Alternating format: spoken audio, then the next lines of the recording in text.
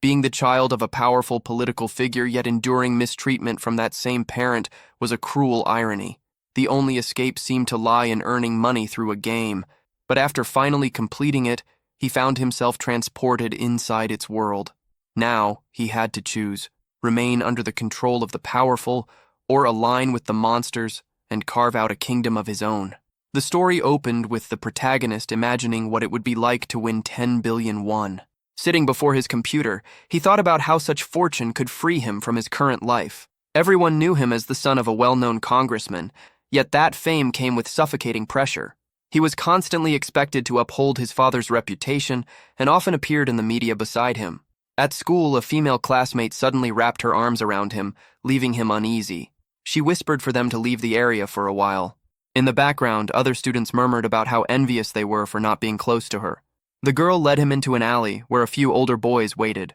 Together, they cornered him, questioning why he hadn't lent her more money. Startled, Jihan insisted he had already helped her the previous week and couldn't do it again. One of the boys stepped forward, threatening to expose him for running an illegal website. Cornered, Jihan retaliated by saying they were involved as well. The girl smirked and remarked that in that case, they would all have to confess. She knew the truth. If things went public, only Jihan would bear the blame. His father's reputation dragged through the mud. With a cold confidence, she stepped closer, telling him she knew he would figure something out. Later, at home, he slams the door, but he didn't expect it to his father be already waiting. The man approached, his demeanor suggesting he already knew what had happened. His gaze was sharp, his tone commanding as he warned his son not to do anything that could damage his name. Fear tightened Jihan's chest, cold sweat forming on his forehead. When he stayed silent, his father demanded an answer. Trying to stay composed, Jihan forced a smile, claiming he would not disappoint him. His father's response was cutting. There was nothing his son could do that would disappoint him more. The man ordered him to keep following his instructions without question. Frustration overtook the boy as he fled to his room. He couldn't understand why his life had to be this way. Then, a small kitten appeared, brushing against his hand. Startled, he pulled away, but the kitten meowed softly from his desk. For the first time that day, Jihan felt a faint warmth in his chest. At least the little creature seemed to care about him. The kitten leapt into his lap, its tiny paws tickling his legs. Holding it gently, the boy muttered that Ruru was the only one still staying by his side. Just then, a faint sound caught his attention, a game notification flashing across his computer screen. He looked closer and saw that he had already cleared 99 rounds. Only one remained. Yet no matter what he did, he could never push through the final stage. Every attempt ended the same, with a game over. Confused, he questioned why success remained out of reach after so many tries. On a live stream, another frustrated player ranted about failing at the same point. Watching silently, Jihan remembered how this game had been released a year ago, yet no one had ever surpassed the 100th wave. Even so, he refused to give up. This was his only shot at escaping the miserable life he was trapped in. His last chance was the heart card of Rizzledrake, but even that failed to carry him through. Nearby, a grocery bag lay open with a few items inside, including a pack of cat treats. Reaching for one, the kitten accidentally stepped on his phone. A red glow filled the screen. The disassembly option had been triggered. Jihan's eyes widened in shock as he realized what had just been taken apart, the heart of Rizzledrake itself. For a moment, he froze, trying to absorb what had happened. Losing that item meant starting all over again. Panic began to creep in, but before despair could take hold, another notification popped up. It mentioned something new, a fragment of the heart. That shouldn't have been possible. Dismantling an item never produced fragments. But if this was real, then maybe he could use it. Acting on instinct, he accepted the fragment and chose to merge it with the dragon's soul. A burst of crimson light erupted from the screen. In that instant, Jihan realized this was the missing piece, the true path to completing the game. The system restarted with the new item active. The next morning, he followed his routine and went to school, though he couldn't resist sneaking the game open behind a book. When he returned home, he continued playing, even walking through the streets with his eyes on the screen. It didn't take long for him to reach the 99th stage again. With the heart fragment in hand, victory was finally within reach. Focused and determined, he began the last level. A female knight appeared on screen, cutting down the oncoming monsters. He tapped the command, hoping this time it would work, and a bolt of lightning crashed down. annihilating every enemy in sight. For the first time, it looked like he would finally win, and he did. Triumph surged through him, and Jihan almost jumped from his chair in excitement. But the moment shattered when the door burst open. His father stood there holding a golf club. Startled, Jihan froze. The look on the man's face promised nothing good. The congressman spoke coldly, saying he'd received a call from classmates who had been blackmailing his son, threatening to expose his illegal activity unless they were paid off. Terrified, Jihan tried to defend himself, stumbling over his words as he apologized. But the deputy was already poised to strike, the golf club raised high. His eyes burned with malice, and the boy could only scream in fear. Tears streamed down Jihan's face as he trembled helplessly. Without hesitation, his father brought the club down, shattering the phone into pieces. The sound of destruction echoed like the end of a nightmare. When it was over, Jihan slowly pushed himself up, voice trembling as he asked about his cat, Ruru. The response he received was cold, that he wouldn't be needing the animal anymore. That single statement ignited something inside him. His anger surged, fists clenched as he glared at the man who called himself his father. The deputy sneered, demanding to know why the boy wore that expression. Sweat trickled down Jihan's face as he demanded to know where his cat was. The man's tone remained devoid of emotion as he explained that the cat was now with Jihan's mother, a woman long gone. The words hit like a knife to the chest. Shock left the boy speechless, his body stiff with disbelief. The deputy grabbed his head, forcing him to look up, and said he only needed to obey orders from now on. Finally, the man uttered a warning, not to disappoint him again. He added that he had once believed the boy capable of great things. Then, silence. Jihan lay on the floor, his broken phone beside him. A faint sound buzzed from it, the game's voice declaring that the mission was complete. But now none of it mattered. Jihan stared blankly, feeling that life itself had lost all meaning. The voice from the device continued, speaking again, this time inviting him to another world. Before he could react, lightning ripped through the sky, flashing inside his room. The light swallowed him whole. When the brightness faded, Jihan stood in the grand hall of a castle, the heart of the game's kingdom. People surrounded him, their eyes wide with awe. They called him the legendary knight, chanting that he would be the savior of their realm. Disoriented, he tried to make sense of it all. His tears wouldn't come. It felt as though every emotion had been wiped away. Before him stood a man with a long beard, the king. The ruler studied him and asked if he truly was the legendary knight. Then recognition hit. Jihan remembered that face, those words. They were identical to the game's dialogue. The man introduced himself as King Bayless Jordia III and explained that their kingdom was under siege by monsters. Before the king could continue, a servant burst in with urgent news about the invasion. Jihan remained silent, taking in every detail. The setting, the people, the dialogue, all exactly as he remembered from the game. Once the commotion settled, the king spoke again, declaring that the situation was dire and commanding Jihan to act. He urged the young man to assume command of the knights and defend the kingdom. Jihan rose to his feet, his voice steady but heavy. He told everyone to listen closely. His mind still reeled from the loss of Ruru, and as he thought of her, he admitted that even 1,000,000,001 no longer meant anything.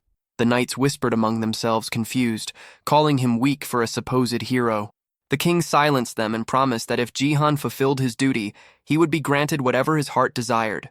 That promise caught Jihan's attention. He asked if the king truly meant anything he desired. The bearded ruler assured him there was no need to worry. He simply had to obey his commands.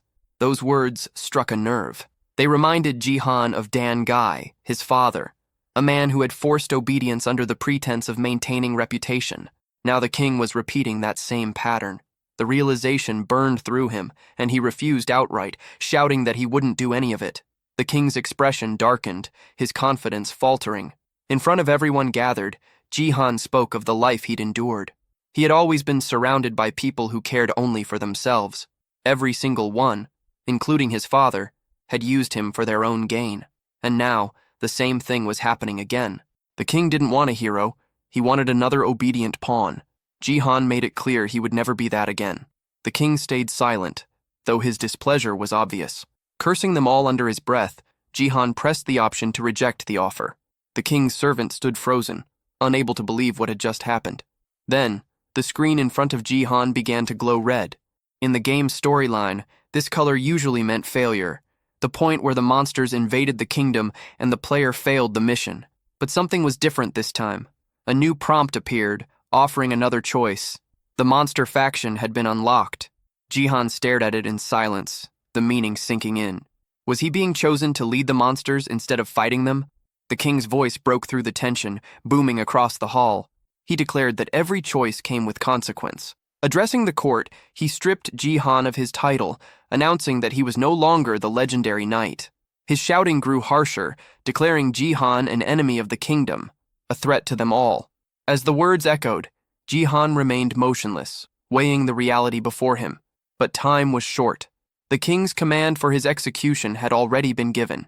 Even surrounded by drawn swords, Jihan stayed calm.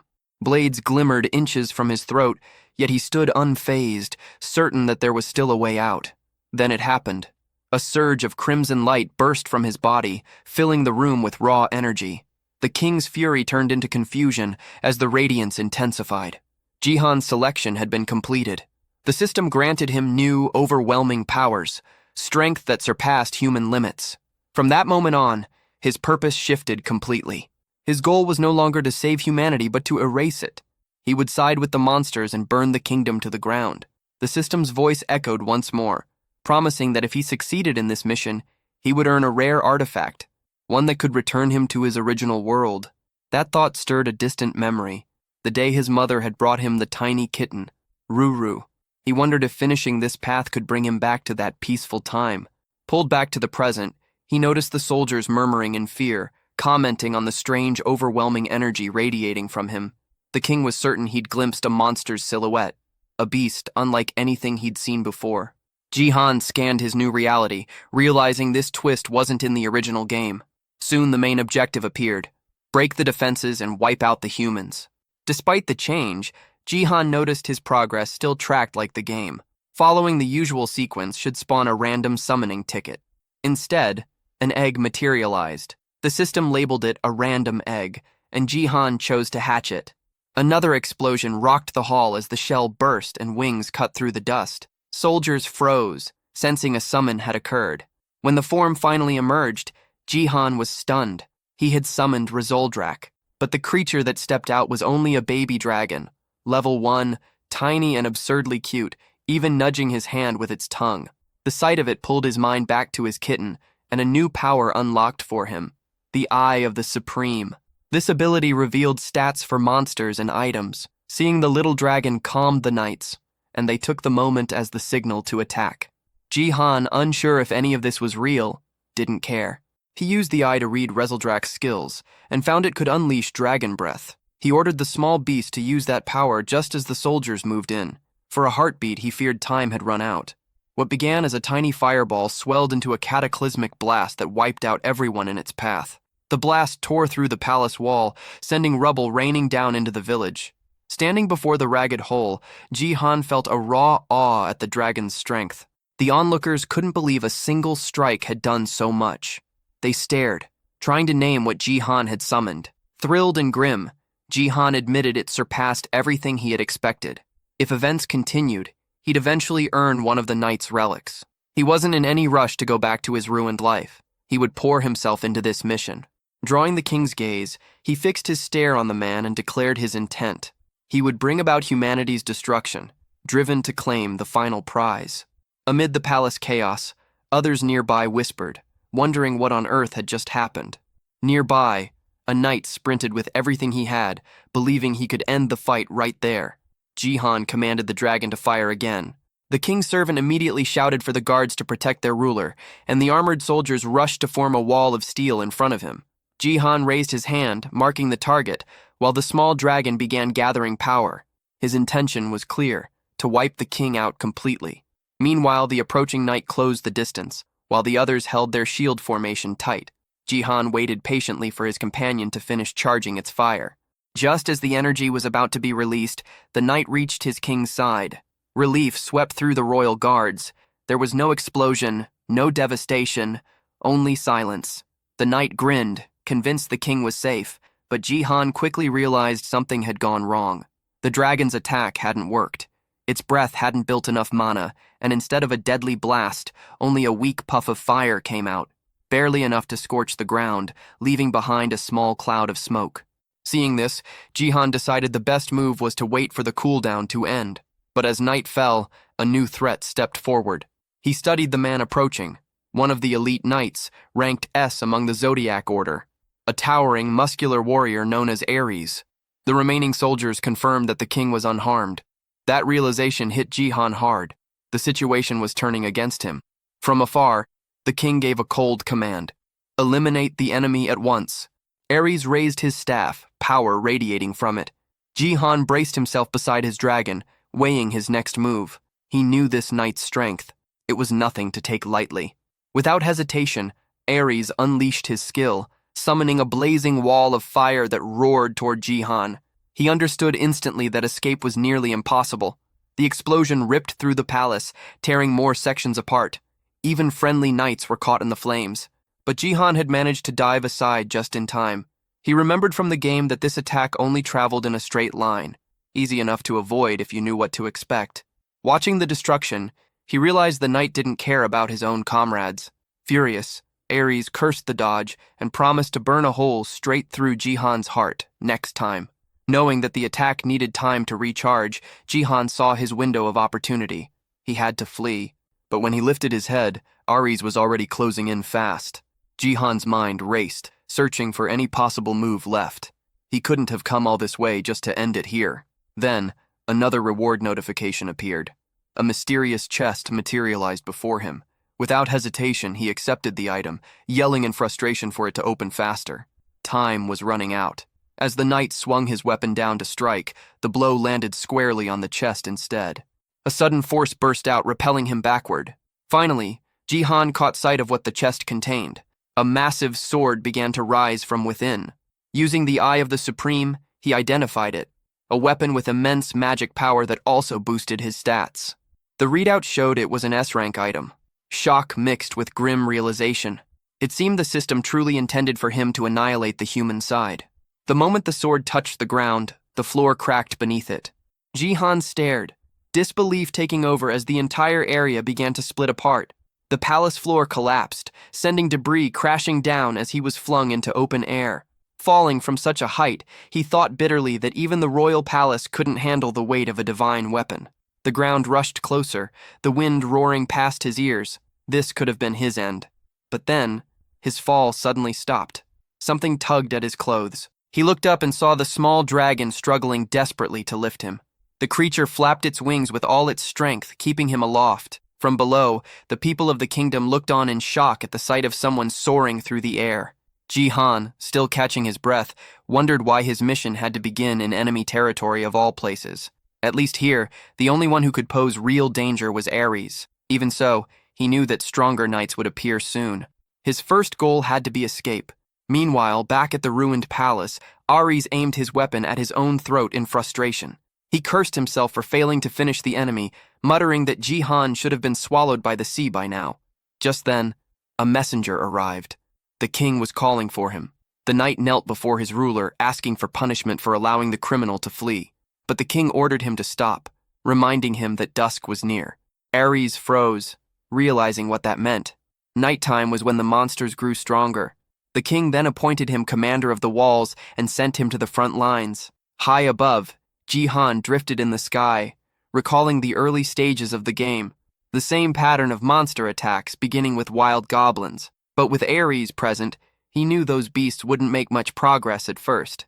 Then he noticed the ground approaching again. The baby dragon's wings trembled. It was losing strength fast. Despite its effort, Rezeldrak couldn't hold him any longer. Both of them plummeted sharply, crashing back toward the kingdom below. The crash sent both of them slamming into a stone pillar, the impact echoing through the ruined area. Despite the collision, Jihan emerged unscathed. Right beside him, a pair of boots lay abandoned. Without hesitation, he slipped them on. Before he could move again, a voice cut through the silence. A young blonde girl stood nearby, staring at him with suspicion. She didn't recognize his face. Her name was Lib, an S-rank knight. She immediately demanded to know who he was. Jihan recognized her instantly. In the game, Lib had been a crucial figure in stopping the 100th wave. Though scatterbrained at times, she excelled at dungeon farming and had grown powerful enough to take down monsters on her own. When she repeated her demand for identification, Jihan addressed her by name. The reaction was immediate. Confusion flickered in her eyes as she asked how he knew her. Jihan replied that he knew her well, having already gauged her worth. The words meant nothing to her, but for him, this was a warning. She was now an enemy, and he would have to deal with her sooner or later. As night descended, chaos spread across the kingdom. Outside the city walls, the Doblins gathered, ready to storm the gates. The soldiers shouted orders, warning that the monsters were already within range. They readied their bows and unleashed volleys of arrows. Some of the creatures began scaling the walls, forcing the defenders to hurl stones down at them. The air filled with screams, clanging metal, and the deep roar of the invasion. One of the knights muttered that they couldn't hold out much longer. Another shouted that Dryce was on his way to reinforce them. Meanwhile, in another corner of the battlefield, Lib's interrogation continued. She warned that if Jihan refused to answer, she would act on her own. Jihan thought about eliminating her immediately, but realized it was impossible for now. He'd have to bluff his way through. He claimed to be an ordinary citizen from District 1, simply trying to assist in the defense. Before Lib could question further, his small dragon appeared beside him. The knight's eyes widened at the sight of the creature, her body tensing. It was, after all, a monster. Sweat formed on Jihan's forehead. Rezeldrak wasn't supposed to show up yet. The girl's suspicious look made it clear she was on edge, and he struggled to think of an excuse. But before he could speak, Lib stepped forward, sword raised defensively. She declared that she would protect him from the beast. The baby dragon tilted its head, letting out a confused, almost innocent expression. Lib's gaze hardened, but the creature didn't react aggressively. Slowly, she realized the little monster wasn't hostile at all. Then, a thunderous explosion erupted nearby, shaking the ground. Lib's attention snapped toward the noise, and Jihan seized the moment. He motioned to his dragon and bolted from the area, vanishing into the chaos of the night. It wasn't the soldiers' fault that their weapons had slipped from control, but by the time Lib turned her gaze back toward where Jihan had been, both he and his creature were already gone. A soldier ran up to her, shouting about the gate. The look on his face made her heart tighten. Whatever was happening there was bad. Loud, pounding strikes echoed from that direction. Inside, the guards waited in tense silence, their fear written across their faces as the gate began to splinter under pressure. Lib arrived just in time, commanding the soldiers to prepare for close combat. Archers drew their bows, aiming at the horde of goblins swarming beyond the wall. Among them stood one far larger than the rest, a giant whose sheer strength was enough to break through at any moment. With a roar, the massive goblin swung its weapon, and the gate burst apart. Lib tightened her grip on her sword, calling her troops to charge. The soldiers braced themselves as the enormous creature led the invasion. But before the monsters could advance any further, flames burst across the battlefield. Riz appeared, his arrival catching even Lib off guard. Seeing the breach, he unleashed his fire skill without hesitation, engulfing the enemy ranks. The goblins screamed as the flames devoured them. Standing tall, Riz smirked at the devastation, remarking that the monsters still had a long way to go. High on a distant ridge, Jihan watched the clash unfold below. His goal now was no longer to protect humanity, but to see it burn. Beside him, his small dragon let out a curious sound, prompting him to rest his hand on its head. The creature's attention suddenly shifted upward. Rain had begun to fall. It looked eager to play in it, but Jihan held it back, not wanting it to cause trouble. Back in the kingdom, the humans celebrated a narrow victory. Lib felt uneasy, knowing she hadn't been the one to turn the tide this time. Far away, in the dark forest, Jihan noticed movement. Someone, or something, was approaching. He recalled that he had spawned far from the city walls, and realized he was now deep in monster territory. That made things complicated. He had no clear path forward. He had replayed the game hundreds of times before, and knew every tactic by heart. But this time was different. He'd have to rebuild from nothing. Then a thought struck him. Turning to his side, he spotted his small companion still nearby. Moments later, Rezeldrak darted off toward the opposite direction. Jihan followed his gaze and froze. On the forest floor, a colony of ants was working tirelessly, dragging pieces of food and dirt. One of them noticed the dragon's presence and froze in fear. Rezeldrak crouched low, watching them closely, fascinated. Pulling his companion aside, Jihan exhaled slowly and began thinking of his next move. Out of nowhere, a new mission prompt appeared before Jihan's eyes. The objective was clear. He had to create a faction of monsters. He paused, trying to figure out how to even start that. If he needed to recruit monsters like goblins, now would be the perfect moment, but there weren't any nearby. He wondered how he would even communicate with them if he found some. That was when something unusual moved in his peripheral vision. By the time he turned, it was already upon him. A sudden strike came fast. Someone was trying to kill him. The blade glinted inches from his neck, and a figure stood right in front of him. His eyes widened in confusion. Claws grazed his skin. When he focused on his attacker, recognition struck. The figure was a young girl, a beastkin, a hybrid between human and animal. Jihan instinctively labeled her as a rabbit, but her reaction showed she didn't appreciate that. She snapped back, insisting she resembled a fox instead, and even tried to justify it. Their argument lingered in the air, her irritation obvious. Remaining calm, Jihan studied her more closely and finally realized she truly did resemble an Arctic fox. The girl leaned closer, sniffing the air. Then she began circling him, her nose brushing against his clothes as she took in his scent. Her tone shifted. She admitted that while he looked human, his scent was undeniably that of a monster. That revelation startled Jihan. Moments later, 2 new notifications appeared. The first granted him the ability to communicate with other beings. The second gave him natural charisma, increasing how positively others perceived him. With that, Jihan understood why he was able to converse with her so easily. Still, the girl didn't seem entirely at ease. Her questions came rapid and suspicious. Who was he really? Jihan felt uneasy, wondering if the attraction skill wasn't working as intended. Then a sudden movement interrupted everything. A rope shot across his face, snapping past him and catching someone nearby. The sound of impact was followed by a cry of pain. 3 men emerged from the shadows, cheering as they realized they'd captured their target. Jihan froze, realizing how far things had spiraled. Judging from their words, he understood that he had been outside the human kingdom for almost a year. The fox girl, snarling, turned toward him with fury. She accused him of being human and of luring her into a trap. Her anger burned through every word as she shouted that she wouldn't fall for it. Wincing in pain, she demanded to know why they never stopped hunting her. Jihan quickly understood. There had been a misunderstanding from the start. The humans began pulling the rope again, and the girl's body lifted off the ground. The arrow lodged in her leg twisted as she was yanked upward. The largest man in the group braced himself, pulling hard on the line, but the girl seized the chance to retaliate, preparing to strike back with all her strength. Jihan stayed back and watched, waiting to see how things would unfold. The fox girl took a hard punch to the face, but the human attacker hadn't counted on a reply. She slammed her other leg into him, the kick landing with enough force to send the big man sprawling. His 2 companions fumed at the sight. Jihan thought the girl was small, but fierce. One of the men stormed over, cursing her for defending herself, and then stamped a boot down on her head to shut her up. Jihan's body remained still as the abuse continued. The fox girl writhed under their blows, and anger began to rise in him.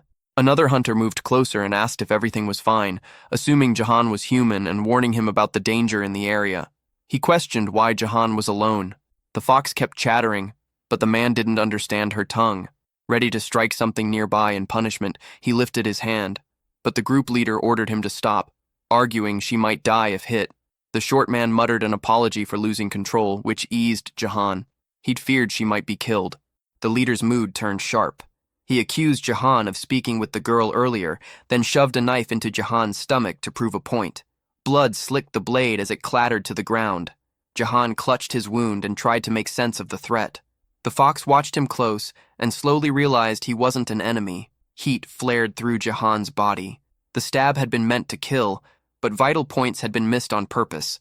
Spitting out blood, he felt the poison taking hold. The leader coldly declared Jihan would be dead within 12 hours, unless he translated what the monsters said, brandishing an antidote as leverage. They held the fox captive, forcing Jihan to act as interpreter to learn where her clan lived. Jihan had never even known a fox people village existed. Confusion roiled through him, while the hunters explained that such a settlement did lie hidden nearby. The fox girl suddenly lunged, bared her fangs, and moved as if to bite her own tongue to end it all. A desperate act to avoid betrayal. The man yanked her back and stopped her. Watching that, Jihan understood how fiercely tied she must be to whatever family or pack she protected. The young girl's mouth was forced shut as the men mocked her, calling her a wild beast. The leader repeated that if she revealed her tribe's location, both she and Jahan might live. The word struck Jahan like a memory. He recalled that same cold, calculating stare from his old schoolmate, the one who used to blackmail him. Back then, he had lived under constant fear, always following orders, always being used. To everyone else, he was nothing but a tool to exploit. But this time, he refused to let things play out the same way. Despite the pain searing through his wound, he forced himself to move closer to the fox girl. He told her to lead them to the village, assuring that no one would get hurt. The men around him believed every word, convinced now that he could truly communicate with monsters. Lowering her head, the girl whispered that over 100 of her kind lived there, then asked if she could really trust him. Jahan held her gaze for a moment before admitting he wasn't on the side of humans. With one hand pressed to his bleeding stomach, he confessed he knew exactly how cruel they could be. As he turned forward, something caught his attention. His dragon was sneaking up behind the hunters, charging up its destructive energy. Fear shot through him. If this went wrong, they'd both die. He tried to stay calm, pretending nothing was happening while buying time for Rezeldrak to finish gathering power. But his shift in demeanor didn't go unnoticed. The leader eyed him suspiciously, and the short man to the side spotted the creature, shouting a warning. The leader spun around, but by then, Jahan was sure enough time had passed. The dragon's red flames blazed to life, yet, to his disbelief, only a weak burst came out. The attack fizzled instantly. Jahan froze, stunned that it had failed again. The hunters stared, equally baffled, and even the poor dragon looked confused by the tiny spark it produced. Jahan realized then that Rezeldrak hadn't recovered enough energy yet. The big man laughed, saying the blast was pathetic, though strong enough to burn if it had hit directly. Without hesitation, the leader snatched up a metal bat, calling the dragon a useless insect, and swung. Jahan could only watch as the blow connected. His small companion was launched through the air, hitting the ground hard and rolling several times before going limp. Dizzy and trembling, the creature lay motionless. Furious, the man cursed the dragon for daring to resist and advanced again, raising the bat for another strike. Jahan's body refused to move. He could only stare helplessly. The leader ordered his subordinates to restrain Jahan and the fox, while he dealt with the dragon himself. Rezeldrak remained on the ground, unconscious. Grinding his teeth, Jahan felt the same bitter truth sink in. Once again, he only held value because of what he could do for others. Everything was repeating exactly as it had in his old world. He had spent his whole life living in humiliation, constantly bending himself just to satisfy others. Yet no matter how much he tried, he always ended up isolated and unwanted. Whatever happened, he knew one thing. He would never go back to that miserable reality. From that moment on, he swore he would never regret anything again. The leader raised his weapon, ready to crush the small dragon. Even the fox girl froze, horrified at what was about to unfold. Jahan's face hardened, and his body reacted instinctively. His passive monster ability activated, surging through him like fire. In a flash, he crossed the distance between them and swung his fist. The strike landed with bone-shattering force, sending the leader hurtling through the air. The ground split beneath the impact. The fox girl stood speechless, stunned by his raw strength, while the remaining henchmen stared in disbelief. Their leader lay motionless, face ruined beyond recognition. For once, Jahan had acted before it was too late. But in the chaos, the antidote that could have saved him shattered to pieces. The fox girl stared, confused by how he was even moving with poison coursing through his veins. Jahan ignored the pain and rushed to his fallen companion. Rezeldrak's eyes fluttered open, and a faint smile crossed Jahan's face. He was proud of the little dragon for fighting until the end. The creature gave a small, joyful grin in return. Looking at him, Jahan felt a rush of warmth.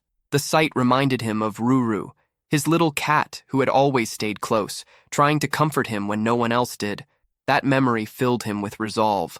He made a silent promise. He would protect his new companion no matter what. His expression softened as he smiled faintly, thinking that, no matter what the future held, he and his partner would stand together. Behind them, the surviving hunters spat curses, threatening to report everything to their boss. Jahan turned toward them with cold fury, his glare enough to make them hesitate. Realizing what would come next, they panicked and fled into the woods. Rezeldrak cheered weakly, proud of their victory. But the moment didn't last. Jahan's body gave out, his legs collapsing beneath him. He hit the ground hard as the fox girl rushed over. She stared in shock, thinking he might be gone. The little dragon whimpered, nudging his shoulder desperately. Jahan's eyes fluttered. His breathing was shallow, and he felt his strength slipping away. This had to be the end. His last image before blacking out was Rezeldrak's worried face hovering over him. Then came the memory, the hospital room, the beeping machines, his mother lying frail and pale. He'd been alone back then too, abandoned while his father never once came to see them.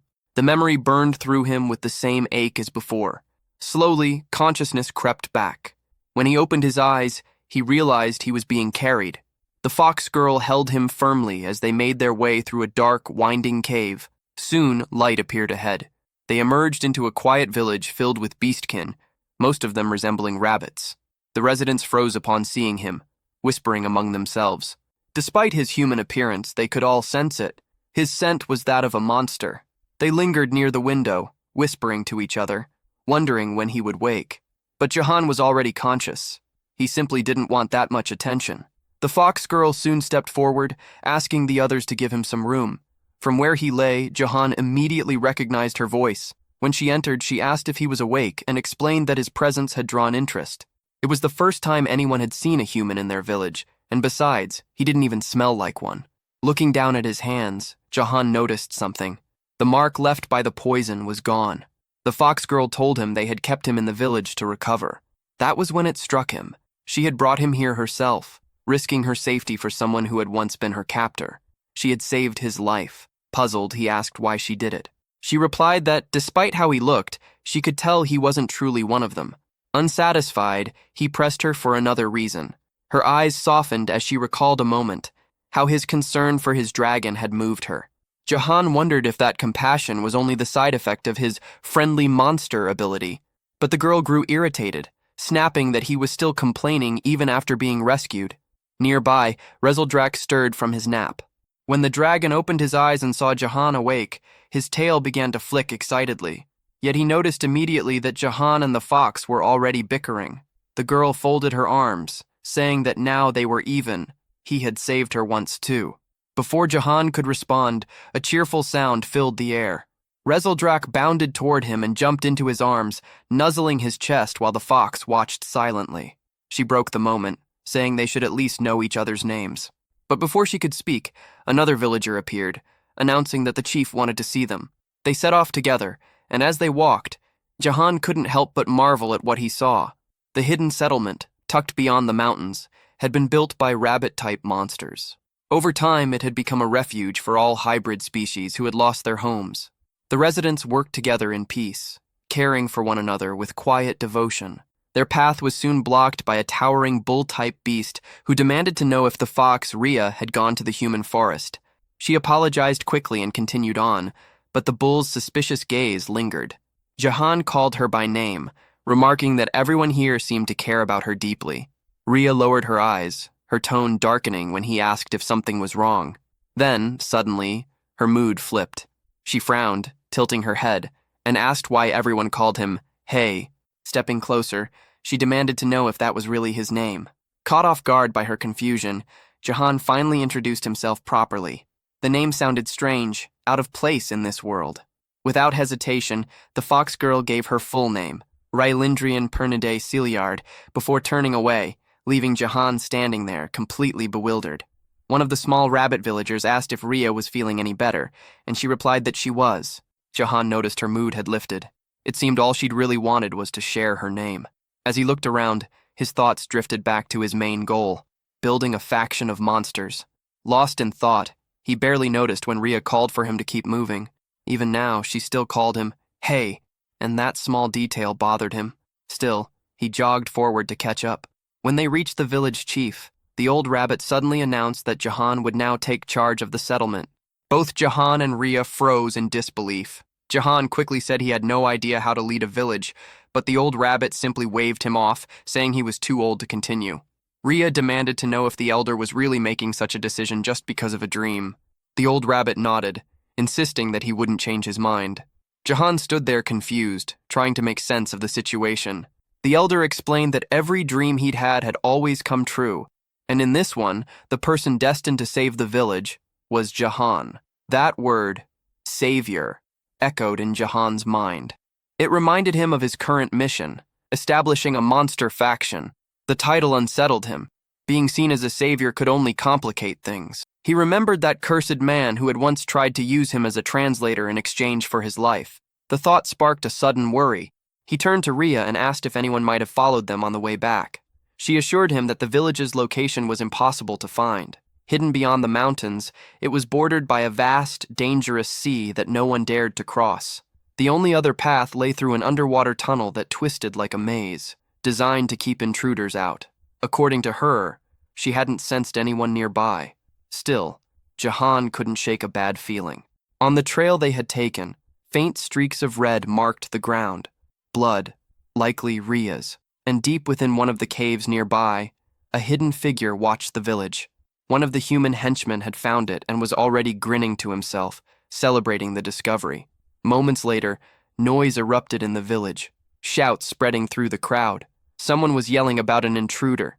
Jahan and Ria both froze as the words reached them. A human had been found inside the settlement.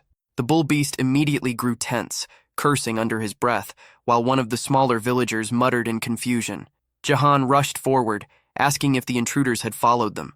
Ria's face went pale. Shaken, she asked if the humans had been trailing her all along, insisting she'd made sure no one had. Then, guilt written all over her face, she began to apologize, saying it was her fault. But the bull shook his head firmly, saying it wasn't.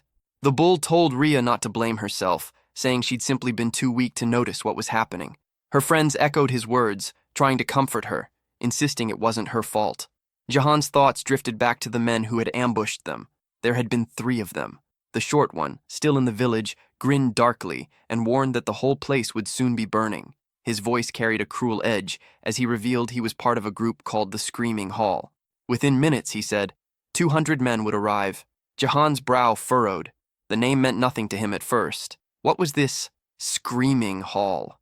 Meanwhile, deep in the forest, the other 2 henchmen limped along, battered but alive. The leader of the trio stumbled into his superior's tent, still crying from the beating, demanding revenge. The man sitting before him didn't respond right away. He listened in silence as they explained what had happened. Then, one of them shouted that they had found the Fox village and could lead the way. The boss of the Screaming Hall smiled thinly, pleased with the discovery. He ordered his men to move out immediately. His servant, nearly shaking with excitement, rushed to prepare. Back in the village, the short henchman laughed to himself, boasting that he wasn't the only one who had made it this far. He explained that all 3 of them had followed Ria through the forest. Their leader had told them not to return yet. It was the perfect chance to track the girl and find her people. His laughter turned cruel as he claimed that soon everyone there would die. The young fox looked confused, unable to understand his words, though she sensed the malice behind them. She turned to Jahan, calling his name in alarm. His expression darkened as he explained that their location had been exposed and reinforcements were on the way.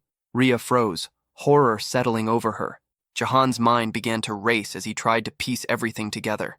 The name Screaming Hall stirred something familiar, a memory from the game Night Defense. In that game, players earned experience by fending off endless monster waves, but leveling alone wasn't enough to survive. There was another mechanic, the Adventurer's System, where players could send knights on missions through 100 stages, from the ruins of the wild goblins to the demon fortress. Jahan remembered the final part clearly, a stage involving the hideout of a gang called Screaming All, hidden behind a rocky hill. The story attached to that stage matched exactly what he was hearing now. Yet his anxiety grew. None of this terrain matched any stage he remembered. According to the game's map, this entire region was supposed to be destroyed. The short man broke the silence again, offering a deal. If someone released him, he promised that his boss would spare their lives. Jahan knew only he could understand the man's words, but he didn't need to translate. The hybrids could feel what those words meant. Ria lowered her head, guilt weighing heavy on her shoulders. She whispered that this was all her fault. The captured man kept shouting, demanding to be freed. Jihan's expression hardened. He wasn't about to let the village be destroyed. While the short, obnoxious prisoner continued to rant, Jihan stepped closer. The man sneered and told him to translate his words for everyone else. But Jihan wasn't in the mood. His fist tightened, and with one swift motion, he drove it straight into the man's face. The blow sent the henchman flying, his scream echoing through the clearing.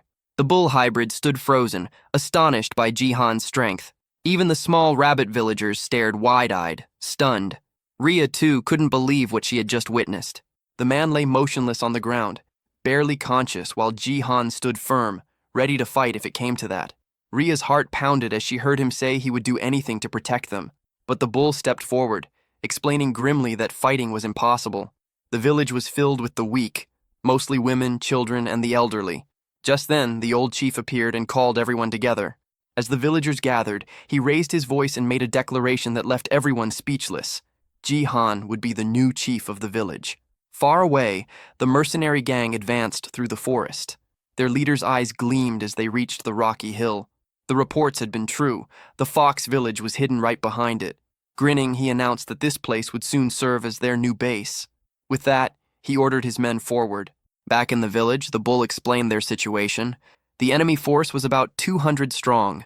Their own group was tiny. Only a few bull warriors, 2 young deer, 5 sheep hybrids, and 1 fox girl. Including the rabbits, their total barely reached 112. He asked Jihan if they stood any chance. Jihan replied bluntly that the enemy's strength was nearly double theirs. But then a thought struck him. Numbers weren't everything. He remembered how Rhea had fought those men on her own, and realized that if she could handle 3 by herself, others might not be as helpless as they seemed. Even if the villagers lacked combat experience, hybrids were known to grow stronger when transforming into their animal forms. If everyone had even a fraction of Rhea's strength, there was hope. He turned to the bull and asked how powerful she truly was. The hybrid scratched his chin, watching the fox play with the small dragon nearby, then admitted she was easily the strongest in the village. The statement left Jihan silent. The bull added that even if every villager united against her, Rhea would still emerge victorious. That truth sank heavy in Jihan's mind. Knowing this, he realized he had to act fast. His head dropped slightly as he weighed the consequences. Compared to her, the rest of the villagers were practically defenseless. As they discussed their next move, the young fox mentioned that there was still time before the humans arrived. Jihan frowned, not understanding how she could be so sure. She pointed to the short prisoner, explaining that she had asked him directly. Jihan recalled that one of the henchmen had said their boss was searching for something he had lost. He turned to Rhea, asking if she had any idea what that might be. The girl shook her head and said their village was nothing more than a small refuge for displaced creatures. Hearing that, Jihan guessed the enemy might be using that as a convenient excuse for invasion. Before he could think further, the bull hybrid Tor called out that everyone had gathered. It was time for Jihan to present a plan. He knew that to stand a chance against superior numbers, individual stats would have to compensate for their lack of manpower. The strongest fighter among them was the fox girl. He'd confirmed that much.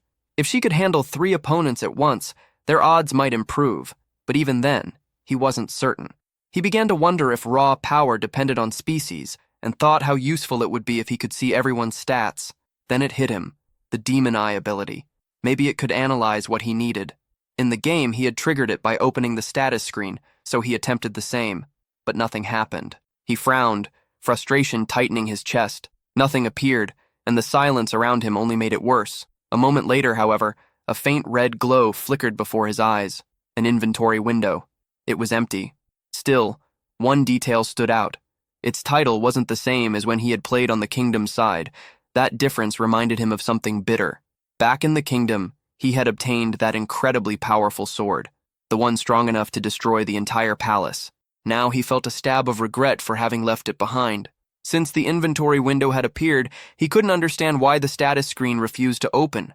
He went through his abilities in his mind. 4 passives.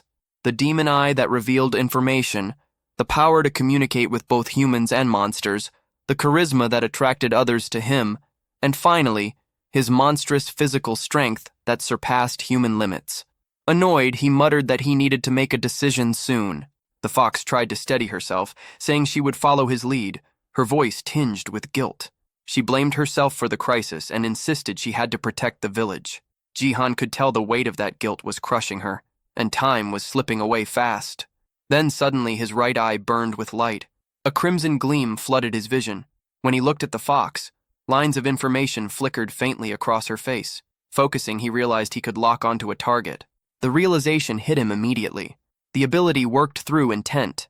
It activated whenever he looked at someone and consciously decided what he wanted to examine.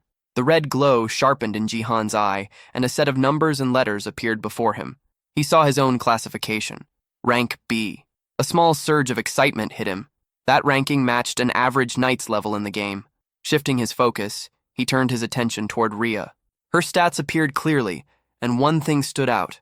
Her attack power far exceeded the rest. While she continued speaking beside him, Jihan wasn't paying attention. His mind was locked on the glowing skill window. A small heart icon caught his eye, and he wondered what it represented. Instinctively, he reached out to touch it. Only when Rhea flinched did he realize what he'd done. His finger had poked her nose. Trying to brush it off, he muttered that it hadn't been intentional. But the fox girl's face flushed with anger, and in the next second she lunged at him, claws out. After the brief scuffle, Jihan called for Tor, asking him to gather everyone in the village. A thin scratch now marked his cheek, but he assured them it was nothing serious. Soon the villagers assembled just as he requested. He needed them all in one place to analyze their stats.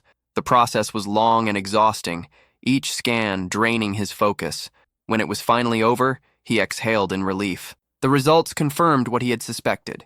He could now tell who was strong and who wasn't. Even as a hatchling, Rezeldrak was still the most powerful among them. His attacks carried immense destructive force, though they drained all his mana in one burst. With that limitation, Jihan knew the dragon wouldn't be able to fight this time. That left only Rhea, a rank B, and Tor, who was rank C. The rest of the villagers fell into lower tiers, the weakest of all. Even without seeing the enemy levels, Jihan could guess the approaching mercenaries averaged around rank C. The realization tightened his chest. They were outmatched in every way, fewer in number, lacking proper skills and equipment.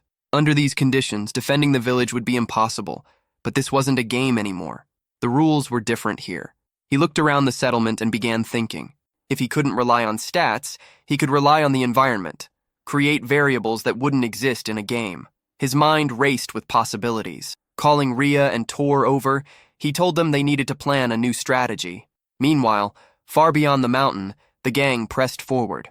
Their leader walked at the front, flanked by 2 rabbit scouts moving ahead to check the path. The young male rabbit turned to his sister, whispering that they should return to warn the others. Before they could move, a sharp sound cut the air.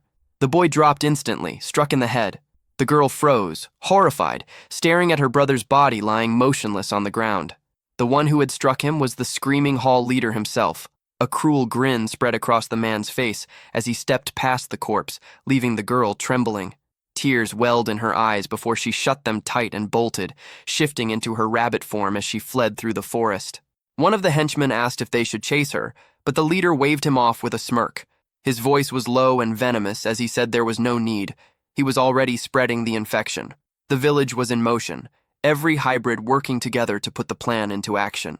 Tension filled the air as they prepared for what was coming. Then, through the misty entrance, the little rabbit who had escaped earlier came running, her eyes wide with panic.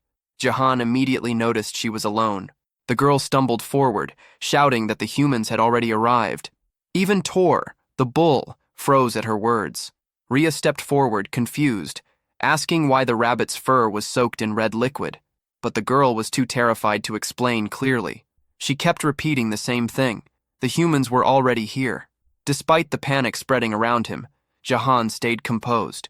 He was the first line of defense for the monster faction, and he was ready. Gritting his teeth, he swore he wouldn't let the village fall. Far from the village, the mercenary gang finally reached the cave entrance. Their leader asked if this was truly the fox's den, and his men confirmed it. Confident, they pushed forward, determined to finish everything before sunset. Back in the village, Rhea's ears twitched. Her heightened senses caught something. The humans were getting closer. She turned toward Jihan, asking if he was sure the plan would work. The gang kept moving deeper, following the mapped route. The leader estimated they would reach the village within 30 minutes. The air felt still, almost too quiet, and he muttered that the silence meant they were being watched. One of his hairy subordinates grinned, promising to take revenge for the humiliation they'd suffered before. Then a sound broke the stillness, a faint creak beneath their boots. The ground began to tremble. Cracks spread rapidly across the tunnel floor before anyone could react. With a loud crash, the ground gave way. Several men plummeted into the hole, shouting in pain as they hit the bottom. Those who stayed above backed away just in time, dust and gravel raining over them. The leader barely managed to grab one of his men by the arm, pulling him from the edge. Below, groans filled the air. Some had twisted legs and broken bones. The hairy subordinate growled that the villagers had laid traps along the path. The leader's face darkened as he examined the floor ahead. He realized what had happened. The enemy had dug pits and covered them with wooden boards disguised by dust and debris. Any heavy step was enough to make the ground collapse. Another man muttered that none of this had been here the day before. The leader didn't respond. Instead, he moved forward, his patience thinning. As his men followed, he cursed under his breath, their confusion growing as they watched him pick up a large rock with ease. Without warning, he hurled it ahead. The stone slammed into the ground and instantly broke through it. Another pit trap. The leader smirked. He explained that the tunnel was originally solid rock, which made it easy to tell where traps had been dug. Any section filled with loose dirt or gravel would collapse. Following his lead, his men began to spot the differences. The rocky patches were safe, while the dusty ones were not. Feeling satisfied, the leader declared that humans like them wouldn't fall for such simple tricks again. He ordered a few of his men to stay behind and pull the injured out of the hole. Meanwhile, inside the village, Ria's sharp ears caught faint echoes, the sound of the enemy realizing their traps had been discovered. Jihan grinned. Everything was unfolding exactly as planned. He had counted on the enemy discovering the traps. Digging through the rock would slow them down for hours, and even if it only worked once, it was enough. In truth, there were only 2 real traps. The rest were fake, just decoys to waste their time. That was the point, to stall them for as long as possible. Deeper inside the tunnel, the gang pressed forward. Some of the men moved cautiously now, terrified of another pitfall. As they advanced, one of the subordinates warned that a crossroads was up ahead. When the leader saw it, he frowned. There weren't 2 paths like before. There were 3. The long-haired man muttered that he didn't remember a split like this, swearing that it hadn't been there earlier. He pointed out a bush near the wall, recognizing it as a clear sign of deception. The leader narrowed his eyes, realizing what was happening. It was another stall tactic. They were trying to buy time, probably preparing something inside the village. He wouldn't let that happen. He ordered his troops to divide into smaller squads. The long-haired man would take the left tunnel. The large brute would lead the middle route. The leader himself would go right. The left group advanced first, only to hit a dead end where the tunnel had collapsed. Meanwhile, the middle group spotted faint light ahead and assumed it was the exit. Their commander signaled everyone to get ready for a fight. The left group soon saw light too, convincing them they were also near the surface.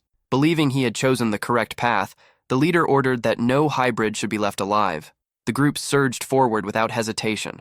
But on the right-hand path, the one the leader took, things were different. His squad emerged not into the village, but into the middle of the forest. He realized immediately that he had been misled again. Back at the true exit, the middle group broke through into the village perimeter. Their commander barked an order to hold position and sent one of the men back to alert the boss. The runner turned, only to find a strange sight. One of their own was tied to a tree, gagged and struggling. The bound man's eyes darted wildly. Sweat poured down his face as muffled cries escaped the cloth in his mouth. He tried to ask for the boss, but before anyone could react, he noticed something. They were surrounded. The messenger spun around and bolted back toward the crossroads. He had to warn the leader. But before he could reach the tunnel bend, the air erupted with a deafening blast. A wave of smoke burst through the cave, throwing several men against the stone walls. The explosion had come from above. The fox girl and Jihan had triggered it perfectly. Everything was proceeding exactly according to plan. The traps had done their job. Every second they bought mattered. The enemy's forces were now scattered and divided across the tunnels. After hearing what happened to the earlier group, the short man grew uneasy, his confidence fading fast. Suddenly, the large brute turned his head, catching movement from the shadows. All around them, the villagers were waiting, hidden and ready to strike. Jihan stepped out beside Ria, emerging from the darkness. Taking charge, he signaled the villagers to move. From a high ledge overlooking the battlefield, he watched with satisfaction as the plan unfolded perfectly. The opposing commander barked orders for his own men to counterattack. Both sides now stood face to face, the air tense, seconds away from erupting into chaos. The mercenary leader hefted his massive hammer, preparing to crush anyone who got in his way. Jihan raised his voice, giving a single command. It was time for the hybrids to transform. In an instant, smoke burst across the area, swallowing everything. The human soldiers staggered, confused, wondering if the villagers had vanished. But it was all part of the plan. Jihan had learned earlier that when the beast folk transformed, their bodies released a dense mist. He'd turned that natural trait into a battle tactic. Hidden in the haze, no one could tell where the next strike would come from. From within the cloud, Tor the bull emerged first, gripping a massive stone above his head. He charged forward with brute force. Further out, human soldiers called out in panic, unsure what was happening. The smaller rabbit fighters seized the moment. They targeted the isolated ones, launching surprise attacks while others dug beneath the ground, grabbing ankles and throwing enemies off balance. Distracted soldiers were suddenly hit from above, swift kicks to the face and chest from unseen directions. One young mercenary screamed and bolted, overwhelmed by the chaos. Elsewhere, 3 men tried to subdue a sheep hybrid, only to find their blows passing through empty air. Their target moved too fast, slipping between strikes like smoke. In another section, shouts erupted as several humans clutched their heads, scalded by streams of hot liquid. Above them hovered little Rizoldrak, spitting bursts of fiery breath with the last of his strength. So far, Jihan and Ria hadn't needed to join the fray. The battle was flowing exactly as planned. Still, he stayed alert, watching every shift in the fight. Nearby, the short man regrouped with 2 of his allies, weapons drawn. They aimed at the rabbits tunneling through the soil, hoping to catch them off guard. Seeing the danger, Jihan called for Ria. The fox girl darted forward, a blur of motion. Even Jihan, who had seen her fight before, was stunned by her speed. She reached the group in mere seconds, but the short man behind them was already readying his crossbow. He fired. The arrow cut through the air, heading straight for Ria.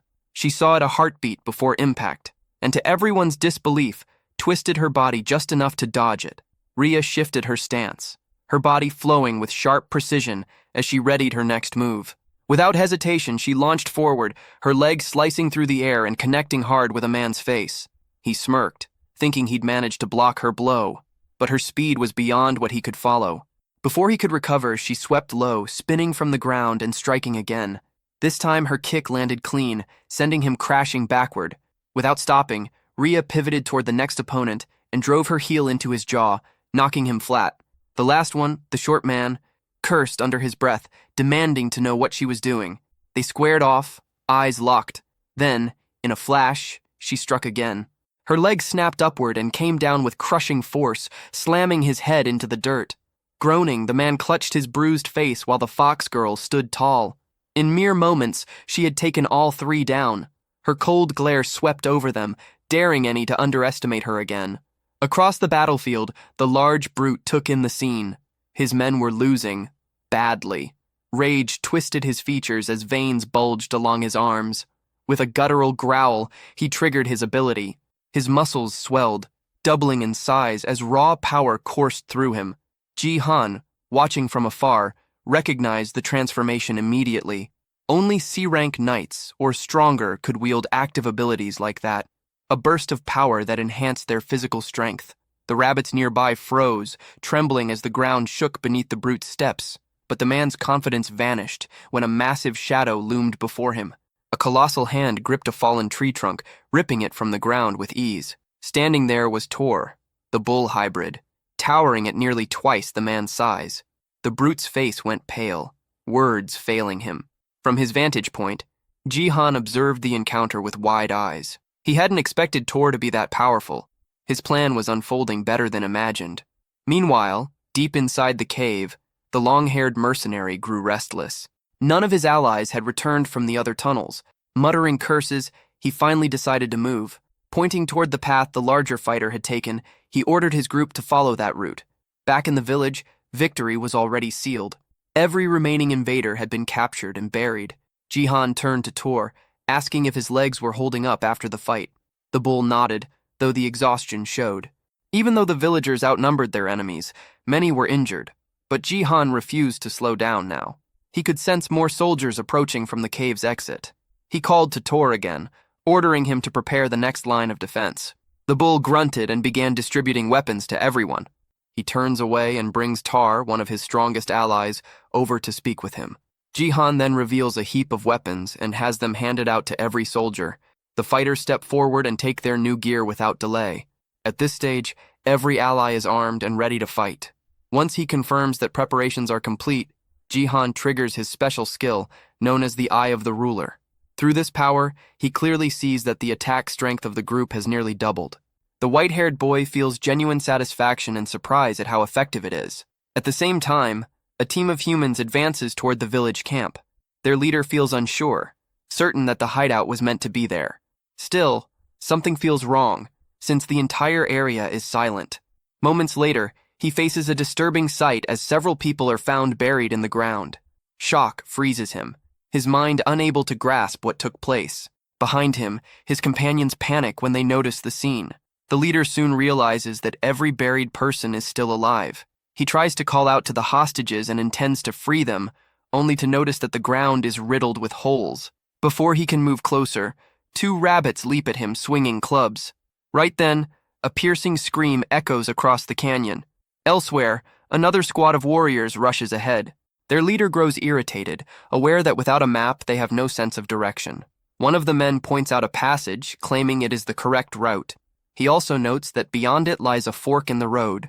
The leader quickly senses danger and signals for everyone to keep their distance. One of the men reacts too late as the ground begins to crumble. As the floor trembles, a warrior loses footing and falls. Yet the mechanism fails to activate fully, leaving the entire group baffled. Confusion spreads as one man questions why the trap did not work. Without hesitation, the leader tightens his grip on his spear and takes action. Using force, he strikes the ground to test it. To his surprise, the surface is solid stone, raising doubts in his mind. With a bitter laugh, he realizes that only the cave entrance was rigged. The realization angers him, knowing he had been led around on purpose. A cruel grin forms as he swears to destroy every enemy he finds. Moments later, one of his men rushes in, exhausted and barely able to speak.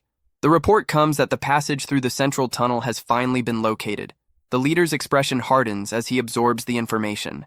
Back in the village, word spreads that all captures have been completed successfully. Jihan acknowledges his allies' efforts and approves of how the prisoners were secured. The white-haired boy then explains that at the fork, a wall can be broken down. By doing this, a hidden route was opened that connected back to the entrance. This strategy ensured the group gained enough time to fully prepare for the coming battle. Jihan understands that lasting a bit longer is all it takes to secure victory. Even so, one of the captives buried in the ground starts to mock him. The man claims everything will end once their older brother finally shows up. He goes on to expose that their true leader is Scream Spike, someone far stronger than the rest. Without warning, a girl steps in and kicks the captive in the face, cutting him off. She quickly reports to Jihan that she counted 60 enemies, with only 5 still able to fight on their side. Jihan works it out in his head, judging that the remaining bandits, including their leader, number around 60. He knows his group is at a clear disadvantage, having already fought twice and grown tired. Still, those battles gave them real experience. Because of that, everyone is tougher and mentally ready for what comes next. The white-haired boy shows confidence, aware that they have grown stronger. His only issue is that the new sword feels heavier than expected. Just then, heavy footsteps echo closer. Rhea senses the presence first, and alerts everyone that the enemy has arrived. The buried captive grows excited and calls out for his older brother. The bandit chief scans his own men and treats them as useless. His attention then shifts to Jihan, suspecting the entire situation was a setup. Jihan throws the idea back, treating it as nothing more than solid planning. The bandit leader smiles, noting how bold the boy has become. He makes it clear that while the earlier wins were pleasant, a third victory will not happen. Jihan shows no concern and moves to put forward terms. The bandit leader immediately rejects the idea, insisting this is not negotiation, but coercion. Jihan raises his blade toward the man's brother and signals for all weapons to be dropped. He makes it clear that refusal will end in his brother's death. The bandit leader does not reply, his face stiff and unreadable. The captured man cries out in fear as Jihan recognizes how cruel the move is. Still, he knows this is not a moment for honor and questions whether the enemy will comply. Against all expectations, the bandit chief releases his spear, letting it hit the ground. Instead of surrendering, he begins chanting, activating a strange power. Jihan is caught off guard, having never expected this response. A purple glow spreads over the bandits, and the skill name Scream Spike becomes clear. Jihan quickly understands that it is a wide-range buff that raises the strength of allies. Even without numbers, his companions immediately feel the surge in enemy power. The shift is extreme, and Jihan realizes just how much their combat ability has jumped. The bandit leader roars for a full assault. The clash begins at once, and the empowered bandits start to control the field. During the chaos, one of Jihan's allies is forced to fight someone far bigger. The enemy strikes hard and wounds one of the small rabbits during the exchange. Watching this, another rabbit snaps and smashes the attacker with a club. Though hurt, the enemy grips his arm, glaring at the two rabbits standing before him. Another bandit, eyes glowing, mocks them, questioning if they are ready to give up. The two rabbits shake in fear, overwhelmed by the pressure. The opponent suddenly grabs one of them and laughs cruelly, clearly enjoying the moment. Tar suddenly enters the battlefield and swings his massive hammer, sending one of the bandits flying through the air. At the sight of the giant, the enemies quickly throw ropes, aiming to restrain Jihan's ally. The ropes coil around Tar's body and weapon, nearly locking him in place. Several opponents pull together with all their strength, trying to drag him down. The Minotaur struggles to hold his ground, but the combined force eventually pulls him to the floor. With the giant pinned, the bandits move in, ready to deal a killing strike. They close in around Tar and urge everyone to strike the giant at once. Right then, flaming sheep are hurled into the crowd of bandits. At the same time, small creatures are launched as makeshift weapons toward the archers. Jihan quickly understands that despite better gear and hard-earned experience, his side is losing control of the fight. Concern takes over as the white-haired boy searches the field for Rhea. Elsewhere, Rhea narrowly avoids a strike and counters by kicking an enemy's arm. She lands, only to find herself surrounded by several bandits laughing at her. Her breathing grows heavy, exhaustion clear as her enemies watch closely. With her face tight from fatigue, she bites her lip and braces herself for what might come. From a distance, Jihan sees that his ally has reached her limit. One of the bunny girls is struck as well, crashing to the ground and suffering severe injury. Jihan pushes himself up, realizing that if this continues, defeat is certain. With steady resolve, he decides the only way forward is to take down the enemy leader. Locked onto that goal, he spots the bandit boss shouting commands across the field. Nearby, one of the bandits moves in to finish Tar, but Jihan closes the distance. Seeing this, the white-haired boy calls out to his giant ally, who meets his gaze. In that instant, Jihan recalls a talk from before the battle. In that memory, he asks Tar to hold back his final form until receiving a sign. Returning to the present, the giant understands his master's intent and readies himself. One of the enemies yells in anger, urging his men to end the giant on the ground. Several henchmen lift their weapons together, preparing to strike. Jihan then gives the signal, shouting for Tar to unleash his power. The Minotaur rises as energy surges around him, boosting his defense and vitality by half. With his ally transformed, Jihan lets out a cry, and the two charge side by side. The white-haired boy knows they have only 3 minutes before the plan moves to its next stage. Their target is clear, and the bandit leader must be captured within that window. The enemy chief, however, shows no fear, and stands with a mocking grin. In answer, the giant roars, gathering strength for a decisive strike. With rage burning in his eyes, he lashes out using the whip fixed to his arm. The impact sends one henchman flying while screaming in pain. Still, the bandit leader calmly grabs the rope and orders the giant to stop. Ignoring him, the Minotaur leaps forward, fist raised to crush his foe. The enemy dodges swiftly, and the punch slams into the ground, kicking up dust. Wearing a smug expression, the leader mocks the giant for growing larger without real strength. Using that moment, Jihan bursts through the dust, launching an attack from behind. It becomes clear that the giant's assault was meant as a decoy, allowing Jihan to close the gap. In the next instant, Jihan feels a chill as he understands that the plan has failed. The bandit leader displays overwhelming power and flings the Minotaur aside without effort. Before the giant can rise, a heavy kick crashes into his body. The enemy then leaps high into the air, lining up a brutal finishing blow for Tar. Exhausted and hurt, Jihan can only watch, unable to save his ally. The villain slams down with immense force, smashing the ground and carving out a massive crater. He turns toward Jihan with a twisted grin, clearly enjoying the chaos. Gathering strength, he jumps again, aiming to crush the boy still on the ground. Elsewhere, Rhea shows her skill and quickly takes down another foe. At the same time, Jihan fails to evade and takes a crushing hit head-on. Rhea cries out in despair at the sight, even as blood runs from her wounds. Despite the pain, the white-haired boy refuses to give in. As he lies there, he recalls the moment he studied his own combat status. He knows his raw power is far below that of his two allies. Still, he stays down, aware that he has one last option left. With his face injured, he understands that against a human foe, he holds an edge. A screen appears before him, revealing his passive skill known as Physical Monster. His eyes glow as Jihan releases every bit of power he had kept hidden. This ability holds deadly strength when used against human enemies. Sensing the shift, the bandit leader freezes, caught off guard. When facing humans, all of Jihan's attributes surge by 200%. With this sudden boost, Jihan drives a devastating punch straight into the villain's face. Rhea freezes in disbelief at her master's sudden rise in power.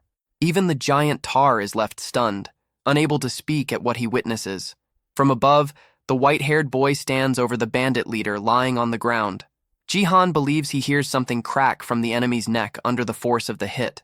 Yet to his shock, the bandit leader slowly pushes himself up, acting as if nothing happened.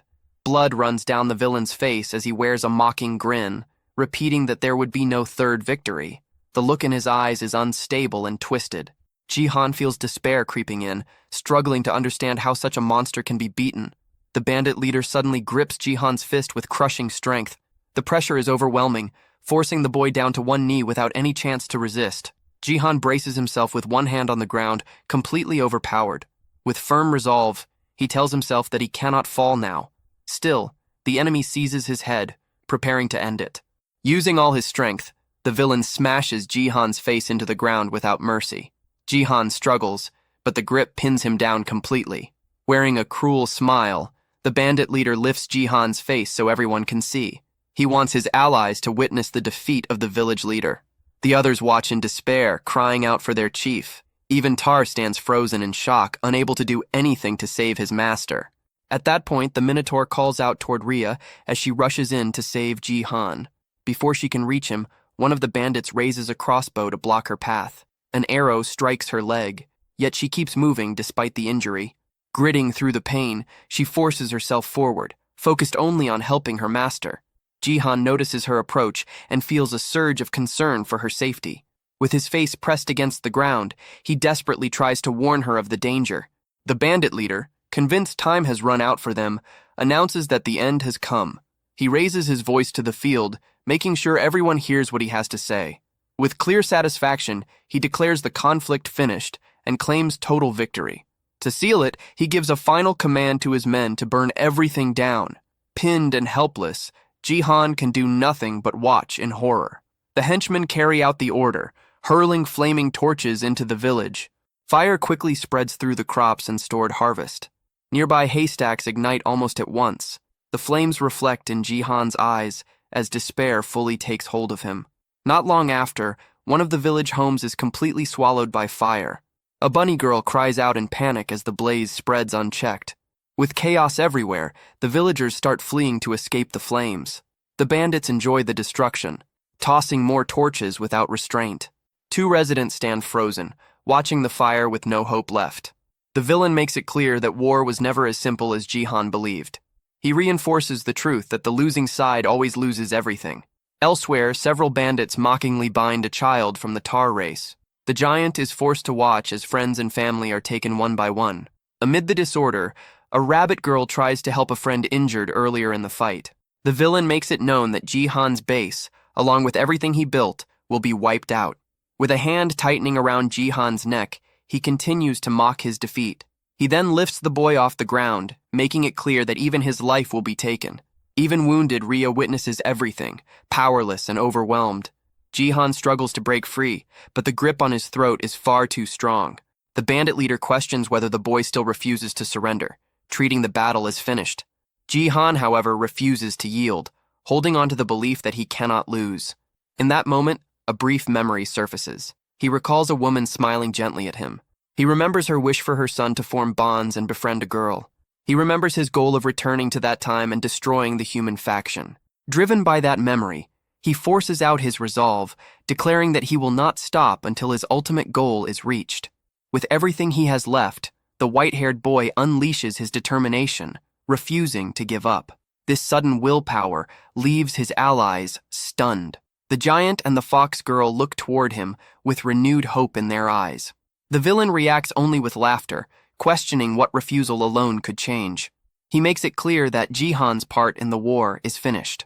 Pressing a dagger to the boy's neck, he signals that this is the true end. At that instant, a bright full moon shines directly into Ria's eyes.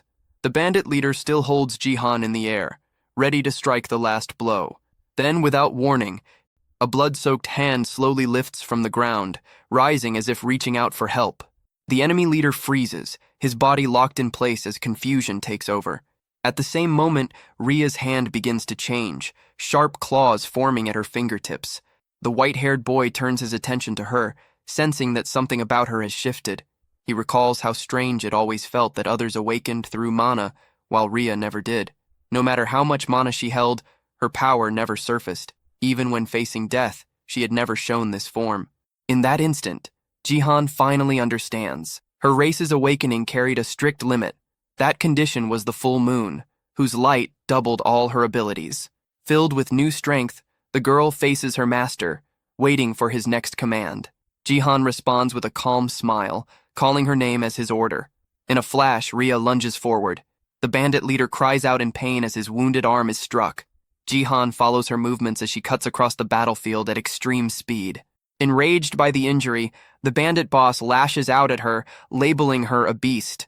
Ria remains calm, slipping past the attack with ease. Seizing the opening, she moves in close and drives her claws into him, delivering a killing blow. Seeing his older brother fall, the captive stands frozen in shock. With a single strike, Ria sends the bandit leader's body flying aside. Cold-eyed, she turns to the prisoner and shuts him down without mercy. The remaining bandits fall silent as they witness how easily their leader was defeated. With his fall, the buff fades, and their borrowed strength drains away. At the same time, the fires continue to spread, tearing through what remains of the village. Jihan watches the flames, fully aware that the night will bring another shift. A system message appears, warning that monsters gain a 20% boost after nightfall. A confident smile appears on Jihan's face. This was the moment he had been waiting for. As darkness settles, a red aura ignites around all of Jihan's allies. Empowered, the giant finally shatters the chains holding him. One of the bunny girls rises and calls for everyone to fight back with all they have. Fueled by their leader's resolve, the warriors roar in unison, vowing to drive the humans away. Watching the balance turn, the bandits fall into panic, realizing the battle is lost. With a focused expression, Jihan faces his companions and prepares the final command. At his signal, every ally charges toward the remaining enemies. Soon after, the rabbit warriors shout that the humans are fleeing and rush to capture them. As victory becomes clear, Jihan reflects on his mistakes, realizing he had been reckless and too sure of his plan. Even exhausted, one of the bunny girls lifts her arms high, shouting that they finally won. Yet the first battle in this world ends in total ruin. Jihan stares at the aftermath, seeing that more than half the village has burned to ash. Many allies lie dead or badly injured across the ground. Tears streak down his face as guilt weighs on him, knowing he could have done better. At that moment, the fox girl steps closer, making it clear that he does not have to bear everything alone. Ria stays by his side and comforts him, reminding him that everyone's strength works in different ways. She recalls that even when facing a clear disadvantage, he kept fighting with everything he had. Even after losing, the white-haired boy never once thought about abandoning the fight. She finishes by making it clear that he did everything possible within his limits. As she speaks, to show her support, with a gentle smile, she urges him to keep watching over everyone as the village chief. The words from his ally leave the white-haired boy speechless. Without warning, the system displays a notice that the affinity between them has risen to 50. Seeing this, Ria's face turns bright red, caught off guard by the update. Flustered and embarrassed, she quickly offers to help with cleanup and runs off, leaving Jihan confused behind her. In the ruined camp, everyone begins working together to rebuild what was lost. Still, Jihan understands that this is far from the end, and that everything is only beginning. Soon after, a system window announces that the second main mission has been completed. The monster faction population is now a total of 82. As a reward, he is granted the option to receive a random skill and must decide whether to accept it immediately. With steady resolve, Jihan vows not to repeat the same mistakes. He chooses to accept the reward and learns the weapon refinement skill. Several days pass and the village slowly takes shape again through everyone's effort. While working, Jihan hears Rhea calling out to him from the roof of one of the houses. He tosses a snack in her direction to pull her attention back. Smiling, she catches it mid-air and insists that her master should eat first. Jihan accepts the food, pleased at first, but his expression shifts when he realizes it is carrots again. Rhea explains that although the carrot fields burned, the stored food remained untouched. Confused, Jihan wonders why they are eating vegetables when they belong to the fox race. With a gloomy look, he concludes that everyone has been forced into vegetarian life. He then changes the topic and checks on her injured leg. Rhea assures him that she can walk again and plans to help with reconstruction as well. Jihan notes just how impressive their vitality and recovery truly are. Because of this, the village is rebuilt at a fast pace, and 2 weeks pass since the battle. During that time, funerals are held for all who lost their lives, excluding those who fled. The 55 captured bandits are brought to trial. Most villagers demand quick revenge for their fallen comrades. However, taking the lives of unarmed captives is not an easy choice. After long arguments and heavy debate, a final decision is reached. To everyone's surprise, the prisoners are released. Even so, they are not set free without consequence. Before sending them off by boat, a note is left identifying them as members of the Scream Spike Gang. Jihan explains that the sea is filled with dangerous monsters. If fate allows, they may reach the kingdom and face the punishment they deserve. Afterward, the white-haired boy reveals an important discovery. He learns that the bandits were searching for a specific item their leader desperately wanted. By chance, the house of one of his allies survived the fire. Curious about the object, Jihan decides to activate the Eye of the Ruler to investigate further. Using his vision, he quickly identifies the objects as enhancement stones of different ranks. His attention then locks onto a green stone glowing softly on one of the tables. To his surprise, the system identifies it as a B-rank enhancement stone. The white-haired boy cannot help but wonder what these stones are and why they ended up inside his ally's home. Before he can think further, a large bag suddenly drops from the ceiling, landing right in front of them. When he opens it, shock hits him as he sees it packed full of enhancement stones. Left without words, he questions what kind of luck could cause something like this. At that moment, a realization strikes, and his gaze slowly moves upward. What he sees leaves him stunned. The ceiling is covered with bags identical to the one that fell. The sight overwhelms him as he tries to understand how such fortune could exist. His surprise quickly turns into panic as a troubling thought crosses his mind. His eyes widen while staring at the ceiling, unable to believe how many bags hang there. Each one is filled with countless shining enhancement stones. Excitement flashes in his eyes as he understands just how valuable this hoard is. Soon after, he learns the reason behind it. Fox beast folk are naturally attracted to shiny objects like these stones. They see them as symbols of good fortune and often hide them inside their homes. The bandits must have known this tradition, which explains why they attacked the village. The truth hits him hard. This hidden treasure was the cause of the destruction. Even after others tried to comfort her, the fox girl Rhea blamed herself. Consumed by guilt, she attempted to throw all the stones into the sea. He rushed in and stopped her, grabbing her arm before she could do it. He makes it clear that she was not at fault. The blame lies with those who desired the stones. His words reach her deeply, and her eyes fill with tears as she looks at him. At that moment, a system message appears, showing her affinity with him jumping to 60. He decides the dangerous treasure must be kept under control. Rhea quietly agrees with that choice. The recent battle and this discovery harden his resolve. He comes to understand an important truth. Looking at their new resources, he knows that everyone must grow far stronger. As the sun sinks toward the horizon, he asks Rhea where the bandits' weapons were stored. Soon, the two of them arrive at the warehouse, ready to put his plan into motion. He prepares to test his newly learned weapon refinement skill using the seized equipment. Holding a dagger in one hand and an enhancement stone in the other, he steels himself. With calm focus, he activates the weapon refinement skill on the blade. A sudden burst of bright red light erupts from the warehouse, visible throughout the village. Moments later, the process ends, and the blue stone in his hand breaks apart. Ria reacts in shock at the shattered stone, but he merely smirks, knowing it worked. A system window confirms the successful enhancement, showing a 70% success rate for C-rank items. He then turns his attention to a B-rank dagger known as Scream Spike. Its success rate is much lower, sitting at 50.5%. Gripping the dagger alongside a green stone, he prepares to enhance it for real.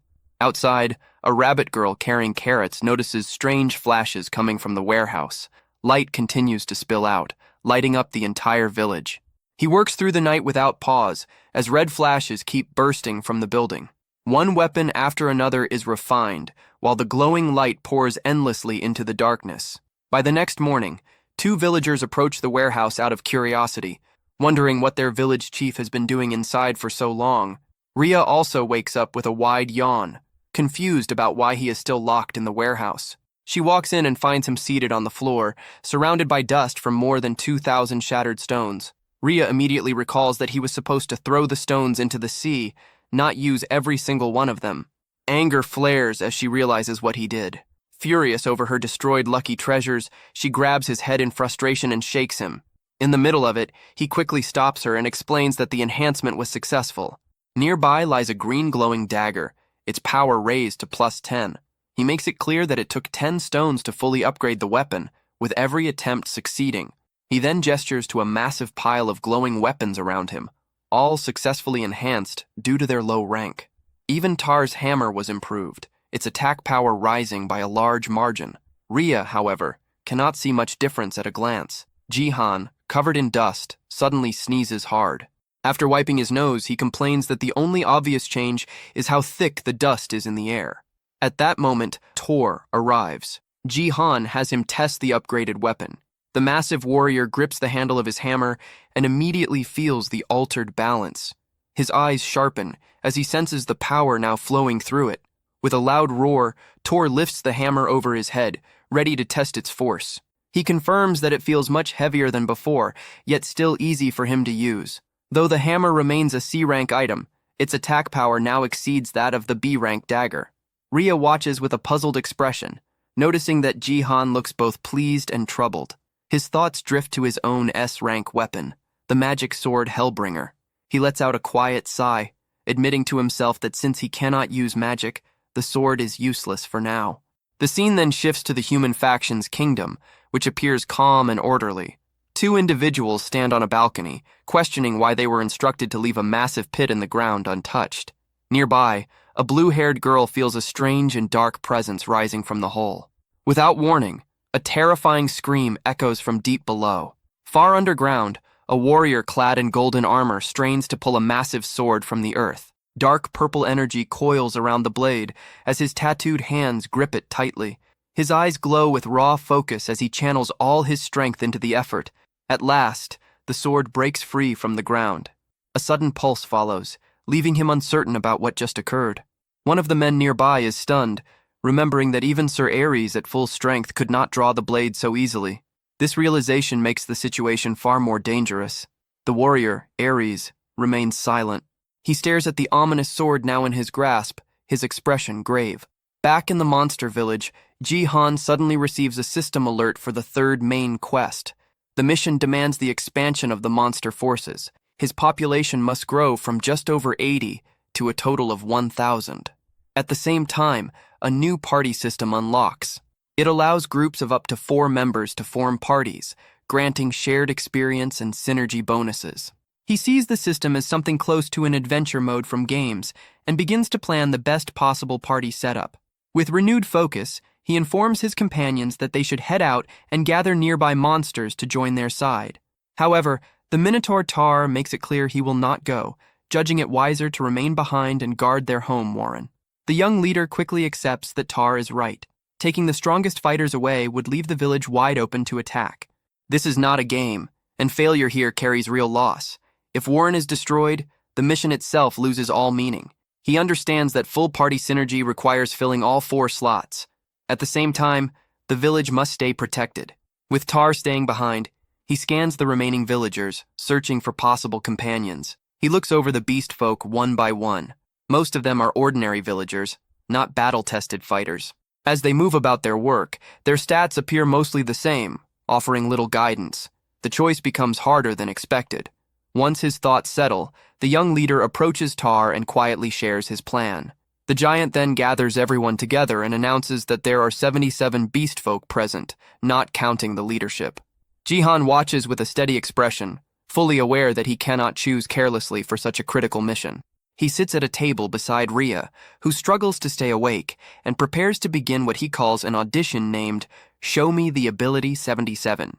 Tar steps forward and explains that everyone must demonstrate their usefulness. From the 77 candidates, only the most capable will earn a place in the 4-person expedition team. The Minotaur calls for the first group, numbers 1 through 4, to step up. Ji-Han makes it known that he is seeking someone with strong resolve, fit for exploration and carrying unique abilities. The first applicant can only shift nervously, unable to speak clearly. After hesitating, he admits he prefers to stay in Warren.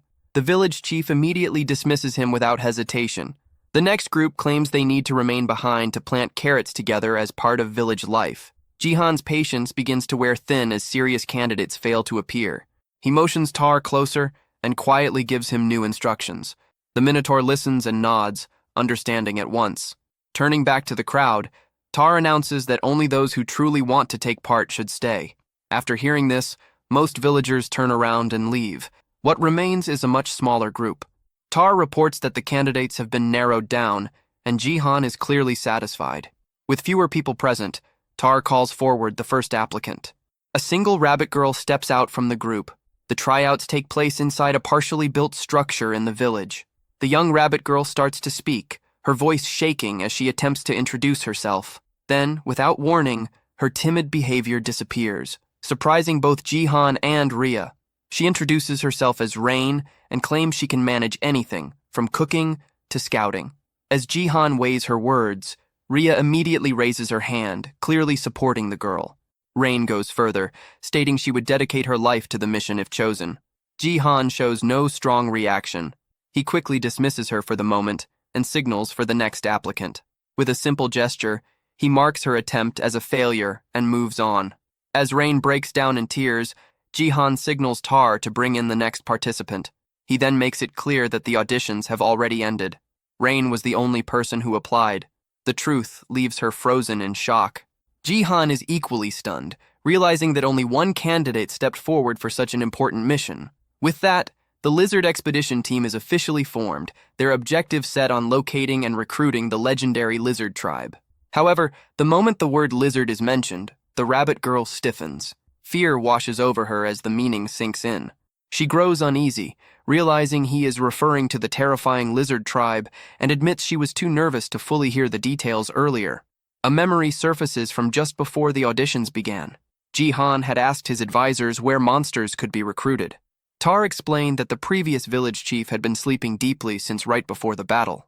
Jihan was shocked to learn the old leader had been unconscious for an entire month, making him impossible to consult. He had no choice but to abandon the idea of asking about nearby tribes.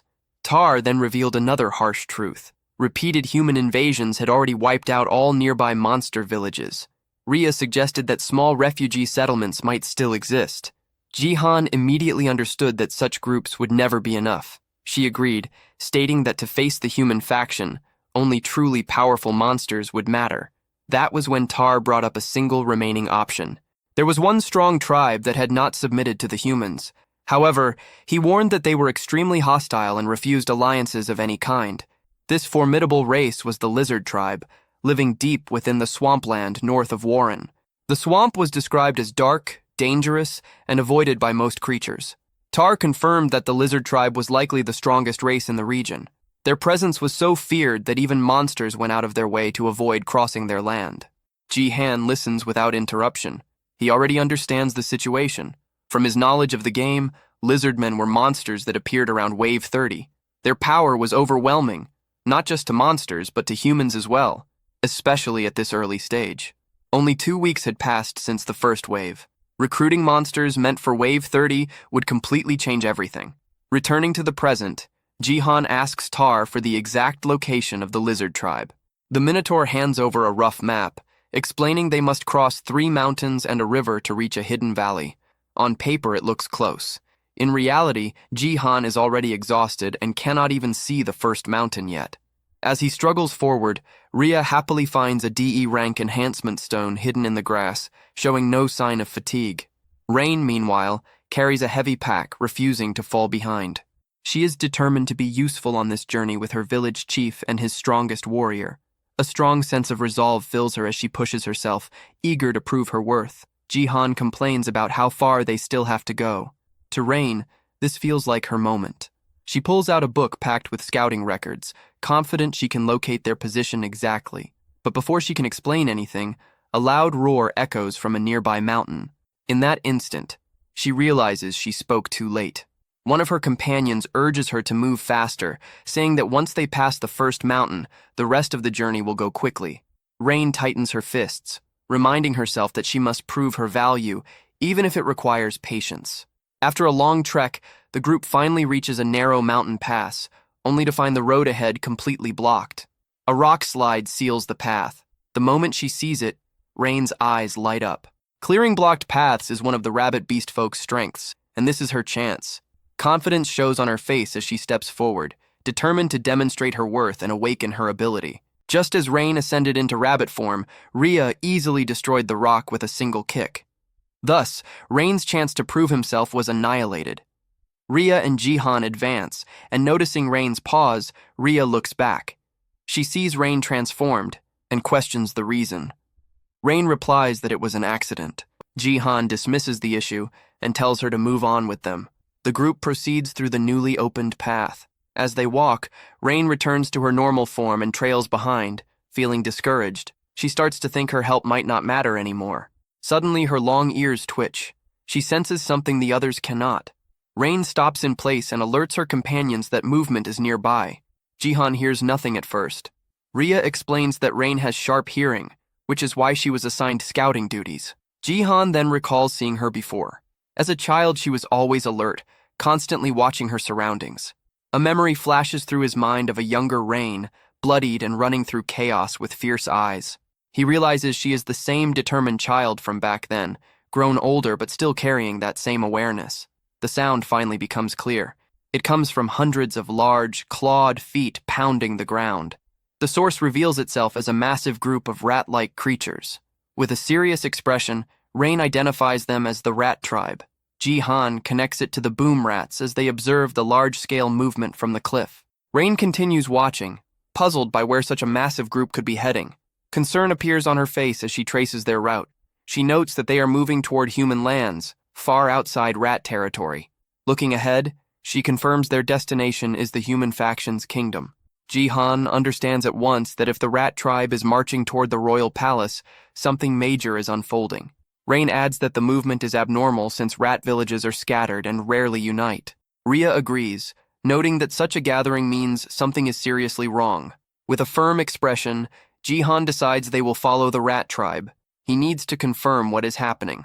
As they prepare to move, he calls on his small dragon companion, Rizzledrake, requesting help. Just as Jihan and Ria start to run, Rain stops them. She struggles to keep up because her bag is too heavy. Frustration hits her as she feels like a burden again. Jihan pauses and considers a solution. He reaches toward the oversized bag on the ground and activates his storage ability. In an instant, the bag vanishes. Rain stares in shock, assuming it must be some kind of magic. A system window appears, showing the bag now stored in a large inventory slot. Jihan decides to review the details later. For now, he makes it clear that identifying this monster wave is their highest priority. With the burden removed and the issue resolved, Rain is finally free to move properly.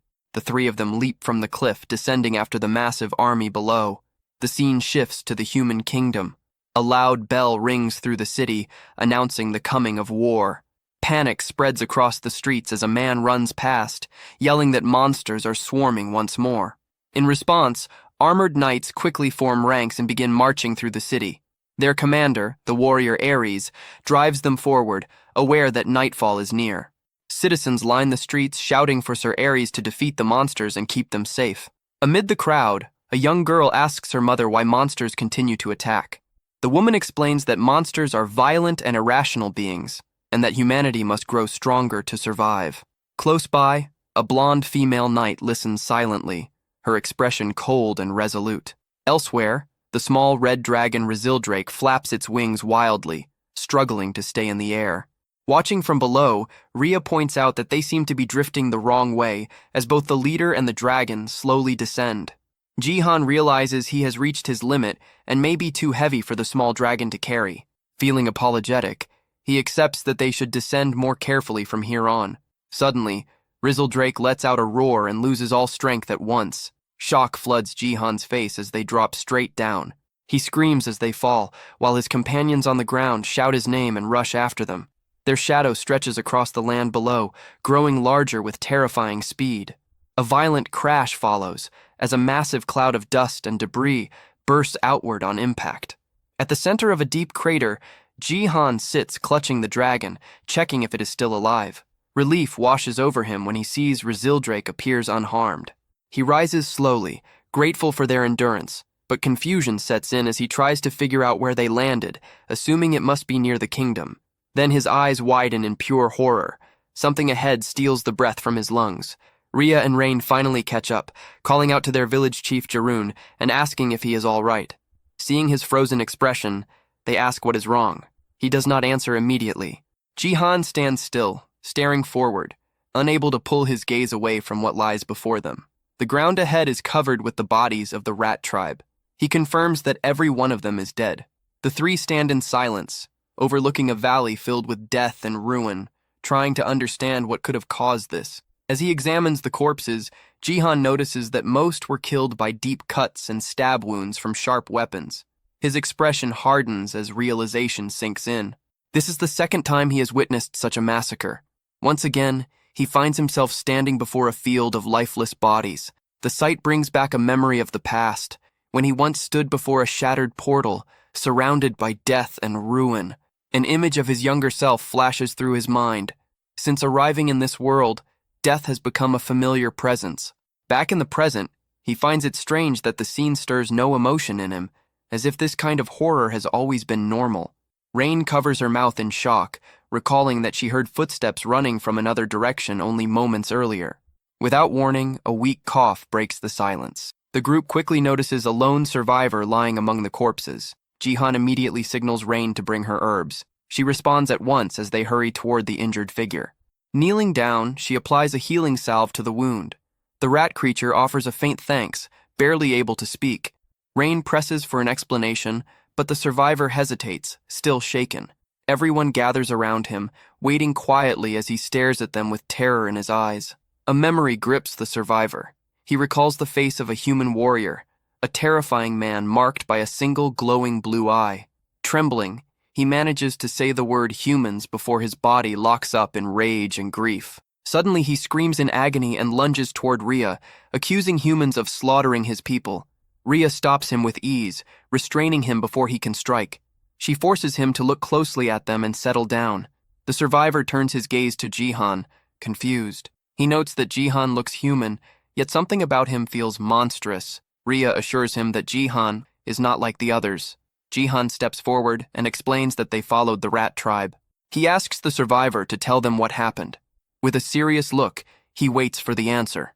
The rat creature lowers his head and recalls how they were attacked by humans in armor. They were knights from the human kingdom. Hearing this, Jihan's eyes narrow as the weight of the truth settles in. A memory unfolds, showing the rat tribe facing rows of knights. The attack came without warning. The survivor remembers their leader giving an order, but his words are drowned out by screams and steel clashing. The scene turns brutal. Knights tear through the rat tribe without mercy. The rats are cut down one after another, unable to fight back. As his story ends, the survivor explains that the humans killed them all for no reason. Jihan and the others are left shaken. The vision shifts again. A rat messenger races through the darkening sky, flying with urgency. He lands roughly before the rat leader and delivers his report. 8 villages have already been wiped out by humans, his eyes burning with fury. The rat chief explodes in rage, questioning what crime his people committed to deserve this. He declares that they cannot endure it any longer. At the same time, atop the walls of the human kingdom, a commander orders the archers into position. Ares stands prepared beside the female knight. Together they provoke the approaching monsters, daring them to come closer. The rat leader swells with rage, vowing revenge for every fallen comrade. A massive force of monsters from many tribes roars in response. United by fury and despair, the horde surges forward, charging straight toward the gates of the human fortress. Back in the present, the survivor explains that he was able to figure out the human's motive by observing one specific man.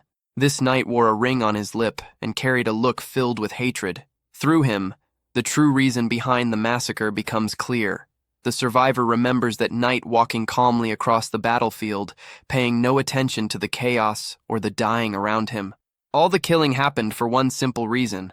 He bent down and picked up a small purple stone from the ground.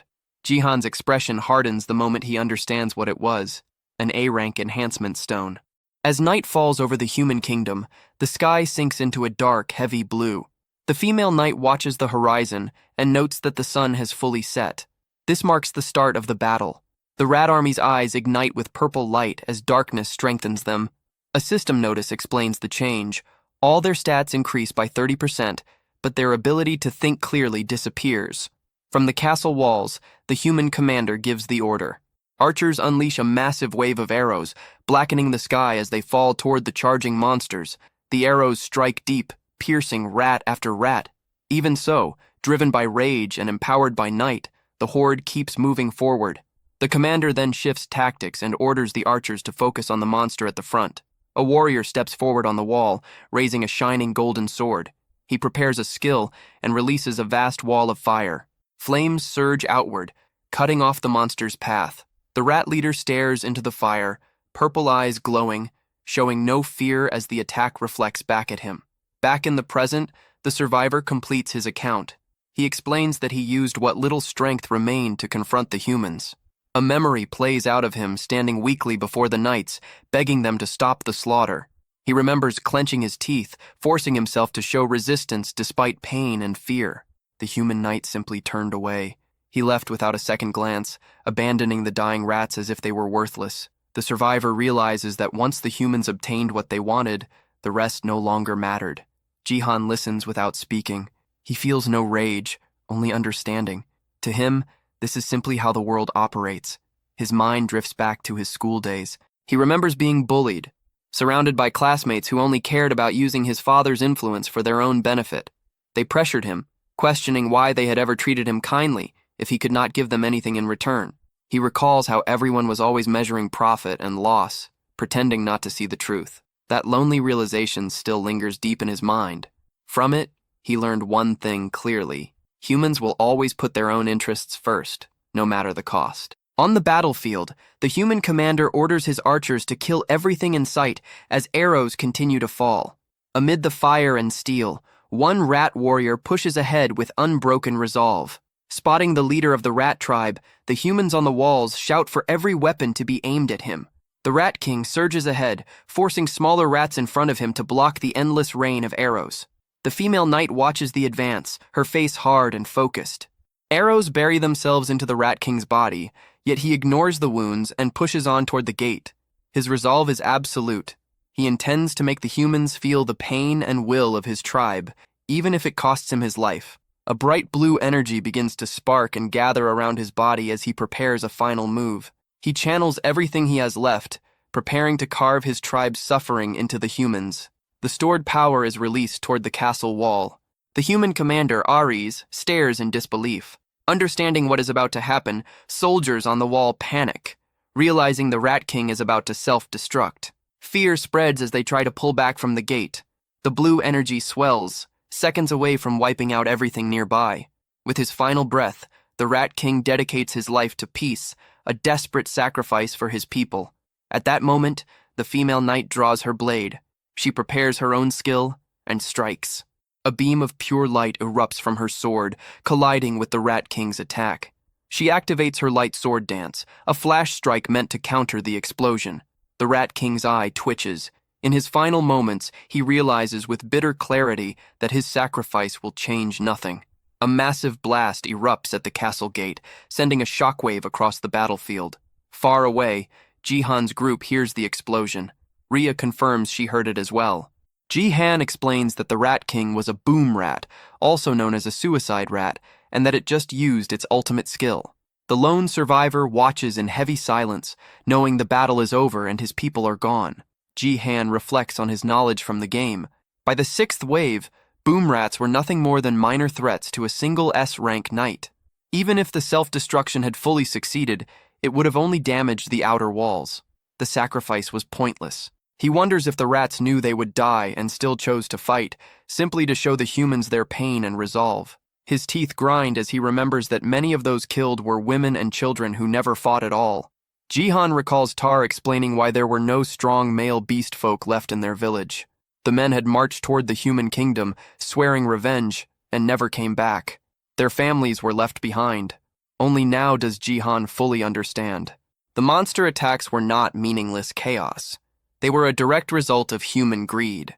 A memory surfaces of the king telling him not to worry and to simply follow orders. Ji-han clenches his fist, realizing that accepting that offer would have made him part of the same problem. He lets out a slow breath, feeling calm about his choice, even though his faction has changed. He knows he is still human. Like anyone else, he moves for his own reasons. His faction's goal is the destruction of the human faction, but his true drive is simpler. He wants to protect those he cares about. Turning to his companions, he admits that he never explained the real reason for seeking out the lizard tribe.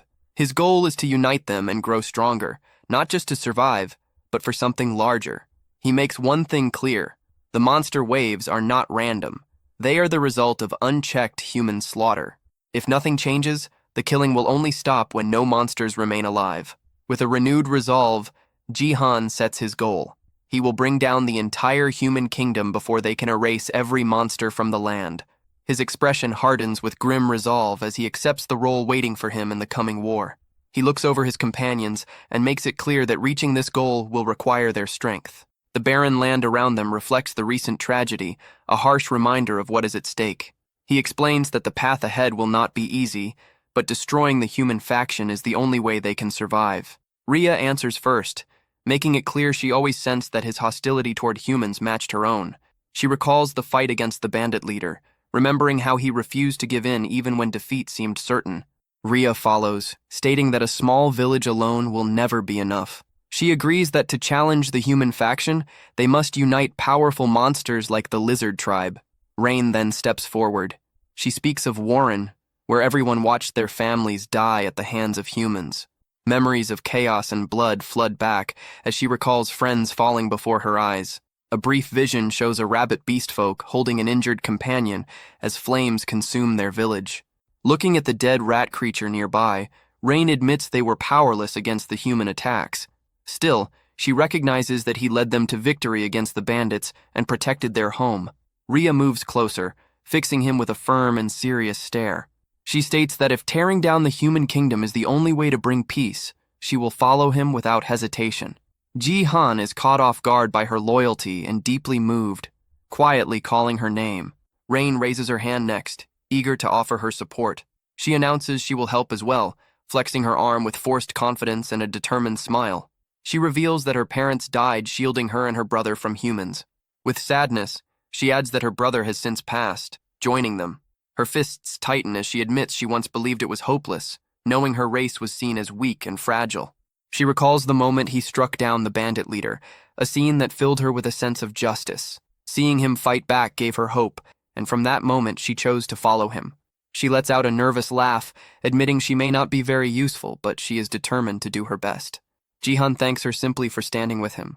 Her eyes brighten with relief and joy. He reflects quietly, understanding that while their reasons differ, their purpose is the same, and that is what truly matters. Turning back to his companions, he declares that they will put an end to the cycle of human massacres and monster retaliation. Rhea watches him with steady resolve, prepared to walk this harsh road beside him. With renewed determination, Ji-han sets their final aim: to break the chain of hatred and bring peace back to the world. Even if their motivations differ, their shared goal binds them together. He reinforces that they must end the endless loop of human slaughter and the monster attacks that follow as Rhea listens, fully aware that their mission is to shatter the cycle of hatred once and for all. He completes his declaration, committing himself to bringing peace back to this world for everyone. At that moment, another voice calls out, stating a wish to stand with them. The remaining survivors of the rat tribe slowly step out from the shadows, moving through the field of bodies. They gather before the group, asking to join their side as more survivors reveal themselves one after another. Later, Jihan learns the reason behind their sudden trust. The cautious rats had been listening to the entire conversation from a distance. One especially large rat steps forward, its size catching Jihan off guard. Ria immediately begins treating the wounded survivors, signaling the large rat covered in bandages to wait. Once the injured are cared for, they hold a quiet ceremony to burn the bodies of the fallen. At the same time, the human kingdom has already pushed back the sixth wave and begun clearing the battlefield. Knowing they are running out of time, Jihan understands they must reach the lizard folk before the kingdom grows even stronger. The next morning, sunlight rises over the land, marking the beginning of a new journey. Jihan hands the new rat tribe chief a map, instructing him to search for Taro in a cave while the group is away. As the expedition departs in search of the lizard folk, the new chief watches them leave, map in hand. He looks down at the rough, childish drawing, completely confused by it. A system window appears, confirming the addition of 67 new members and updating the quest progress. After parting from the rat tribe, the group heads toward the swamp, where the lizard folk are said to live. Along the way, they stop at a river. While his companions play nearby, Jihan suddenly sinks beneath the water. He flails desperately, calling for help as the others rush in. Realizing the detour has taken its toll, they pull him out and press on his stomach until he coughs up the water he swallowed. Despite the harsh journey, they continue making progress toward their goal. Later, they encounter a wild goblin standing guard at the entrance of a cave. Jihan decides to recruit it, handing over the same crude map he previously gave the rat chief. The goblin stares at it in total confusion. A system notification appears, confirming the successful recruitment of 40 goblins into his faction. They soon encounter the Taro tribe, and Rain is surprised to recognize the muscular beastmen she once knew. After another successful recruitment, 12 more members join the growing faction. Their journey is suddenly halted by the appearance of a massive, squishy blue slime. Jihan is stunned to realize it is the Slime King, the boss of the seventh wave, leading its kind straight toward the human kingdom. He runs forward and spreads his arms, desperately trying to stop them. The Slime King continues moving and absorbs Jihan into its soft body. He struggles inside before pushing himself free, warning that heading that way will lead to their deaths. It turns out the slimes had lived peacefully in a cave near the river until humans forced them out. They were simply migrating to find a new home, unaware their chosen path would lead to destruction. Jihan offers them another route to a much larger cave, showing the Slime King his simple map. After a long discussion, he finally convinces the slimes to follow him instead and join his faction. His faction count surges by 793 members, leaving him only 6 short of his goal of 1,000. As the sun sinks low, Jihan is completely worn out, complaining that he cannot take another step, and Ria agrees with him. Just as they consider stopping altogether, Rain notices something in the distance and points it out with excitement. The group looks ahead and sees 2 massive mountain peaks outlined by the setting sun. Standing at the edge of a cliff, they realize they are finally close to the land where the lizard folk are said to live. Jihan's stomach growls loudly, and he decides they should rest for the day and eat something. Hearing his complaints about hunger, Rain treats it as her chance to be useful. She eagerly pulls out a bag, proudly revealing that she carried fresh food all the way from Warren. When she opens it and reveals a bundle of carrots, Jihan groans in disappointment at seeing the same meal again. He grumbles that he is sick of carrots and wonders if there is anything else edible in such a large forest. Ria quietly extends her hand, offering him something she gathered nearby. He looks down and recognizes the small red fruits resting in her palm as wild berries. He eats one, and his expression changes immediately as the sweet taste spreads across his tongue. Relief and joy wash over him as he enjoys real sweetness after so long. He asks Ria if she already knew about the berries, and she confirms it casually. Rain then suggests cooking the carrots instead of eating them raw. Excited by the idea of a warm meal, Jihan agrees without hesitation, which makes the bunny girl beam with joy. Before long, a familiar and comforting smell drifts through the air as food simmers over the fire. Rain presents a large steaming pot, clearly proud of her work. Jihan is shocked to recognize the dish as soybean paste soup, and both he and Ria find it surprisingly delicious. Curious, he asks where she got the soybean paste. She explains that cooking is her hobby and that she made it herself. Suddenly, Jihan calls out to Rain after noticing something strange. He wonders if she just bit into a rock. She nervously explains that she sensed something moving in the darkness. At that moment, a new scent draws her attention, and she turns her head with a confused look. Two enormous ogres step out from between the trees, one of them muttering that he also bit something hard earlier. Rain finally notices the towering figures behind her and lets out a scream in terror. She shuts her eyes and braces as one massive green hand reaches down toward her. Instead of attacking, the ogre ignores her completely and bends down to pick up one of the carrots lying on the ground. Jihan watches closely and notices that both ogres are covered in scars and fresh wounds. He realizes they were drawn in by the smell of food, not looking for a fight. One of the ogres stares at the soup pot, sniffing the air with open curiosity. Trying to gather her courage, the bunny girl lightly pushes against the giant's leg to get its attention. The creature crouches low, eyes locked on the pot, while Jihan looks on in confusion. Suddenly, the ogre reaches straight into the fire and grabs the pot with its bare hands. A second later, it drops the pot and screams in pain, shaking its badly burned hands wildly. Jihan watches the scene in silence, wondering how creatures with such low intelligence manage to survive at all. At the same time, he begins to rethink his plans about recruiting ogres. As the creatures bend down and start eating the spilled soup, Jihan lets out a tired sigh, worried this unexpected stop will slow them down. Deciding to judge them properly, he activates a skill, and a purple mark glows inside his eye. The result shocks him. Both ogres are high-level B-class monsters, far more dangerous than they appear. Showing surprising strength, one ogre casually lifts the still hot pot again, ignoring the heat completely. Unnoticed by the group, a hooded figure observes everything from within the forest shadows. The ogre's sudden scream startles the watcher, causing the figure to drop a basket filled with apples. Jihan moves to speak, attempting to recruit the ogres into his expanding faction. Before he can finish, Rhea suddenly grabs his arm, her expression tense as she senses danger. In the next instant, she moves. Rhea jumps forward and blocks a sudden strike from the hidden observer. Her claws snap out as she stops the attacker's blade head-on, demanding their identity. Jihan freezes as the hood falls back, revealing long, sharp ears. He realizes at once that the attacker is a dark elf, a race he believed no longer existed. The elf raises a hand, dark energy swirling tightly around it as a twisted spell forms. With a quick motion, the stranger touches Rhea's shoulder. The magic activates instantly. Darkbind surges through her body, locking her in place. Rhea cries out in rage, struggling, but her body refuses to respond. The dark elf lunges forward, sword aimed straight at the now defenseless Jihan. He shouts Rhea's name, panic clear on his face as the blade closes in. Without hesitation, he activates his abyss slot. Purple energy wraps around his hand, forming a blade just in time. He blocks the strike, steel and energy colliding in a spray of sparks. The elf recoils slightly, stunned by the weapon. An overwhelming magical force radiates from Jihan's blade. Jihan tries to understand why they are under attack, but the elf throws the same question back at him. The response leaves him completely lost. The dark elf tightens their grip and moves again. Their weapons clash once more as the fight turns serious. Jihan struggles to keep up, the elf's skill and raw power pushing him hard. The elf blocks his strike cleanly, their swords locking together.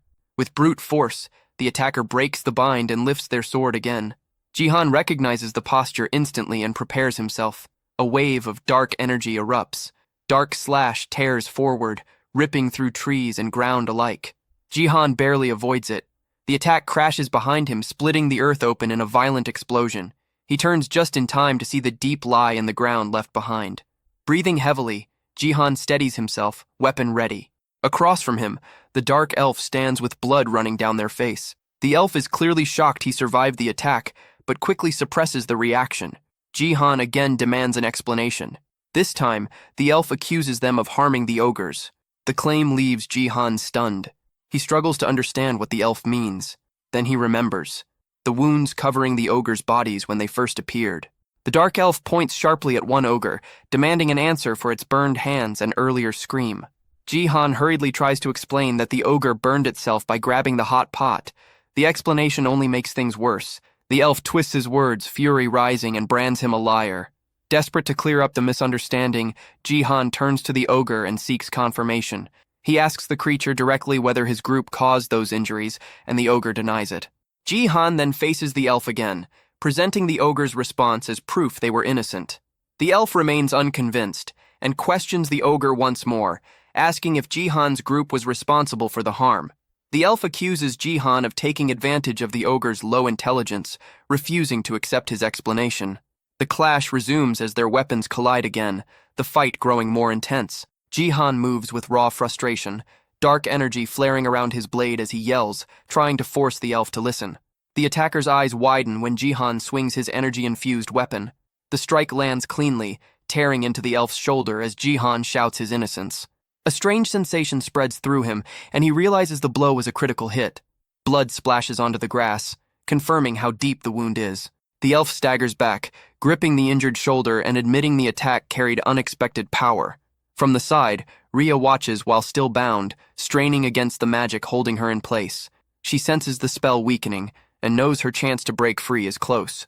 Before anything else can happen, the elf moves faster than sight, appearing behind Jihan in an instant. Darkbind is cast again, freezing Jihan where he stands. Rhea sees the spell take effect and warns him not to move, knowing he is fully exposed. The elf explains that their village follows a rule, granting offenders one chance to confess. They demand he tell the truth and seek forgiveness from the ogres for attacking them. Jihan, filled with frustration, insists this is exactly what he has been trying to do as his eye glows red. The elf hesitates, startled by the sudden and threatening change in Jihan. Breaking through the paralysis, Jihan lunges forward, declaring his innocence one last time. He strikes the elf down, and one of the ogres calls out the attacker's name, Leo. Leo collapses on the ground, admitting they lowered their guard and never expected resistance. Staring up at Jihan, Leo begins to wonder if this human might actually be stronger. Grinding his teeth, the elf is left stunned and furious by the unexpected defeat. At that moment, Rhea finally breaks free of the binding magic. She grabs the elf from behind and locks him in a chokehold, warning him not to make sudden moves. Jihan recalls that the dark elf's binding skill has a perfect success rate on lower-grade targets. However, he also knows its effectiveness drops sharply against equal or higher grades. This is why he checked his own stats when he first entered this world. His attributes were heavily focused on critical rate and critical damage, an unusual build. More importantly, his status window showed no grade at all. He concluded that this meant his grade was at least A rank, possibly higher. That explained everything. It placed him on the same level as the A-rank elf and clarified why the second binding spell failed. With the immediate danger resolved, Rain looks toward her leader. Rain looks to her leader, asking what they should do next. Rhea keeps her claws firmly pressed against Leo's neck, making sure he cannot move. Leo's thoughts drift back to the day he left his home, swearing he would return as a great warrior. Now, lying restrained, he feels nothing but failure. Jihan steps closer and calmly signals Rhea to let the captive go. He reaches out and places a steady hand on Leo's shoulder, urging him to trust him. Meeting the elf's gaze, he extends his hand and once again makes it clear that his group did not harm the ogres. He then offers his help, promising to uncover who actually attacked Leo's people. At that moment, a system message appears, showing that their relationship has improved. Suddenly, a voice echoes from the darkness, announcing that it has finally found them. Jihan turns his head, focusing on the unseen presence. A knight clad in dark armor steps out from the forest, his blue eyes glowing coldly. With a cruel expression, the man mocks the ogres and warns that escape is pointless. Jihan's eyes widen in instant recognition as he notices the silver ring pierce through the man's lip. A silver ring caught the light, and the sight froze him for a brief second. Jihoon's thoughts spun as he recalled the man ahead, a knight with a silver ring set into his lip. It had all started over a small purple stone, yet that same knight was feared across the kingdom. He was the one who had wiped out the rat tribe. Heavy footsteps rang out, thud after thud, each step carrying weight and rank. Jihoon could not read the man's stats, but his instincts filled the gaps. 3 stars were etched into the knight's armor, marking him as an upper knight, A rank. There were countless A-rank knights in the realm, far too many to remember. The fact that this face felt unclear meant one thing. He was not a public hero, but a hidden blade. The knight moved closer, his face stiff and sharp as his eyes scanned Jihoon's group. He noted the strange mix before him, ogres, beast folk, and humans. Judging it as an odd pairing, his gaze settled on Leo. With a brief sound of interest, he studied the dark skin and pointed ears and understood at once, a dark elf. A thin laugh slipped out as he considered the value of such prey. To him, this chase had become a good find. Ji-hoon's thoughts hardened as the image of ruin matched the man before him. He wondered if this was truly the one who had torn through the rat tribe village. The knight showed no concern in confirming it, treating slaughter like a dull task. Seeing Ji-hoon speak so freely to a human stunned Leo. For a moment, he could not accept that his companion was addressing a human at all. When Ji-hoon pressed on, questioning whether this knight had also struck the ogres, the response came as loud, cruel laughter. That sound crushed any doubt Leo still held. Regret flooded him, forever mistrusting Ji-hoon. He bent his head and apologized again and again, owning his mistake. Ji-hoon stared, unsure why Leo had suddenly changed. Clenching his teeth, Leo understood that even without shared words, the truth was clear enough. In a flash, he burst forward, his speed sharp enough to shock even Ji-hoon, fast enough to claim first place in any race, if such things mattered now. Leo struck, his magic dagger flashing toward the knight. The blow was stopped cold by an armored hand. Steel took the hit, leaving the knight mostly unharmed.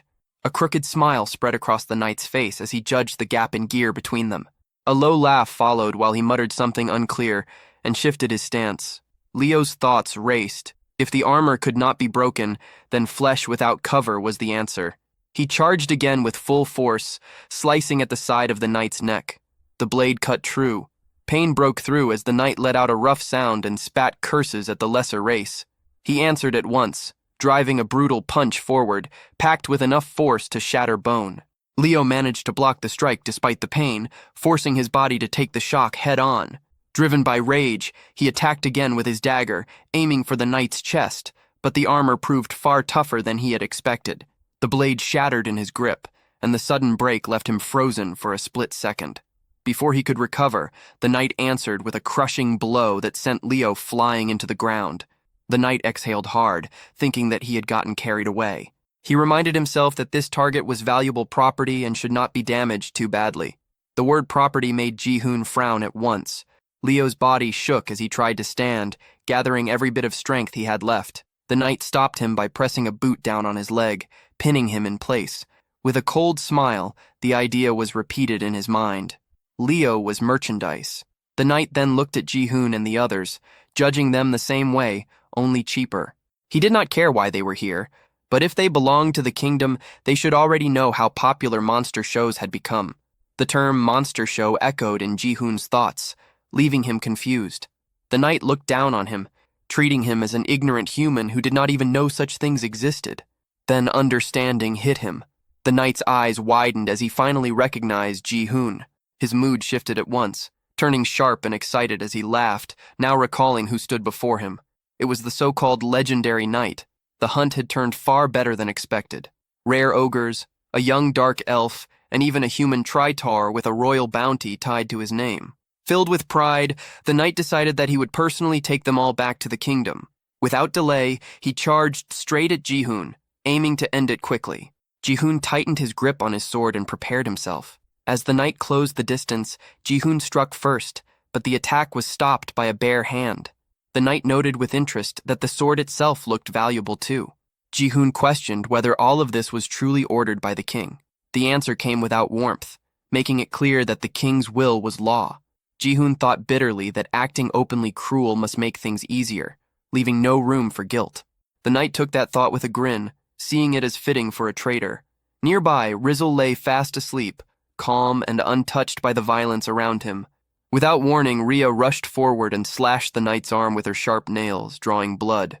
Watching this, Leo's thoughts drifted to party rules, how experience was shared but depended on effort. He wished, even now, that more of it could flow to Rhea. Ji-hoon turned his focus to Rizzle, urging him to be ready if things went wrong. The only answer was a loud roar that shook the air itself. The knight mocked them as uncivilized beings, though he admitted they made good entertainment. Muttering under his breath, he called on an earth-based power. The ground responded at once. Stones rose and gathered around his hand, sealing it inside thick, hardened rock. Ji-hoon's suspicion was confirmed. This was an earth attribute skill. With his arm now wrapped in solid stone, the knight steadied himself and prepared to strike again. He roared in rage over the damage done to his armor, fuming about its cost and how it had been scratched at all. Then he swung with brutal force, unleashing a fist made of earth that slammed toward Ji-hoon and Rhea, the impact rattling the ground beneath them. Ji-hoon focused as the A-rank knight, Lockhand, pressed the attack. He followed every motion, sensing the raw strength behind the strike while also noticing its flaw. The size of that stone-covered weapon made it slow. Against the awakened Rhea, it was a bad pairing. Even so, Ji-hoon understood that letting the fight drag on would only make things worse for them. At that moment, Rhea dropped from the top of a tree, her body aimed straight at the knight. Lockhand met her without hesitation, lifting his massive rock arm and trying to crush her mid-air. Rhea slipped past the blow, landing on a nearby beam and twisting her body. Her claws flashed, ripping through his arm in a sudden counter. Lockhand froze, stunned, as blood spilled from the torn flesh. Nearby, Leo watched her rapid movements and could not hide his shock. In his mind, he marveled at how this beast folk moved faster than a cheetah. Rain turned toward Leo and offered to treat his wounds. Leo stared at her, caught off guard by the offer. She answered his look with an awkward smile, knowing healing was the only thing she could give. Without delay, she began to restore him, her hands giving off a faint glow as she focused on his injuries. On the other side, Rhea did not slow down. In just a few seconds, she struck again and again, her claws cutting through Lockhand with blinding speed. Deep gashes spread across the knight's hands, blood running down his arms. Even the orc nearby stood frozen, unable to accept how fast she was moving. Ji-hoon kept his eyes on Rhea, breaking down every step of her fight with the A-rank knight Lockhand. He saw clearly why a B-rank like her could hold her ground. The gap in speed was overwhelming. She was fighting on skill alone. Still, Ji-hoon knew that every transformation had a time limit. Without warning, Lockhand swung his stone arm wide and threw a heavy punch. The blow landed cleanly, smashing into Rhea with crushing force. Rain's cry cut through the noise as panic took hold. Rhea was hurled into a tree, crashing hard and letting out a low groan. Ji-hoon's face hardened as the thought crossed his mind that this might be the end. He shifted his footing, steadying himself. The angle of his next strike had to be exact. If he misjudged it, Rhea would be caught in it as well. He started to prepare Rizzle for an attack. Ji-hoon knew it was a waste to use Rizzle's wide-range strike on a single enemy, but that concern meant nothing next to Rhea's life. They had already earned enough battle experience by facing an A-rank knight. Just as he was about to move, Ji-hoon was stunned to see Leo charge forward again, gripping his broken sword as he rushed back toward Lockhand. Panic surged through Ji-hoon, unable to understand why Leo would throw himself in again. Lockhand fixed his glare on Leo, ordering him aside and warning that he would tear everything apart, valuable gear included, if it meant forcing him to kneel. Leo's eyes hardened. He refused to retreat, ready to give up his life because losing was not an option he could accept. He rushed in and struck, but the attack had no effect. Lockhand's low voice carried scorn as he dismissed the rumors about dark elves being dangerous due to debuff magic, calling it meaningless talk. He seized Leo and slammed him into the ground. His cruelty showed as he noted that Leo's poor intellect was helping calm his own anger. Leo was told not to fear for his life, since it still held value, but beasts that failed to know their place had to be beaten. Watching from afar, Ji-hoon questioned why the knight went this far. The answer came without warmth. Lockhand believed he was being merciful, but Leo was too ignorant to grasp it. In his view, Leo was not at fault. He was simply born into a savage, lesser race that howled instead of speaking. Leo clenched his teeth as memories flooded back. In his childhood, his strength had always been lacking. His father had tried to comfort him, telling him not to worry, promising that his magic would grow with time. Yet as the years passed, nothing changed. Whispers followed him everywhere, saying the chief's son had less magic than a child. People questioned how someone like him could be the heir of the tribe. Unable to endure the shame, Leo had left his home. As he walked away, he swore he would return stronger and walk the same path as his father. Back in the present, regret shook him. Thoughts of his father filled his mind, and he apologized in silence, crushed by the feeling that he had failed. Ji-hoon called out to him and threw his sword in his direction, urging him to take it. Leo caught the blade, and the moment his hand closed around the hilt, a massive flow of energy surged through him. Power flooded his body, and he realized that magic was pouring out of him without restraint. With that level of magic flowing through him, He was finally able to fight back. Leo rushed in, swinging the sword and driving it straight into Lockhand's chest. The knight did not move, not even a scratch appearing. Lockhand burst into loud laughter, treating the attack as nothing more than a joke. Ji-hoon watched Leo closely, breaking down the motion of the strike, noting the diagonal path from the upper right down to the lower left. Then Leo let out a roar as the sword released an even greater surge of power. Energy poured out without restraint. He attacked again, using everything left in his body. Light exploded from the blade, spreading through the forest and lighting up everything around them. The force behind it stunned everyone who witnessed it. Lockhand was hit head-on and hurled far away as the ground split apart beneath him. His armor, clothes, and all his gear shattered and were wiped out completely. Ji-hoon stared, stunned, realizing that Leo's strength was several times greater than before. Leo looked down at his own hands, unable to accept that he had released such power. His strength ran out at once, and he dropped to the ground, eyes fixed on the sword, as he wondered what kind of weapon it really was. Ji-hoon immediately turned his attention to Rain, urging her to treat Leo and Rhea at once. Rain answered without delay, her resolve clear as she moved to help. Not far away, Lockhand lay on the ground, barely alive, yet still able to curse, raging that such lesser races dared to stand against him. Ji-hoon stepped forward and threw his sword toward the fallen knight, forcing his focus away from empty insults and toward a different kind of talk. Ji-hoon's gaze sharpened as he showed calm interest in the kingdom itself. He pressed the blade tight against Lockhand's neck, making the threat clear without words. From that moment on, any lie or refusal would carry a price. Ji-hoon began questioning him at once, first demanding to know the number of soldiers in the kingdom. Lockhand answered that when archers and foot soldiers were counted together, the total exceeded 3,000. Ji-hoon followed up by asking about soldiers like Lockhand who operated outside the royal palace. Lockhand admitted he did not know how many subjugation forces existed. Ji-hoon pressed further, questioning what those forces were meant to do. Lockhand's eyes darkened as old memories surfaced.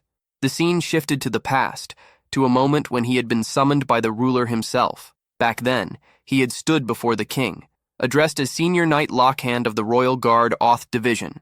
Lockhand had answered the summons with respect, and the ruler had stated the need for stronger arms. He had been ordered to wipe out everything surrounding the kingdom and recover whatever was required. The scene returned to the present as Lockhand continued explaining to Ji-hoon. The subjugation forces were roaming in search of enhancement stones to strengthen weapons and caves rich in iron ore, which was used to reinforce the city walls. Ji-hoon reflected that his question might have been too simple. From what he knew of knight defense systems, expeditions existed for gathering items like enhancement stones and grade stones. It seemed likely that the subjugation forces were nothing more than groups formed for those same purposes. He moved on to his next concern and asked about the kingdom's two elite knights, Ares and Lib. Lockhand confirmed at once that he knew them. Ji-hoon pressed further, asking about their level, or more precisely, how many skills they could use, since early progression could be judged by skill count. Lockhand stated that both Ares and Lib were capable of using 2 skills each. Ji-hoon processed the answer and concluded that neither had reached level 20 yet. Lockhand then let out a mocking laugh, pointing out that Ji-hoon's focus on troop numbers and elite knights made it seem as if he were setting his sights on the kingdom itself. Ji-hoon showed no hesitation, treating that idea as irrelevant. Lockhand laughed even harder, ridiculing the thought that such limited information could be enough. He scoffed that breaking through walls guarded by elite knights would never be easy. Then he dropped a detail Ji-hoon had missed. There were not only 2 elite knights. Ji-hoon froze, instantly understanding the weight of that statement. He recalled how, in knight defense, the maximum number of elite knights allowed before the game ended was 7. Choosing which S-rank knight to summon during the first wave often decided whether the run would succeed. He remembered the structure clearly, the steady climb from Wave 1 up to Wave 15. Yet now, in this early stage, barely past Wave 6, the kingdom already possessed more than 2 elite knights. Lockhand revealed their names with calm certainty. Artillerist Akur and Fanatic Archeon. That made 4 elite knights already known. Ji-hoon found himself unable to speak, his thoughts racing as the gap between the game and reality became clear. Unlike a game, this world did not reset. Soldiers could be wounded for real, and walls could truly be broken. Repairing defenses and healing the injured would demand vast time and effort, far beyond simple numbers on a screen. And yet, The reason wars could happen so often became painfully clear in Ji-hoon's mind. The scene shifted to the aftermath of Akor's healing. She was shown restoring everything around her, fixing shattered ground and broken structures with exact control. Her power returned all damage to its original state, radiant energy spreading across the battlefield. Ji-hoon watched in shock as the truth settled in. It was because of the healing artillerist Akor. His thoughts raced further as he accepted that even the sage Archeon existed in this world. There were already 4 S-rank knights, and the fear grew that there might be more. The situation felt absurd, a reality so extreme it was hard to grasp. From the kingdom's side, this world was set to an easy mode. From Ji-hoon's side, trying to break through such power meant facing an ultra-hell mode. Lakhan noticed Ji-hoon's frozen state and reacted with open mockery. Ji-hoon steadied himself, deciding there was one final thing he needed to know. A sharp realization struck him. There had never been legendary knights in the game. The only player had been him. He was an existence that did not belong to the system at all. He sought to understand what a legendary knight truly was, and how Lakhan had summoned such a being. Before that thought could fully form, a sudden rain of arrows poured down toward him. Panic spread as Rain reacted to the attack. Realizing they had been surrounded by a large force of humans, Leo stared in disbelief, wondering if Lakhan had reinforcements. From the forest emerged the Royal Guard Oath Division. Their armor gleamed as they raised their weapons, all aimed at Ji-hoon. They ordered him away from Sir Lakhan. Despite his burned and broken state, Lakhan formed a cruel smile and activated his skill. Stone Earth regeneration took effect, his body slowly repairing itself. He reaffirmed himself as a knight of the Great Kingdom, making it clear he would not give up information easily. Anyone who learned the kingdom's secrets would die there, and Ji-hoon's corpse would be personally delivered back. Ji-hoon remained calm. He already knew about the kingdom's movements through the Rat Tribe. Around 100 soldiers had attacked their village. If their commander failed to return soon, those same soldiers would head this way searching for him. Ji-hoon had been waiting for that outcome as well. Lakhan reacted with anger, dismissing it as a lie. Ji-hoon continued without emotion, pointing out that if Lakhan truly was their commander, then every one of those soldiers was weaker than him. Lakhan demanded how Ji-hoon could be so sure. Ji-hoon answered with nothing more than a confident smirk, knowing the reason was simple. It was all based on experience. Lakhan's face twisted in disbelief as the meaning of the word experience sank in. Without giving him another second, Ji-hoon turned his focus to Roselle, signaling that it was time to move. The creature answered with a deep roar as Roselle Drac fully awakened its strength. Lakhan reacted with mocking laughter, dismissing the idea that such a small monster could pose any threat. Ji-hoon pushed Roselle forward, ordering it to seize them all. Roselle opened its jaws wide and released its dragon breath. Fire burst out in a violent wave, swallowing the Royal Guards whole. A system window appeared at once, flashing new alerts. Party synergy effect activated. Magic-type monsters' attack power increased by 20%. Even while burning, Lakhan showed disbelief, unable to accept what was happening. Rain, Leo, Rhea, and the orcs stood frozen, eyes wide, watching Roselle's overwhelming power erase everything in its path. After a short while, the flames died down. Roselle's strength drained away as exhaustion set in. Another system notice appeared. Mana depletion penalty. Fatigue increased. Ji-hoon walked up to the worn-out creature and patted its head in approval. Roselle managed a weak smile, breathing hard but clearly satisfied. Ji-hoon's thoughts turned inward as he reviewed the fight. His level had risen at a shocking pace. Still, the total experience felt lower than expected for the number of enemies defeated. He guessed most of them had been low-ranked knights. Even so, he judged the result as a solid gain. As he looked around, something unsettling caught his eye. The burned royal guards began to change. Their bodies hardened, turning stiff and clear until they became crystal stones. Ji-hoon picked one up and studied it closely. He noted that enhancement stones did not break, even under a dragon's breath. With that confirmed, he ordered everyone to collect the spoils. Rhea and Rain agreed at once and rushed off to gather everything they could find. While they worked, Ji-hoon opened the system window and checked the stats of Roselle, Rhea, and Rain. He confirmed that experience within a party was shared, but divided based on contribution. Rain, who had only healed during the fight, had still gained 17 levels. Rhea and Roselle, who fought directly, had risen by 10 and 7 levels. From this, Ji-hoon concluded that rank played a role in experience gain. He glanced over at Rhea, Rain, and Roselle, all busy picking up enhancement stones. Even with the unclear balance of experience sharing, he felt relieved. Roselle had reached level 10. Its MP had increased sharply, and a new skill had appeared. Ji-hoon froze when he recognized it. It was a skill he never expected Roselle to have. The focus shifted back to Ji-hoon. His thoughts turned to Leo, and he felt that something between them was still unresolved. The internal counter in his view read 64%. He questioned why Leo had fought with such desperation, even putting his own life at risk to protect the ogres and shield Rhea. Leo stayed silent, weighed down by regret. Inside, he apologized to Ji-hoon for everything that had happened. He decided to escort the lost ogres to the sea, and then leave on his own. As he walked, weakness lingered in his body. He remembered the promise he had once made, that he would return stronger and follow his father's path. No matter how hard he trained, his magic power had never grown. Yet through the recent battle, he felt that he had finally found a possible way forward. As Leo prepared to depart, Ji-hoon observed him closely. He noted that Leo's magic power was abnormally low, barely 1/10 of what a normal dark elf possessed, perhaps even less.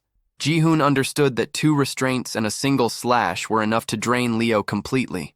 Leo was taken aback, wondering how Ji-hoon could know such details when he was not even a dark elf. Ji-hoon explained it inwardly as a special ability unique to himself. Leo accepted the explanation more easily than expected, though embarrassment crept in, as if his weakness had been fully exposed.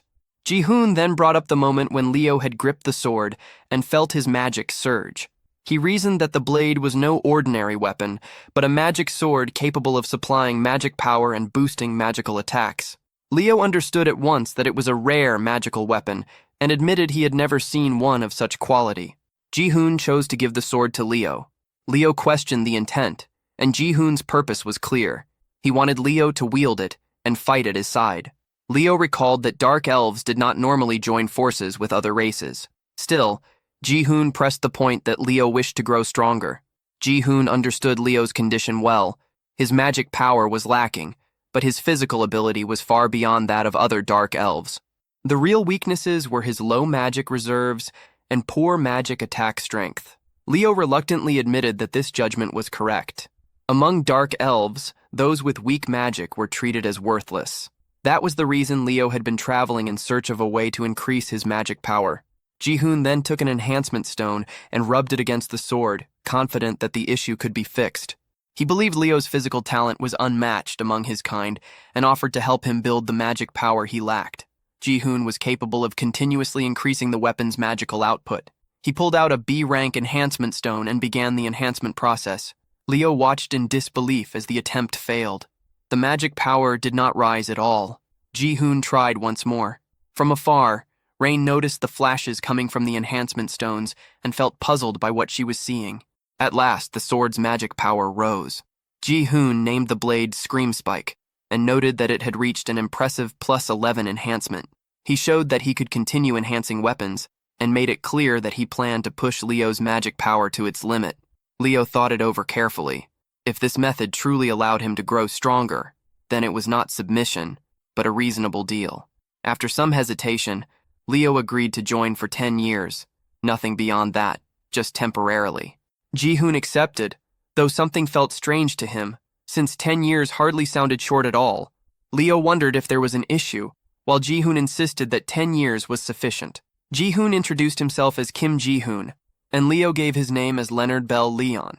At that moment, Rhea, Rain, and Rizzle returned carrying a huge number of enhancement stones. Ji-hoon was caught off guard by how many there were. Rhea cheerfully showed them off, calling them pretty, and mentioned that something odd had happened nearby. Ji-hoon inspected the stones and quickly sensed that something was not normal. Leo examined them as well, and excitement spread as everyone realized the value of what they had found. Ji-hoon later explained that they ate together and talked for a long time. The discussion centered on the cruel actions of humans and the recent attacks they had faced. He brought up the enhancement stones carried by the knights, pointing out that while their number, around 220, was smaller than the stash found at Rhea's home, many of them were still high grade. Among those stones, there was one unexpected and extremely valuable piece. Ji-hoon instructed Rain to use it, and she followed his guidance. As she did, a red aura spread out from her body. The system window appeared, confirming that the D-grade gradestone had reached an 85% chance of grade growth and that the attempt had succeeded. Her level was adjusted due to experience redistribution, dropping from 26 to 21. Ji-hoon checked the result and asked about her condition. Rain felt a little dizzy, but at the same time, she sensed a strong surge of power inside her. Ji-hoon encouraged her to keep going and pushed her to try again. Rain reacted with excitement and continued repeating the process over and over until morning finally arrived. The next day, Ji-hoon stated that they headed toward the swamp where the lizard folk lived. He explained that ogres favored places close to water, and that Leo Arbel Lion had been guiding the lost ogres along rivers toward the sea. Because of this, Ji-hoon convinced the lizard folk to gather and move with them to Warren, since Warren also had access to the ocean. The group kept moving together along the path. As the journey stretched on, Leo wondered if Ji-hoon was already growing tired. Ji-hoon felt annoyed and pointed out that they had only been walking for a few days, and that the others were the strange ones for thinking it was long. Leo reacted with confusion, which led Ji-hoon to complain that Leo's name was far too long and awkward to say. Leo allowed him to choose any name that felt easier. Ji-hoon settled on Bell, a choice that caught Leo off guard by how much it shortened his full name. Without warning, Rain pointed ahead, signaling something in the distance that might be their destination. She felt an uneasy presence coming from that direction. Leo shared his concern, admitting that gathering the lizard folk was a smart move, but also stressing that they were a race as strong as dark elves. Because of that strength, they would never easily submit to anyone.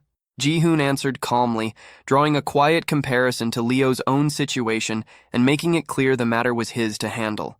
As he showed a faint, confident smile, something felt wrong. A strange presence revealed itself, and from the side, the leg of a creature came into view, as if it had been watching them the entire time. The group continued forward and entered a shallow pool. The ogres sank the moment they stepped in. Both struggled at once, sinking deeper and falling into trouble, while Rhea walked across the water's surface with ease, clearly enjoying herself. Leo noticed the ogres drifting farther away, panic spreading as they sank, and reacted in shock at how far they had already gone. As the ogres continued to sink, Leo stopped them. He then stepped onto the water himself and moved forward to help, while Ji-hoon watched with growing tension. At that moment, someone approached Ji-hoon and calmly explained the situation. Ogres were usually 5 to 6 meters tall and weighed several dozen tons, making swamp crossings nearly impossible for such slow and heavy bodies. Ji-hoon turned toward the speaker and recognized the figure as a lizard folk. The newcomer identified himself as Linak. Behind them, the ogres were still struggling in the water. Rhea looked at Linak and confirmed that he was indeed lizard folk. Linak informed them that beyond the swamp lay a lizard folk settlement. Ji-hoon stated that meeting the lizard folk was the reason they had come this far. Linak warned them that the lizard folk did not welcome other races stepping into their land and assumed they already understood that risk. Ji-hoon answered that anything of value was always found near danger and noted that Linak seemed unusually confident about something. Linak asked for the reason they wanted to meet the lizard folk, and Ji-hoon revealed their goal of borrowing the lizard folk's strength to strike the kingdom. Linak laughed at that and explained that after leaving his village, he had wandered for many years and seen firsthand the cruelty of humans.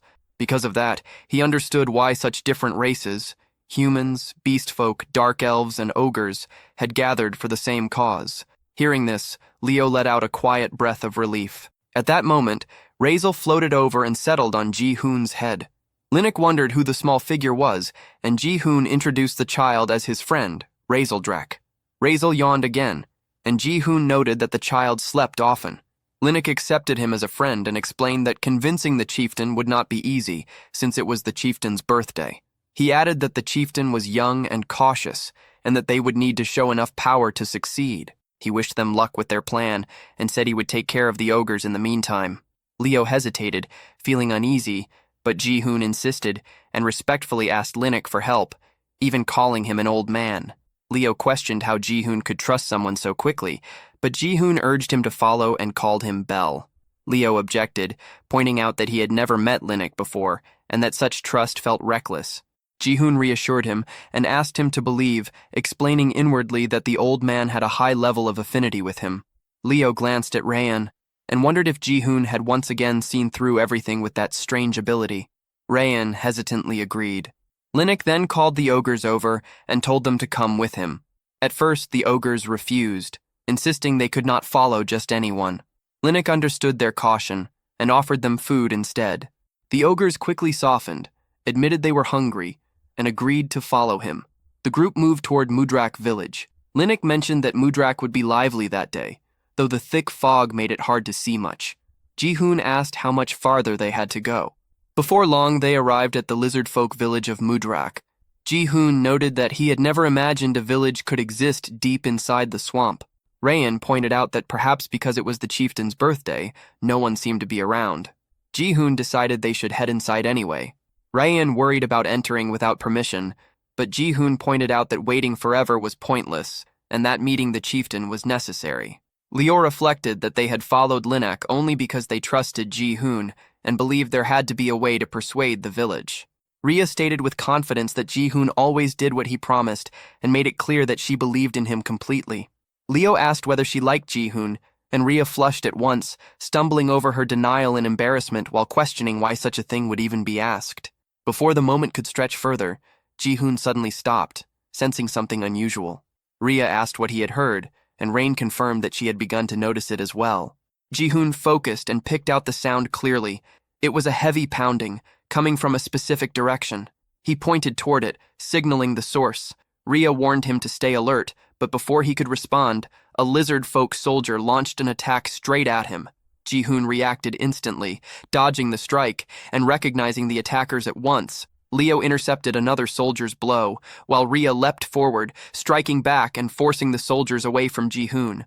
She moved in to attack again, but Ji-hoon stopped her, telling her to wait. Before she could pull back, a soldier struck her hand, leaving her injured. Ji-hoon quickly addressed the soldiers, making it clear they had not come to fight, only to meet the chieftain. One soldier noticed that a human was speaking their language and decided that this alone marked him not as a guest, but as a criminal. The soldiers judged the group as intruders rather than visitors. Chains were placed on all of them, and they were dragged away. As they were taken, Ji-hoon noted inwardly that even the weakest soldier among them was far beyond their level. That alone told him they had reached the right place. He also realized that the pounding sound he had sensed came from here. Leo grew annoyed and remarked that the lizard folk were throwing an extremely noisy birthday celebration. A soldier snapped at them to stop talking and move faster. They were led into an arena. Inside, a kingdom knight was already locked in combat with a lizard folk warrior. In one clean motion, the lizard folk cut the knight's throat. Ji-hoon stared at the scene, stunned, trying to understand why a kingdom knight was here at all. The lizard folk warrior who delivered the killing blow bowed deeply before Lyrak and offered birthday wishes. Lord Lyrak continued eating his fish, calmly observing that the warrior's edge had grown sharper. He praised the fight as a fine, bloody display worthy of a true lizard folk. Another lizard folk called out for the next match to begin. A warrior stepped up to the caged kingdom knights and challenged any of them willing to fight to come forward. The knights, unable to understand his words, shouted in anger, telling him to go away while shaking in fear. Among them, a female soldier trembled uncontrollably. At that moment, the lizard folk soldiers who had captured Ji-hoon's group arrived before Lyrak and announced that they had apprehended intruders. Lyrak's attendant inspected the bound group and demanded an explanation, pointing out that Mudrak lay deep within the swamp, that no one came there without reason, and that their tribe did not welcome outsiders. He pressed them again, insisting on knowing their purpose. Ji-hoon assessed the soldiers watching from the stands. Their levels ranged from 30 to the mid-30s, with ranks spanning from C to A, and their combined force was far greater than he had expected. Yet the real shock came from the lizard folk chieftain himself. Ji-hoon realized that the one seated before them was S rank, level 36. Lyrak's face hardened as he wiped blood from himself and demanded to know why they had entered Mudrak. Ji-hoon answered plainly that they needed the strength of the lizard folk. Lyrak burst out laughing, and the entire tribe followed his lead. Rhea bristled in anger, demanding to know what was so amusing, while Rain panicked and tried to stop her. Leo urged Rhea to stay calm, reminding her that this was only the beginning. Rhea questioned what kind of beginning this was, and Leo clarified that it was a negotiation where their lives were on the line. Lyrak kept laughing, clearly entertained by Ji-hoon's claim that he needed power, and pressed him to see if that was all he had to say. Ji-hoon lowered his head, deciding inwardly that they had to move boldly. Once they bowed, they would never stand as equals again. This world followed the same rules as the game, and that meant Ji-hoon had already met the basic conditions needed to lead the lizard folk. Ji-hoon then declared that all lizard folk would fall under him. At once, a soldier thrust a spear to Ji-hoon's throat, calling him an insolent fool for daring to insult the chieftain and the tribe. Rain froze at the sight, nearly losing consciousness, while Rhea stared in disbelief. Leo understood then that Ji-hoon was using the method he had hinted at earlier. A soldier insisted there was nothing more to hear, and suggested ending their lives on the spot. Ji-hoon and Lirak locked eyes, cold and unmoving. After a moment, Lirak ordered the soldiers to lower their weapons. He stated that his decision was the decision of all lizard folk, and whatever choice he made, the tribe would follow. Ji-hoon replied that he held power, then turned the question back on the chieftain. If every lizard folk followed Lirak, then whom did Lirak himself follow? A soldier rushed forward in rage, accusing Ji-hoon of arrogance. Ji-hoon remained calm and called out to Rizeldrak. Lirak reacted with confusion at the name. Ji-hoon repeated it, pointing out the being floating above his head as Rizeldrak.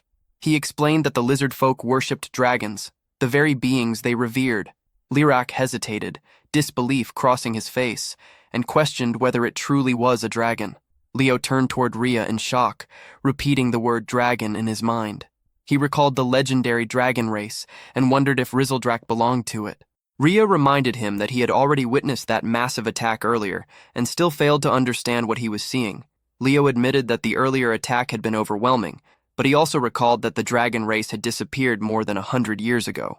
From his parents' stories, dragons were described as massive beings with huge wings, capable of wiping out entire villages with a single breath. Because of that image, he could not accept that the small creature floating before him was truly a dragon. Lirak acknowledged that his people worshipped dragons and followed their will as absolute law. Even so, he insisted that the being above Ji-hoon was not a dragon. The lizard folk soldiers erupted in anger, shouting that the intruders were mocking the dragon race. They demanded that the outsiders be executed at once. One soldier drove a spear close to Ji-hoon's neck and looked to the chieftain for a final call. Ji-hoon assessed the situation in silence. He questioned how the lizard folk chieftain could fail to recognize a dragon at all, wondering whether Lirak truly did not know, or if he was only pretending not to. Lirak suddenly paused, then announced that a more entertaining idea had come to him. He mentioned that there were still 4 prisoners awaiting execution. Rain echoed the words in shock, understanding what death row prisoners meant. The soldiers ordered the remaining kingdom knights to step forward. Lirak explained that not long ago, those same knights had broken into Mudrak, stolen their treasure, and slaughtered a young warrior without mercy. He declared that a fight would decide their fate, and whoever survived would be spared. The surviving kingdom knights moved forward to face Ji-hoon's group. Leon protested, questioning why they were being forced into battle, but a soldier shut him down, reminding him that intruders had no right to refuse. Ji-hoon accepted the situation, deciding that it no longer mattered whether the lizard folk believed the truth or not. Leon begged Ji-hoon to say something. Ji-hoon chose his response carefully. He would prove it himself by showing them the true power of a dragon.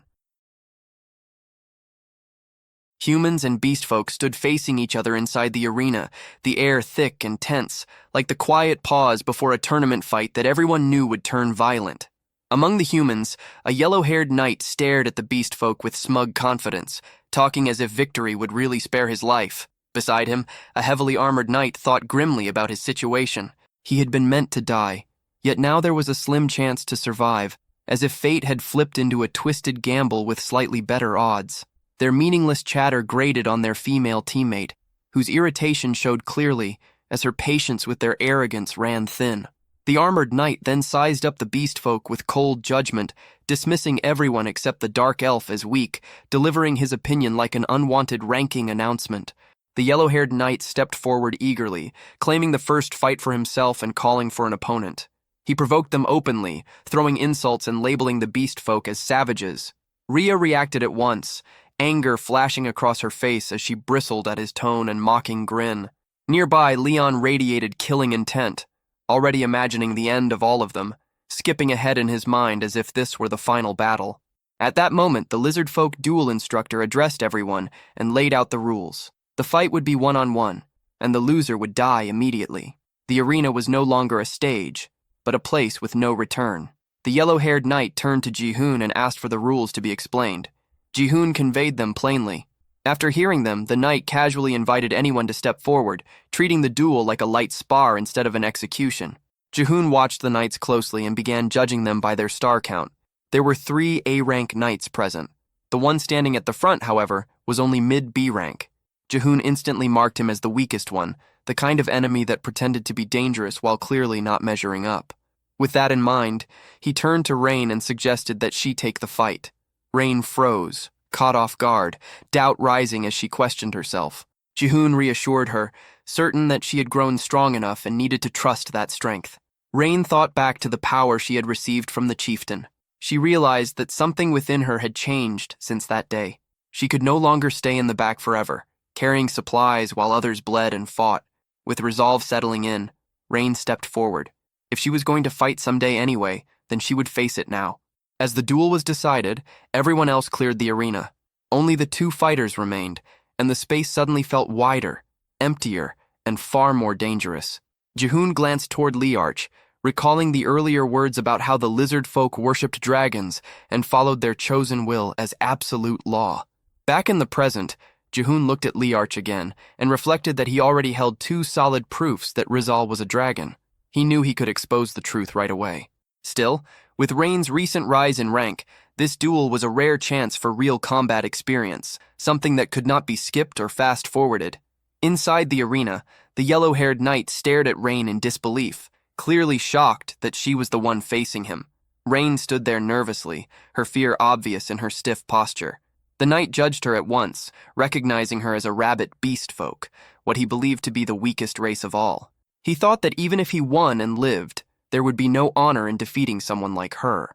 Rain trembled as she looked at his harsh face, fear almost visible through her ears. Then the duel began. The yellow-haired knight activated his power, deciding that a single strike would be enough, since anything more would stain his family's name. He stepped forward and unleashed his Thunder God sword style, releasing a powerful lightning slash aimed straight at Rain. A sharp blast tore through the arena, smoke and shockwaves spreading outward. Rain felt alarm rise in her chest, but Ji-hoon remained completely calm, watching as if this were a scene whose ending he already knew. He thought that the old D-rank Rain would have been frozen in terror by such an attack. Now, however, Rain stood in a different place altogether. As the smoke cleared, Rain suddenly turned and ran, fleeing across the arena in panic and signaling surrender. She believed that continuing meant certain death, and was convinced that defeating someone that strong was impossible. This reaction caught Ji-hoon slightly off guard. The yellow-haired knight, however, was furious. Being shamed like this enraged him. He chased after her, sword raised, moving in to strike again. Rain felt fear overwhelm her as the threat closed in, her body shaking as danger pressed closer. At that critical instant, Ji-hoon's earlier words surfaced in her mind, reminding her that she had grown stronger and needed to trust that strength. Rain realized that if all she ever did was run, nothing would change. With that thought, she jumped and dodged the knight's attack with unexpected speed. Flames suddenly burst from her body, shocking everyone watching. Ji-hoon reacted in disbelief, understanding at once that this had to be Rain's new skill. Wrapped in fire, Rain swung her arm and struck the knight across the face with a burning slap. The impact sent him flying backward, flames trailing as he crashed hard into the ground. The entire arena fell silent, stunned, as if the story itself had suddenly been turned upside down.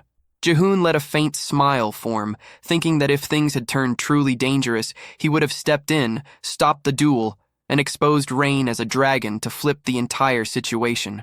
He never expected, however, that Rain would win by her own strength.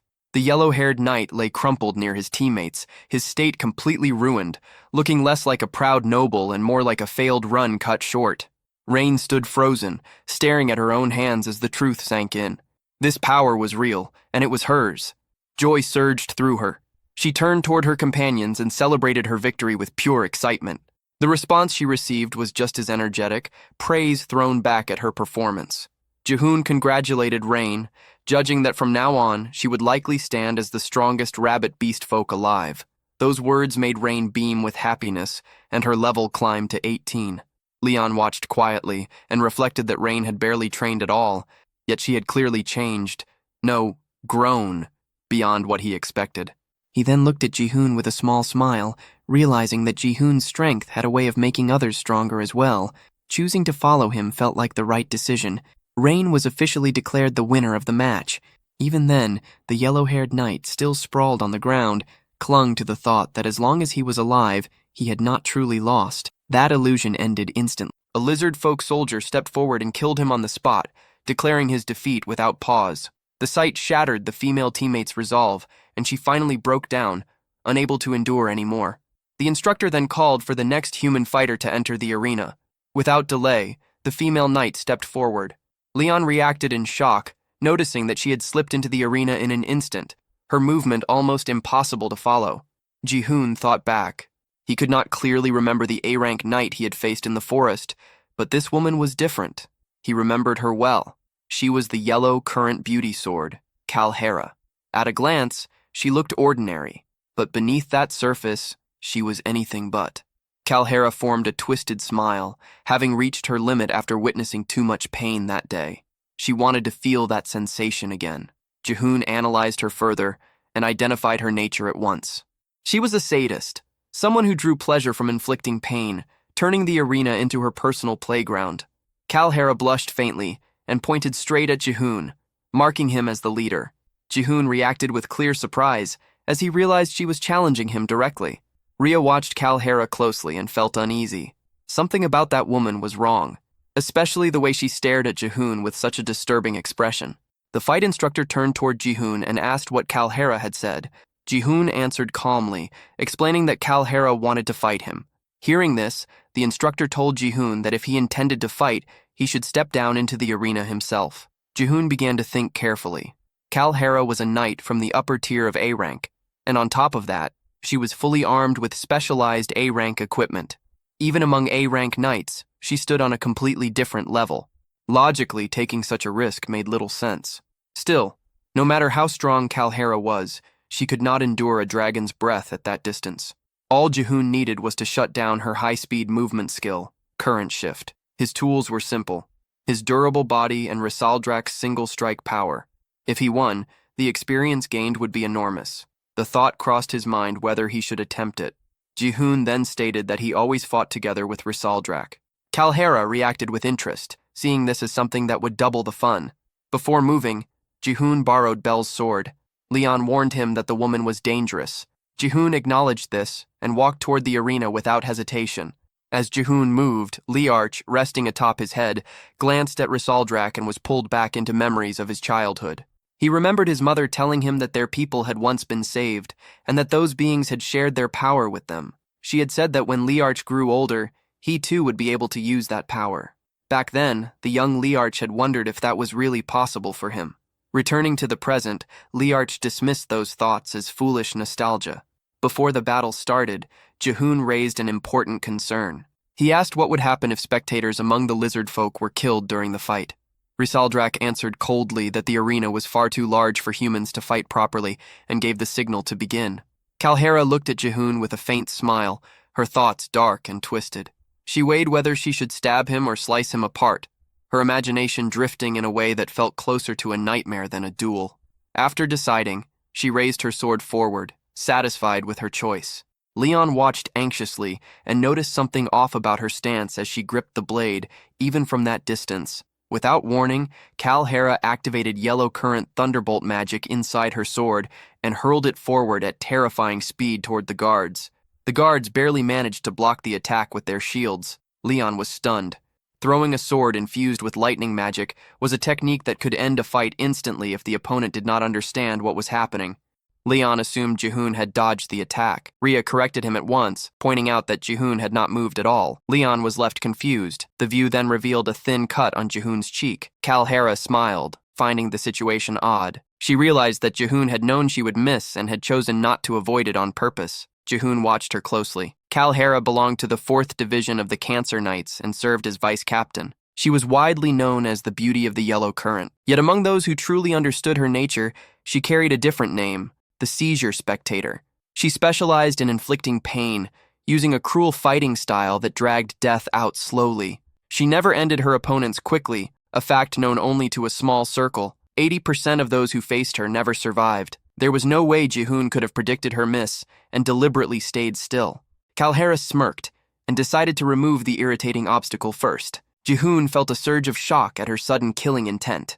She grinned again, convinced that this reaction proved she was right, and launched another strike. Jihoon barely avoided it, deflecting with his sword. Leon immediately understood how bad the situation was for Jihoon. Jihoon had no ranged weapons and no long-distance magic. Rhea argued that he only needed to dodge and counterattack. Jihoon told Rizal to stay right behind him. Leon pointed out that Jihoon was nowhere near as fast as Rhea. The only way Jihoon could deal damage was through a direct charge. With no hesitation left, Jihoon rushed straight at Kalhara. She welcomed him with a warped smile, eager to savor every expression he would show as he suffered. She formed an electric ring around herself using yellow current lightning. The shock hit Jihoon instantly. Rhea cried out in alarm. The Lizardfolk King watched without any visible reaction.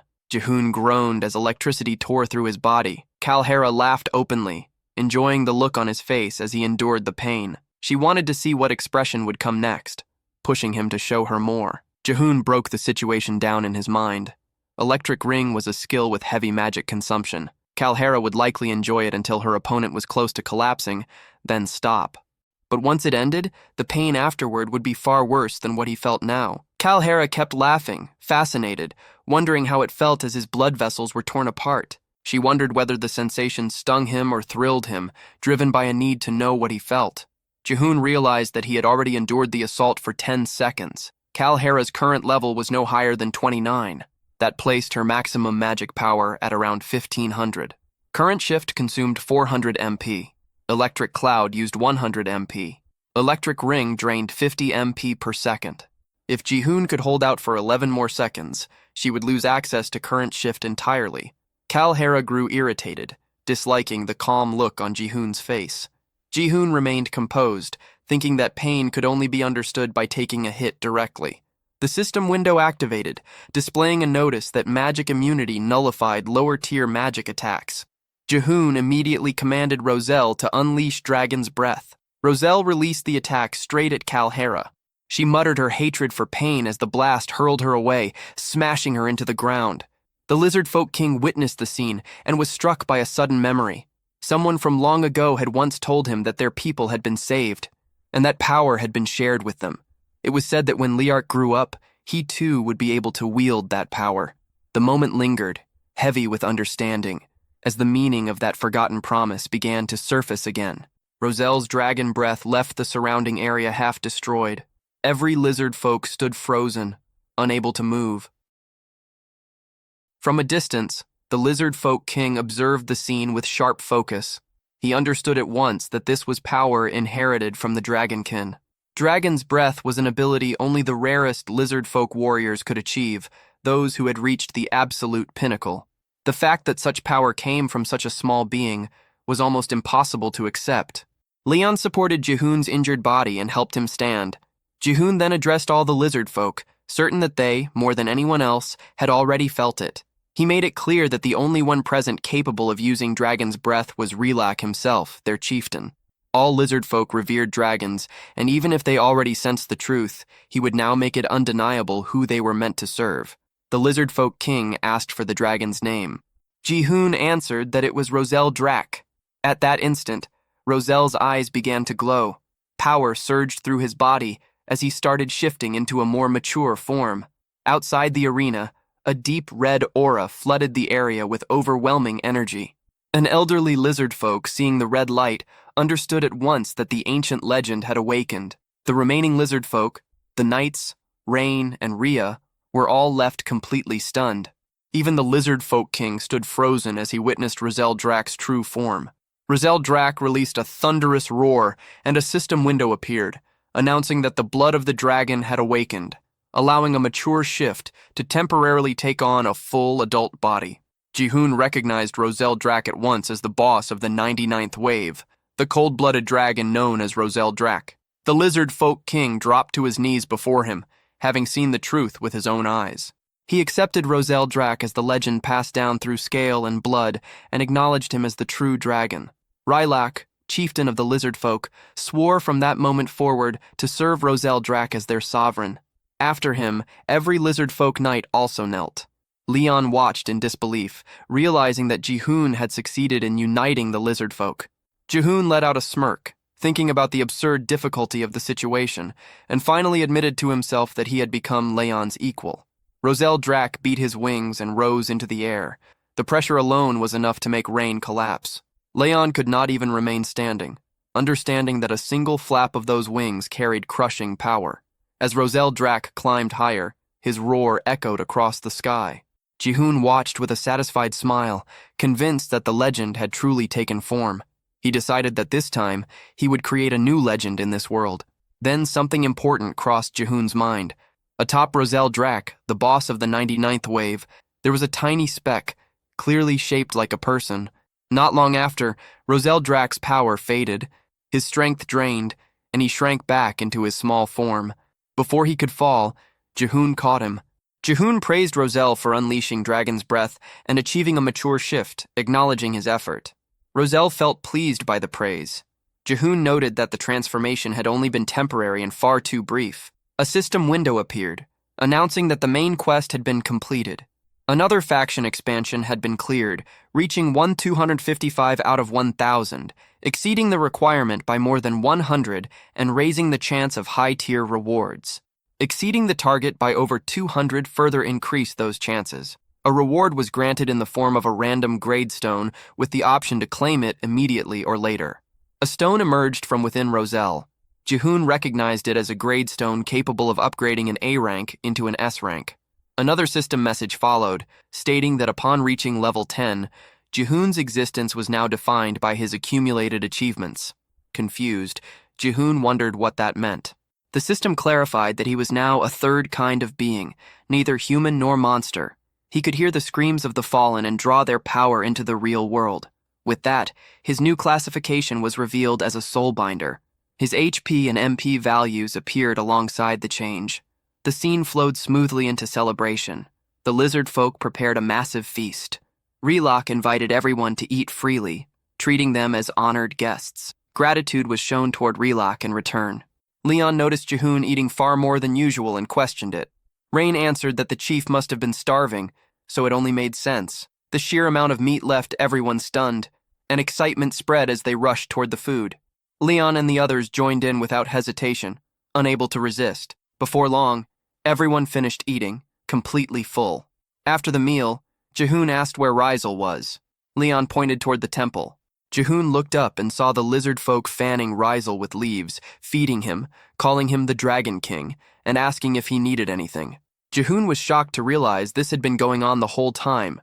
Leon pointed out that it looked like the lizard folk were following Rizal, not Jihoon. Jihoon laughed it off, treating it lightly, and saying they were simply honored guests, nothing more than visitors. He did not care, as long as someone followed them. He claimed that Rizal was him, and he was Rizal. Leon questioned what that was even supposed to mean. Jihoon brushed it aside, calling it just one of those things, and suggested they rest for the day since tomorrow would be busy. Suddenly, Leon sensed something, and said someone was watching them. Jihoon replied that he could not see anyone. Leon looked at Jihoon's expression and commented that he looked frightening. The scene then shifted to the kingdom. An injured knight stumbled back into the castle, muttering that he had to report what happened. From the castle walls, soldiers noticed him and stared into the distance. The following morning, the castle's residents examined the raft that had carried the bandits driven off by Jihoon. Meanwhile, the group of bandits is escorted by a castle knight.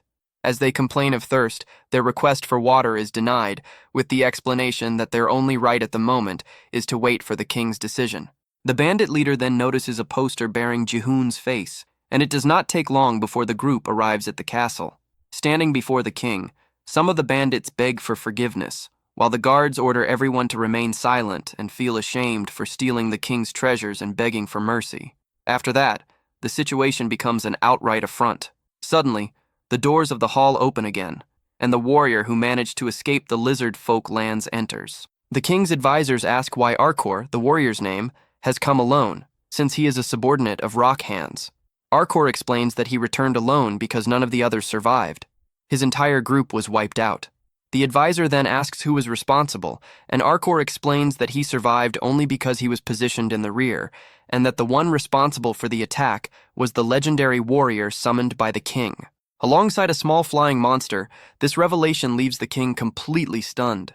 Arcor continues his account, saying that because of injuries to his leg, he had to remain still until the monsters fell asleep.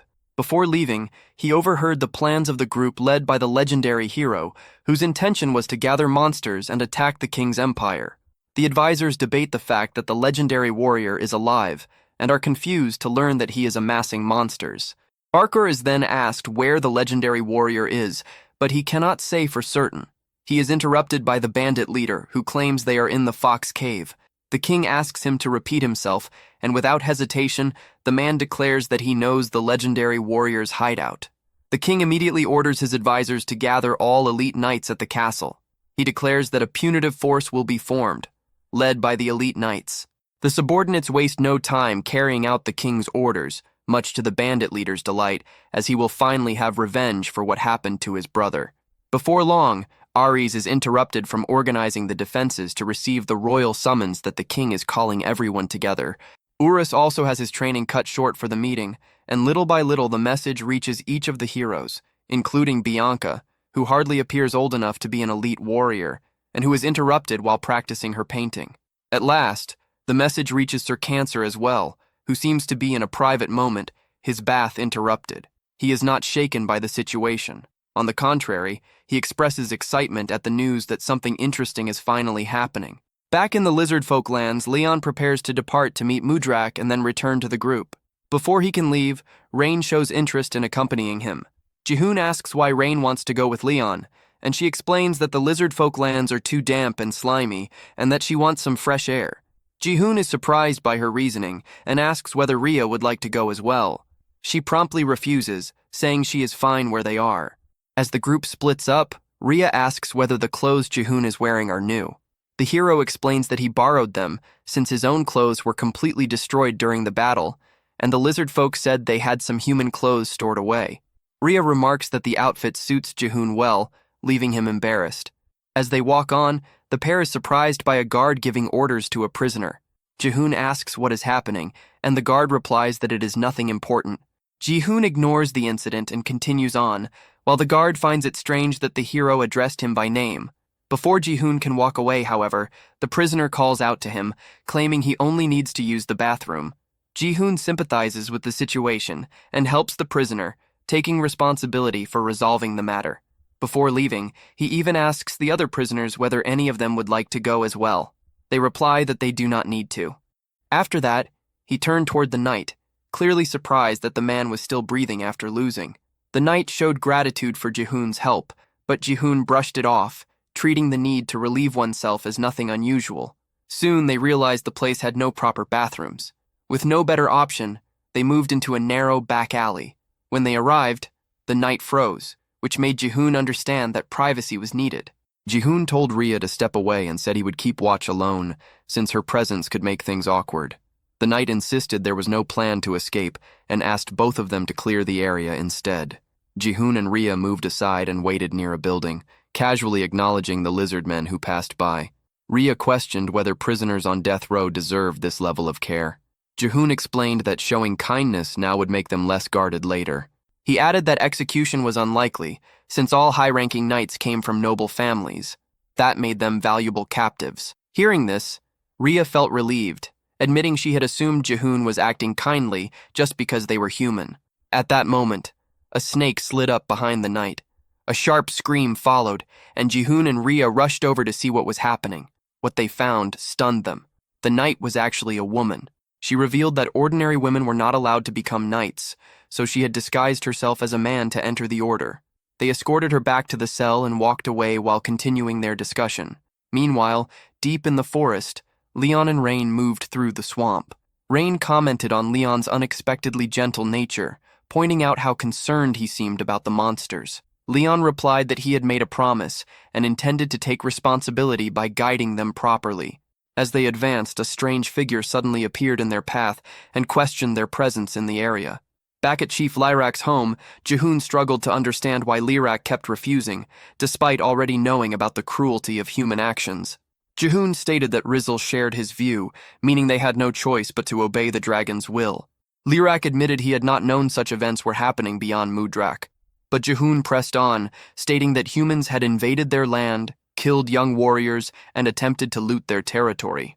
He challenged Lirak's hesitation, suggesting fear of conflict. Lirak denied being afraid of fighting. Just then, sounds came from outside as someone entered the room. Jihoon was taken aback when an elder lizardman appeared. The elder explained that there was only one reason for the delay. The lizard folk had never once traveled beyond Mudrak. Lirak questioned why Reynark had come. Rhea was surprised to learn they were acquainted, though only slightly since they belonged to the same race. Lirak revealed that Reynark was the former chief. That made sense to Jihoon. When he had checked the lizard folk's status before, there had only been 2 S-rank individuals. Lirak explained that the position of chief was decided through combat, and the one who lost was forced to leave the tribe. He questioned why Reynark had come back after losing. Reynark made his intent clear by returning as a challenger and demanding another duel. The speed at which everything unfolded caught Jihoon off guard. Soon after, they moved into the battle arena. The situation surprised him, but it also worked in his favor. This was a rare chance to see the real fighting strength of the lizard folk. Lirak showed no restraint. He made it clear that there was no forgiveness for those who failed to know their place and triggered his primeval transformation, his body swelling and reshaping into a massive T-Rex. Reynark answered in kind, declaring that he would prove the strength of someone who had fully adapted to their surroundings. As Jihoon watched, he noticed several lizard folk dressed as priests standing around the arena. There were 4 of them, placed evenly apart. He quickly realized they were setting up a barrier. During his own duel, nothing like this had been used. The priests later clarified that a chieftain's duel without protection could destroy the village itself. That explanation reminded Jihoon of something important. Lirak was capable of using dragon breath. In a fight where that kind of power could be unleashed freely, a barrier was not optional.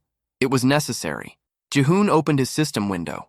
After the battle with Kalhera, 2 more party members had been added. He considered adding the Elder as well, but it was still impossible. Lirak had not joined the Warren faction yet, which meant he was not officially an ally. Still, this battle itself had value.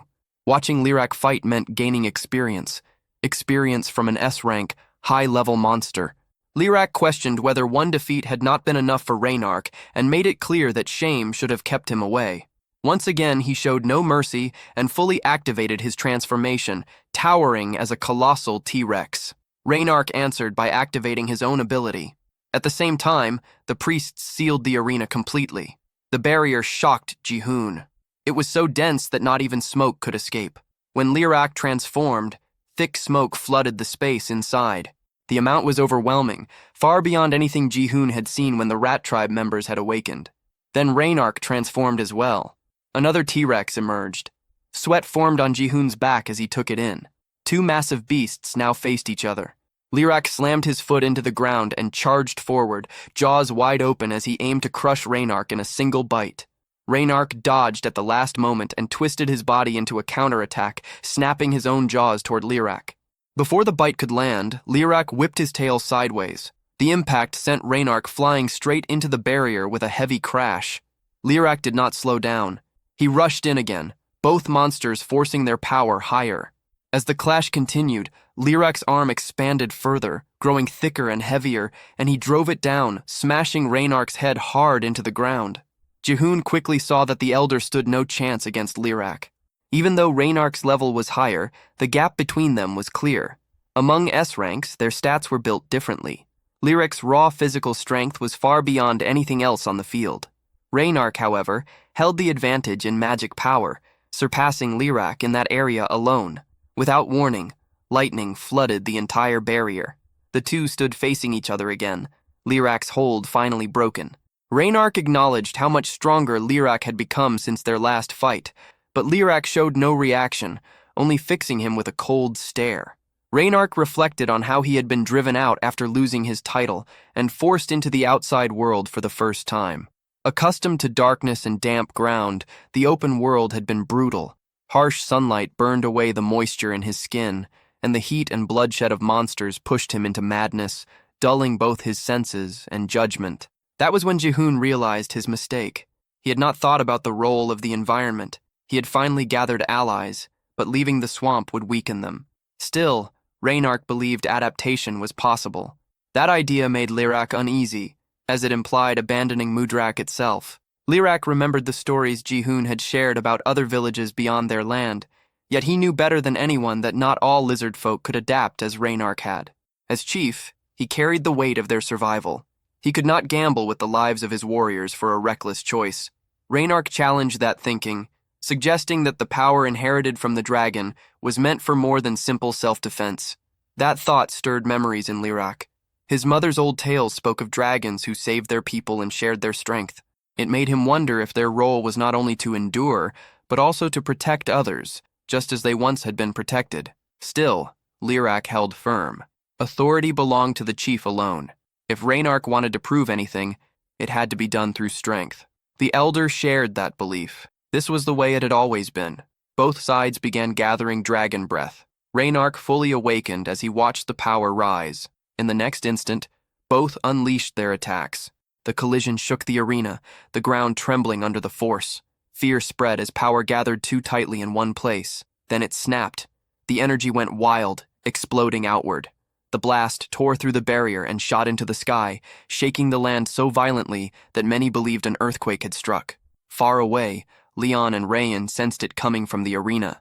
Worry hit them at once. Leon rushed ahead, leaving Rayan to handle the orcs. Back at the arena, Ji-hoon saw how close the barrier had come to breaking from the shock alone. Still, all eyes searched for the result. Thick smoke covered the battlefield. Slowly, it thinned. Only one lizard man remained standing. He claimed his place as chief, making it clear that even a single defeat would never be accepted. Lirak stood over Reynark, trident lowered to his throat, waiting for his final stance. Reynark accepted the outcome. He believed the lizard folk were strong by nature, and that strength would allow them to adapt, no matter what future awaited them. Reynark understood that from the very start, his goal had never been the position of chief. What he had seen beyond their land was the real issue, and his only wish was to keep that same disaster from reaching Mudrak. Jiwon came to understand that every wave existed for a reason, especially after witnessing what had happened to the rat tribe. In the game's original flow, the lizard folk were meant to invade the nearby kingdom around the 30th wave. That event was likely tied to the outcome of this very battle. Reynark's efforts had worked. The course of the story remained intact. He ordered the priests to treat the fallen opponent. If anything had truly changed, it was the timing. Jiwon had forced the story forward earlier than it should have been. At that moment, another system window appeared before Jiwon, catching him completely off guard. An emergency quest had been triggered. The mission was clear: stop the expeditionary force. The alert showed that S-rank knights were already on the move, leaving Jiwon confused about how things had escalated so fast. Leon rushed over, demanding to know what was happening. Jiwon told them that Warren was in danger. In the capital, the city gates opened wide as armored knights marched out in formation, heading east. From atop the castle walls, Ares watched them go, teeth clenched in frustration. Only a few hours earlier, the king had summoned the elite knights to the throne room. 6 had answered the call, excluding the one already away on a mission.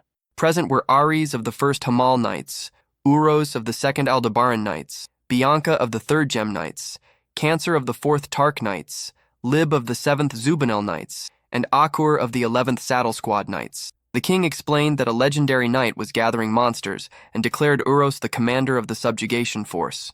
Orders were given to leave only minimal troops behind for wall defense. This mission had a single goal: total annihilation. Ares watched the army disappear into the distance, stunned that he had once again been assigned to wall duty. Akur and Cancer remained behind as well, with Cancer openly complaining about having to walk on dirt. Ares questioned her presence, recalling that she had mentioned losing contact with her subordinates sent north. Cancer dismissed the concern and turned it back on him, hinting that he might be worried about her. Ares corrected that assumption, stating his concern was for her missing troops, and warned her not to twist his words. That response clearly annoyed her. She complained that staying behind was dull, and Ares bluntly told her to leave if she found it so unbearable. Just then, a man approached Cancer and asked whether she truly planned to sit out the subjugation. If so, he needed to know whether her existing schedule should remain unchanged.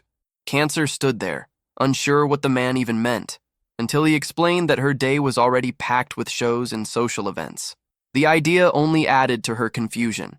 Nearby, Akur approached Ares and questioned why he seemed so eager for battle, hinting that it might be driven by personal desire. Ares pushed back at that thought, refusing to be seen as someone who loved war for its own sake. He made it clear that his goal was to help fulfill the king's vision, and that meant wiping out the monsters as fast as possible. Akor noted that his thinking differed from Archaon's, which made Ares question whether she was lumping him together with a mad cultist. The comparison clearly irritated him. Elsewhere in the city, children were running around an old man, playing at being knights and monsters. The old man spoke in strange terms, describing himself as both human and monster, a star that existed between the sky and the ground. One of the children pointed upward, noticing a star shining even though it was still daytime. As the old man followed the child's gaze, he saw it clearly. Another binary star had appeared. 2 stars now stood alone in the open sky. Back in Mudrak, confusion spread as news of the human invasion reached everyone. Jaehoon realized there was no time to waste and asked how long it would take to reach Warren. His party estimated 3 days at his normal pace. Jaehoon immediately decided that was too slow. They needed to arrive within a single day. Rhea calculated that it was possible if they ran without stopping. Jaehoon chose to send Leon and Rhea ahead first. He told them he would contact them later with further instructions. Before letting them go, he stopped them briefly and handed over rank evolution stones. As the stones were used, a burst of light followed. Lyrak sensed something change at once. The flow of power within the fox beast kin had shifted. Rhea's rank rose to A, and she felt an odd sensation run through her body, something unfamiliar and unsettling. Jaehoon then looked down at the A-rank evolution stone he had received as a quest reward. It was an ultra-rare item, capable of pushing an A-rank being into S-rank territory, though the chance of success was only 35%. A clash with an S-rank knight was unavoidable in the coming fight. He already knew who would appear. Lib of Libra, the strongest in single combat. To stand a chance against Lib, they needed an S-rank melee fighter with extreme speed. There was no other option. Jaehoon silently wished for the stone to work. Soon after, Leon and Rhea departed, heading out first to assess the situation and react as needed.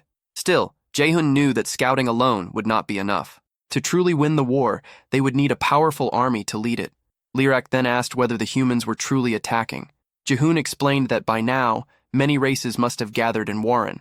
Beastkin, rat tribe members, slimes, goblins, and others would all be there. That was why he was worried. After hearing this, Lyrak made his decision. He said that he would go as well, catching Jaehoon completely off guard. He ordered the priests to gather the warriors and declared that he would lead them himself as they left Mudrak. Hearing that eased Jaehoon's tension.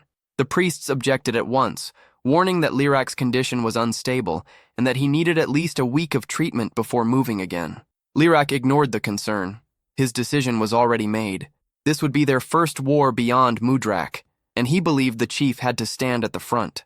Right after, blood spilled from his mouth as he coughed. The priests grew alarmed, pointing out that he had taken the full force of a dragon's breath head-on and needed rest above all else. At that moment, Dirac stepped forward and offered to lead the warriors in his place. Jaehoon evaluated him. Setting aside the 2 S-rank chiefs, Dirac was clearly the strongest among the A-ranks. His level stood far above the rest, marking him as the most likely next candidate for chief. Lyrak acknowledged that Dirac was more than capable of replacing him. Dirac answered with absolute resolve, stating that he would claim victory even if it cost him his life. Lyrak accepted that resolve without hesitation and told him to fall on the battlefield if that was what it took. Dirac took those words seriously, declaring that he would never bow to the environment itself. Jaehoon then headed toward Rain. She mentioned that she had seen Leon and Rhea sprinting earlier and sensed that something serious was happening. When she turned around, she froze. A full lizard folk force stood assembled behind her. Jaehoon explained that they were moving toward Warren. Rain worried about the goblins left behind, but Jaehoon reassured her that the lizard folk would handle them. Dirac then told Jaehoon to climb onto his back, stating they would move at full speed. A female lizard folk approached Rain and told her to do the same. With that, the group set off across the open plains under the bright sun. The moment they stepped into the light, the lizard folk felt their skin dry and crack as moisture drained away. Unease spread through the ranks. Dirac pushed them forward, telling them not to fear the sun. They were Mudrak's elite. The warriors lifted their heads and surged ahead, charging toward their goal. 50 of Mudrak's finest fighters moved as one, all A ranks level 30 and above. They would win through strength, not numbers, sending a clear message to the human army to wait. They were on their way. If the scene shifts to Bianca, she is holding the shadow nail, a weapon shaped from her own shadow. Without hesitation, she drives it into the ground. It is a skill known as shadow nail. By embedding a nail made of her own shadow into another shadow, Bianca can return to that exact spot whenever she wishes. As she watches the weapon slowly sink into the earth until it disappears completely, Bianca murmurs to herself that as long as light exists, shadows will never vanish. Then, as if expecting a response, she calls out to Ryan, the nail. At that moment, Lib appears behind her, asking whether this is the place Bianca intends to mark. Even so, Bianca does not turn around. Her gaze remains fixed on the shadow on the ground, a strangely defined silhouette with the outline of a young boy. Lib's close presence makes Bianca tense. Her voice comes out unsteady as she asks Lib to step back a little, explaining that if someone is too close when she uses her ability, Ryan will end up manifesting. Without arguing, Lib retreats a few meters and apologizes, asking whether that distance is sufficient. Only then does Bianca turn around, scratching her head in a nervous gesture, and confirms that it is. Before silence can settle again, a voice echoes from the distance, calling out to them. Lib turns toward the source of the call and looks at the armored soldiers approaching, commenting that they have fallen well behind the vanguard. At the front of the group stands a bearded man with an imposing presence. He wields a massive hammer and a shield adorned with bull horns. Raising one hand, he orders the march to halt. Bianca is the first to speak, asking what happened and warning that there is something strange about the forest. The man scans the surroundings carefully before replying that the enemy was likely hiding, waiting for nightfall, an approach guided more by instinct than by intelligence. In the next moment, the entire army stands still, staring at the shadow of an animal cast atop a tall mountain. Uros watches the scene in silence. As the army remains frozen in place, the shadow at the mountain's peak begins to condense, gradually taking on a defined shape. Little by little, it reveals itself as a white wolf, marked by a scar beneath its eyes. Its open jaws expose sharp fangs, leaving no doubt about what it is: a direwolf. Its red eyes blaze before a powerful howl echoes across the forest. At that call, an entire pack of wolves emerges beside it, all howling in unison, making the very air tremble. In response, the army raises its spears, and fear spreads among the soldiers as they recognize the creatures before them. The assessment is swift. There are hundreds of them, perhaps close to 1,000. Orders follow immediately to hold formation as units reorganize. The front line advances, the flanks are secured, and the shield bearers move into position. Soldiers brace themselves, kneeling with spears leveled forward as shields lock together, forming a solid wall. Bianca watches from beside Lib, unease creeping in. It is still daytime, and provoking a battle seems unnecessary. The mission does not demand this confrontation, and blocking the creatures from the fortress would be a far more advantageous strategy. Even so, it is clear that the wolves understand this logic just as well. Doubt hung in the air. Were they truly monsters, or merely creatures reacting to the human threat?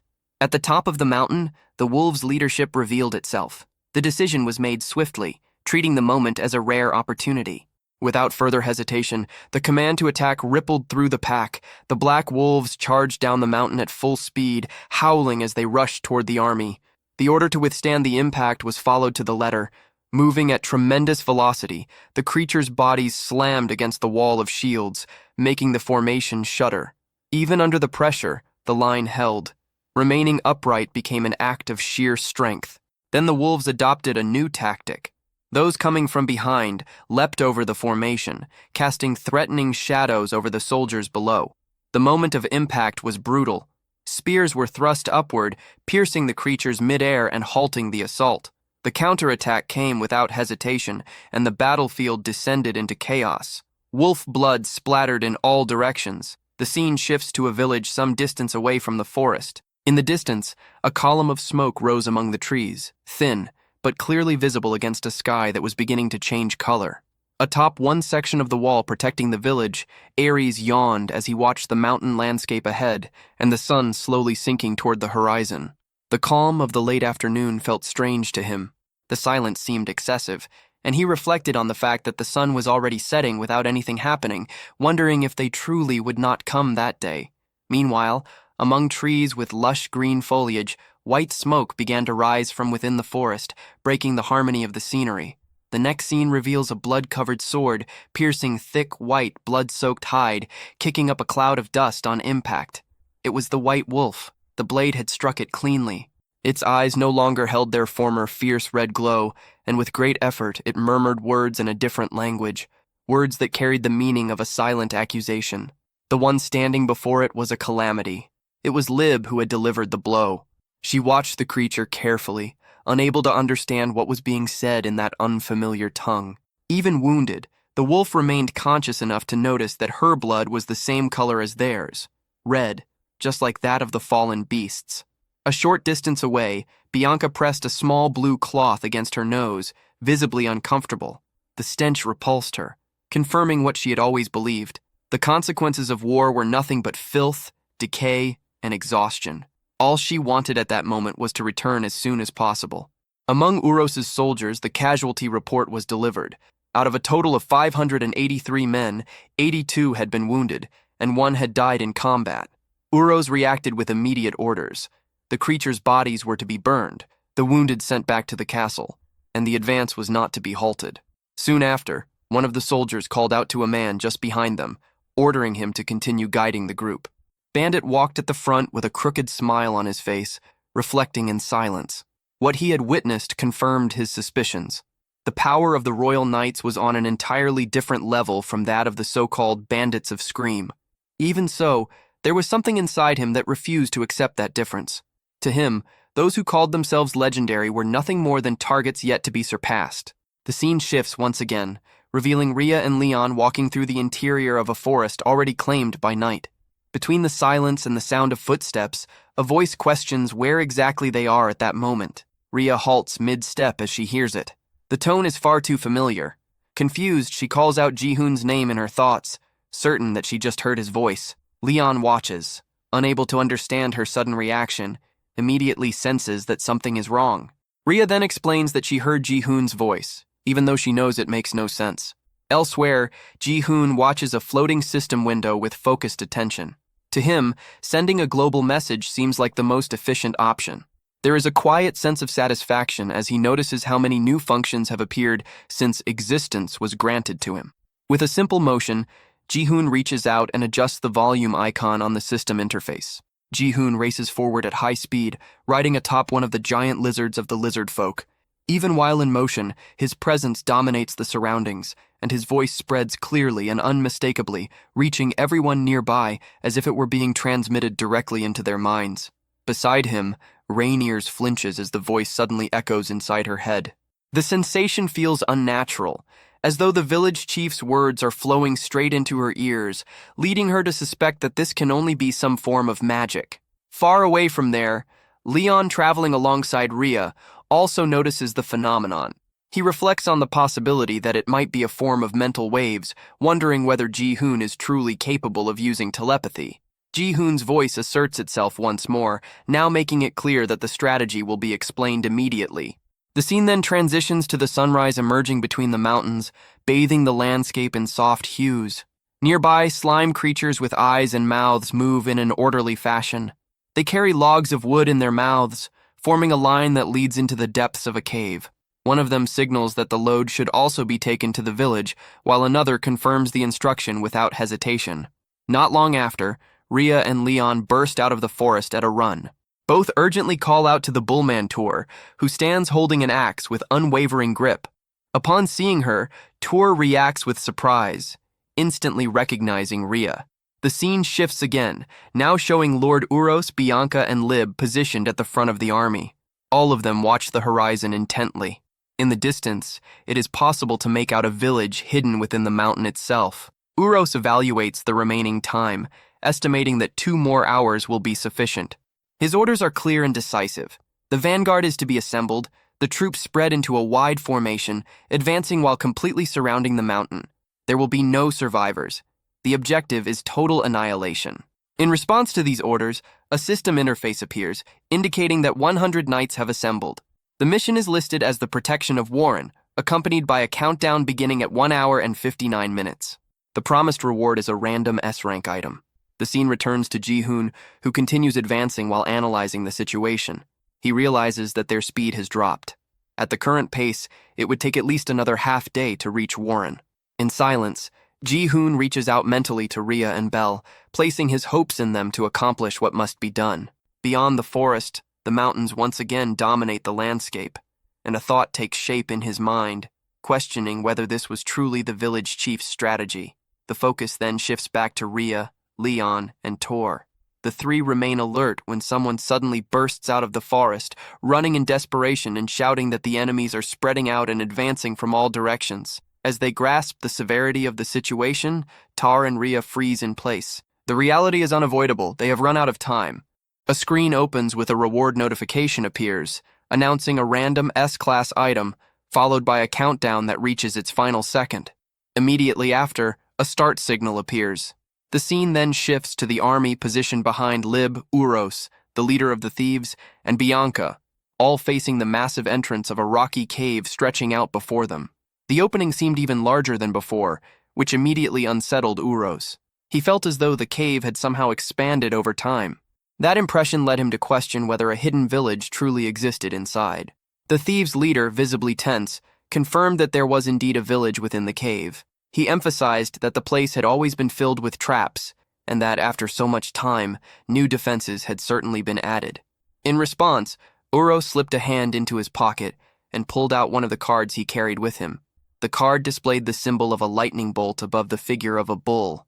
As he looked at it, he frowned, irritated by the bad luck of drawing that particular card. He then turned to Lieb and ordered her to advance with the 50 Zubenli knights he had brought, assigning them as the front line. Lib accepted the command without hesitation.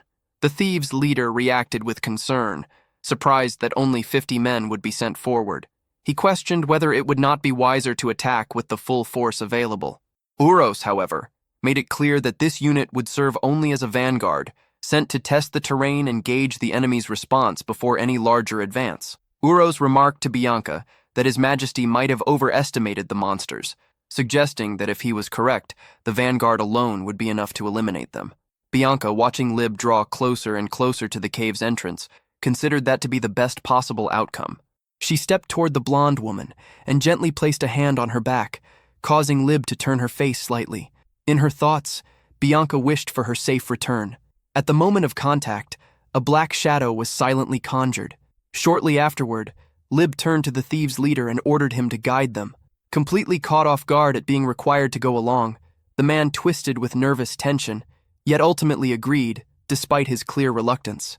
Inside the cave, the scene revealed massive winding rocks surrounded by pools of water that reflected the faint light available. The terrain was uneven and treacherous, demanding caution with every step. The leader of the thieves warned the group to move carefully. Lib advanced at the front beside him, while the guards followed close behind. Some carried torches, their flames casting trembling shadows along the cave walls and lighting the narrow path ahead. The bandit kept his eyes on the ground, uneasy as he recalled a section of the floor that once had a different color. Now, that mark was gone. The absence only increased his tension, because in his thoughts it made no sense that all the traps could have simply disappeared. At that very moment, the ground suddenly gave way, collapsing beneath their feet. The group began to plummet into the void. As he fell, the bandit felt his worst suspicion confirmed. He had known something was there. The drop was absurdly deep, and to make matters worse, sharp stakes waited at the bottom. Lib remained completely composed, even as she fell. She turned her attention to Shamari, who was beside her and already understood exactly what needed to be done. With an amused smile, Shamari pointed her sword toward the ground below. In her mind, she focused on the idea of reshaping the earth. Sand and small stones began to stir and spin around her, responding to her will. She then fixed her thoughts on forming a mound of earth, molding the terrain to stop their imminent fall. The ground, filled with massive spikes, was almost entirely covered by the shaped earth, creating a safe surface. At the front, Lib surveyed the remaining path stretching deeper into the cave and signaled for the group to keep moving forward. Still surrounded by the dust stirred up by the shifting soil, the bandit clenched his teeth, stunned at how easily that trap had been neutralized. Now walking behind the others, he froze when he noticed a crater opening in the ceiling of the cave, chunks of rock beginning to fall from above. Shocked, he realized that no such trap had ever existed there before. Beside Lib, Shamari lifted her gaze toward the falling rocks and took control of the situation. In response, a massive arm made of stone erupted from the ground and stretched up to the ceiling, sealing the crater completely. The bandit was left speechless, paralyzed as he witnessed the absurd scene unfold before his eyes.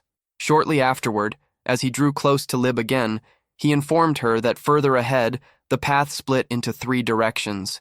Even so, in his thoughts, he concluded that such information might no longer matter in the face of the power he had just witnessed. They soon noticed an intense light shining from one of the openings.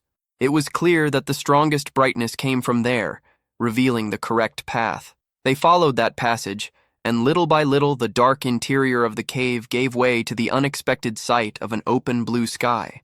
Lib stepped forward, her serious gaze fixed on the small village ahead as she silently analyzed every detail. At the same time, the leader of the thieves felt a chill run down his spine. Everything seemed far too quiet. Internally, he warned himself not to lower his guard. His eyes quickly dropped to the ground, and he noticed something out of place, a clear sign of danger right before them. Scattered across the ground near the cave's exit were numerous holes. The thieves' leader immediately recognized the threat, certain that rabbit-like creatures would emerge from them at any moment. Lib simply ordered the area to be checked. One of the soldiers rushed forward at high speed to carry out the command. He drove his spear into one of the holes and triggered a burst of flames.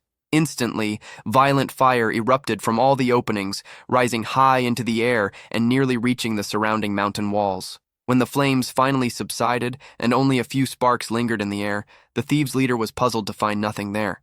Lib also found the situation unusual, quietly remarking to herself how strange it seemed. She then ordered everyone to inspect the village.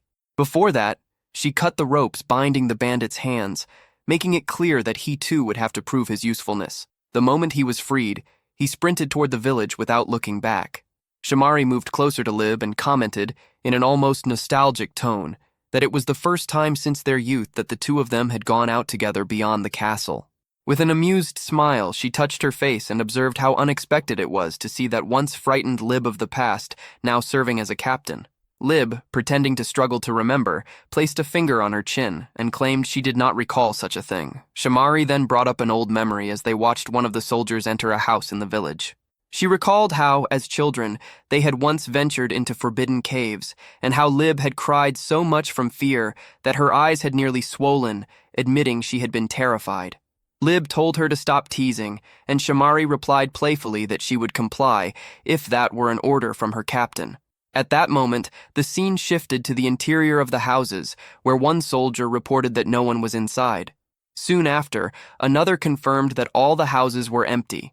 Shamari stopped her teasing, surprised by the situation. Before long, the soldiers began stepping out of the buildings, stating that that side was completely deserted as well, just like the others. Lib tried to make sense of it, questioning how it was possible that they had surrounded the area, advanced all the way there, and still found absolutely no one. Shamari suddenly ran toward the center of the village, determined to see everything with her own eyes. She asked whether they had truly searched every corner, and warned that there might be a hidden passage somewhere. Lib remained behind, troubled by a growing doubt, wondering whether the villagers had simply abandoned the place. The scene shifted again, revealing silhouettes of rabbits concealed by dust, digging with determination. The image widened, showing more rabbits scattered throughout the area, and just behind them, large slimes lined up one after another, motionless. At their center stood Rhea, observing everything closely.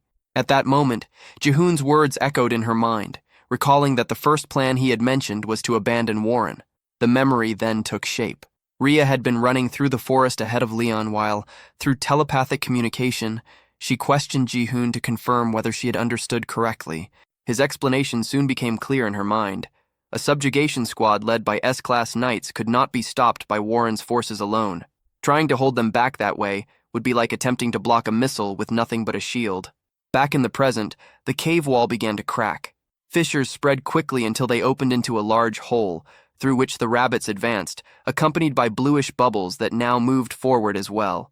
In that memory, Rhea had still insisted, asking whether digging a tunnel and escaping was truly the plan. In response, Jihoon explained that once the enemy was lured inside, the next step would be decisive. Returning to the present once more, something began to happen right behind Lib. A cloud of dust suddenly rose, causing her hair to flutter in the unexpected current of air. Lib turned her head toward the source of the movement, murmuring as she realized it was coming from the cave's entrance. At that moment, Jihoon's conclusion fully took shape in her mind. The village had been turned into a prison meant to trap the enemy. The dust slowly settled, revealing that the cave passage through which Lib and the others had entered was now completely sealed by massive boulders, blocking any route of escape. Out of the corner of her eye, Lib caught sight of something wrapped in a greenish cloak, moving too fast to be clearly identified. She could not make out exactly what it was, but unease settled over her instantly. Soon after, shouts echoed through the village as alarmed soldiers announced that it was a dark elf and that he was fleeing in that direction. Moments later, a soldier ran up to her and urgently reported that they had found a hole. There was another passage leading out of the village. Lib's expression hardened completely. The realization formed quickly and bitterly in her mind. The enemy had known the army was coming and had chosen to flee. Sealing the main route had only served to buy time. However, for such a swift and precisely executed escape, the most important exit being discovered so easily could only mean one thing. That, too, was part of the enemy's plan. The dark elf sprinted at full speed, pushing forward through flames and unleashed powers cast by the soldiers, none of which managed to strike him. Among the troops, someone shouted for him to stop, but the next moment showed the dark elf continuing ahead, driven by unwavering determination. Lib's reasoning deepened. If the dark elf who had supposedly failed to escape had remained behind on purpose, then everything might have been deliberate. Her eyes widened as suspicion surged through her. Perhaps this was all a trap. She quickly turned to the soldier beside her and demanded to know where the other escape route was. When she was told that the passage lay behind them, near the cemetery, she did not hesitate. Stepping forward with her sword in hand, she summoned her technique. The dance of the Sword of Light manifested around her, surrounding her body with shimmering golden sparks, while one of her eyes took on a completely golden glow. In the same instant, she launched forward at full speed. Her speed was so great that, as she cut through the air, she left behind a straight line of shimmering golden light, marked across the sky like the trail of lightning. Meanwhile, the dark elf suddenly stopped running and turned to face the soldiers pursuing him from a distance. After judging the space between them, he decided that it was far enough. Within the group, Shamari found it strange that the target had abruptly halted, wondering in surprise why he had stopped so suddenly. Black shadows swirled around Leon as he raised his weapon above his body, wrapped in a dense and oppressive aura. That weapon had been given to him by Ji-hoon, who had explained that its ability reached maximum efficiency when enemies were aligned in a straight line, which was why he had entrusted Leon with it.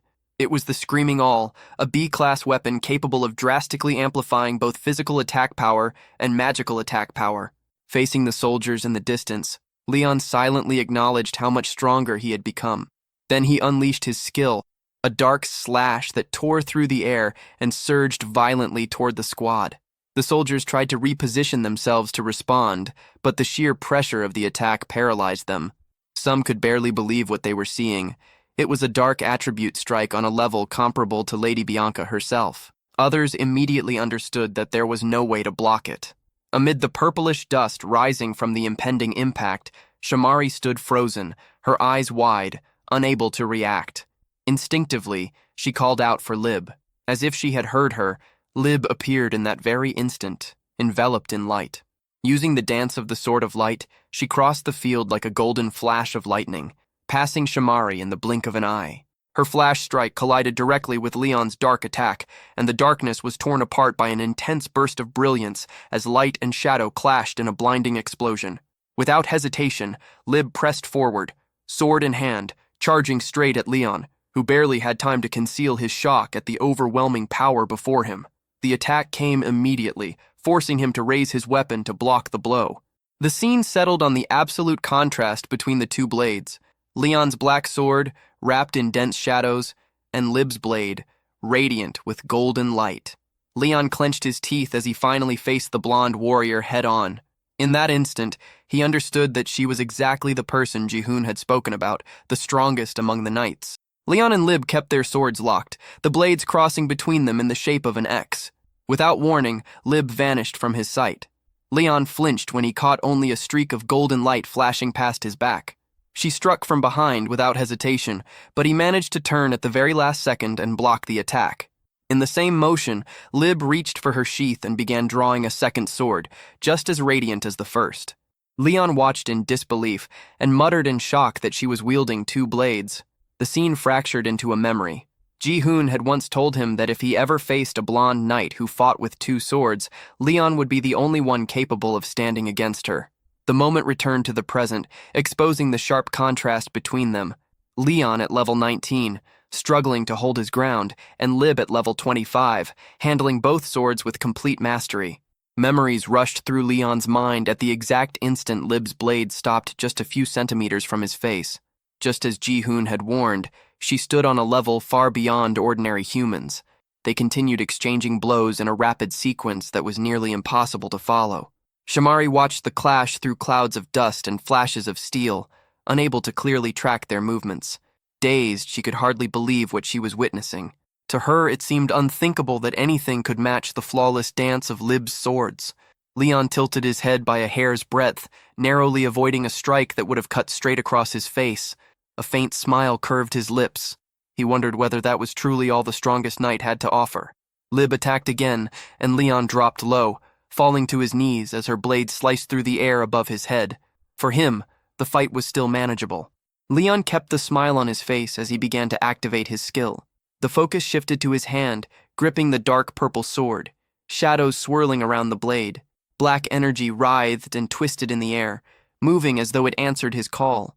A massive wave of violet power erupted, sweeping through the space like a crushing tide. The image focused on Lib's eye as she witnessed it, and without hesitation, she summoned her own strength, the dance of the Sword of Light. At the rear of the cave, the scene shifted to those who had remained outside, now thrown into confusion. Urus reacted to the sudden blast, demanding to know the source of the thunderous sound. It had been a tremendous explosion. Moments later, one of the soldiers came running from the direction of the forest, urgently calling out to Sir Uros. In an alarmed voice, he reported that there was a shortcut, and that monsters were fleeing through it. Hearing this, Uros's expression hardened completely. The scene cut to a flashback. A soldier was shown hidden among the bushes in the forest, watching from a distance as a giant rat, slimes, and other creatures escaped through another opening broken into the cave wall. He described what he had seen, explaining that a large group of monsters had smashed through the wall and fled that way. Faced with this information, Uros questioned whether they had abandoned the village. If that were the case, then the explosion from earlier could only be connected to that sudden retreat. Just behind him, Bianca spoke with confidence, stating that Lib was safe. She had linked a fragment of Ryan to Lib's shadow, ensuring her protection. The scene returned to the battle between Leon and Lib. Within her shadow, a hidden red eye revealed itself, and through it Bianca could see everything unfolding. She remarked in surprise that it was impressive for someone to fight Lib on equal terms, wondering if the opponent might be a dark elf. Through the crimson eye in the shadow, she saw the elf visibly exhausted, his body stained with blood from the wounds inflicted by Lib's strikes. The scene shifted back to the outside of the cave. Uros pulled the gigantic hammer from his back and declared with firm conviction that no one could defeat Lib in a direct one-on-one battle. They needed to focus on carrying out His Majesty's orders. He then raised the hammer above his head and began channeling the power of a wide-range ability. Ria's eyes turned hollow, almost catatonic, the moment she noticed the large group of soldiers gathered behind them. At the front line of the army, the archers lifted their bows and aimed straight at the creatures. As Ria understood what was about to happen, panic seized her, and she screamed for them to stop. The command was given. In the next instant, the sky filled with flaming arrows, countless projectiles tearing through the air in blazing trails. The creatures stared in terror, unsure where to run. Tar reacted first, shouting for the slimes to unite. The Slime King reinforced the order with a gesture, and they obeyed without hesitation. The small slimes quickly merged together, stacking and fusing until they formed a massive bluish barrier in front of the group. One arrow after another struck the living wall, yet none managed to inflict damage. Among the archers, one cried out in disbelief that physical attacks were not working. Without wasting a second, Tor raised his voice again, ordering everyone to run while they still had the chance. The creatures began to flee. Uros's face twisted with fury as he declared that none of them would escape.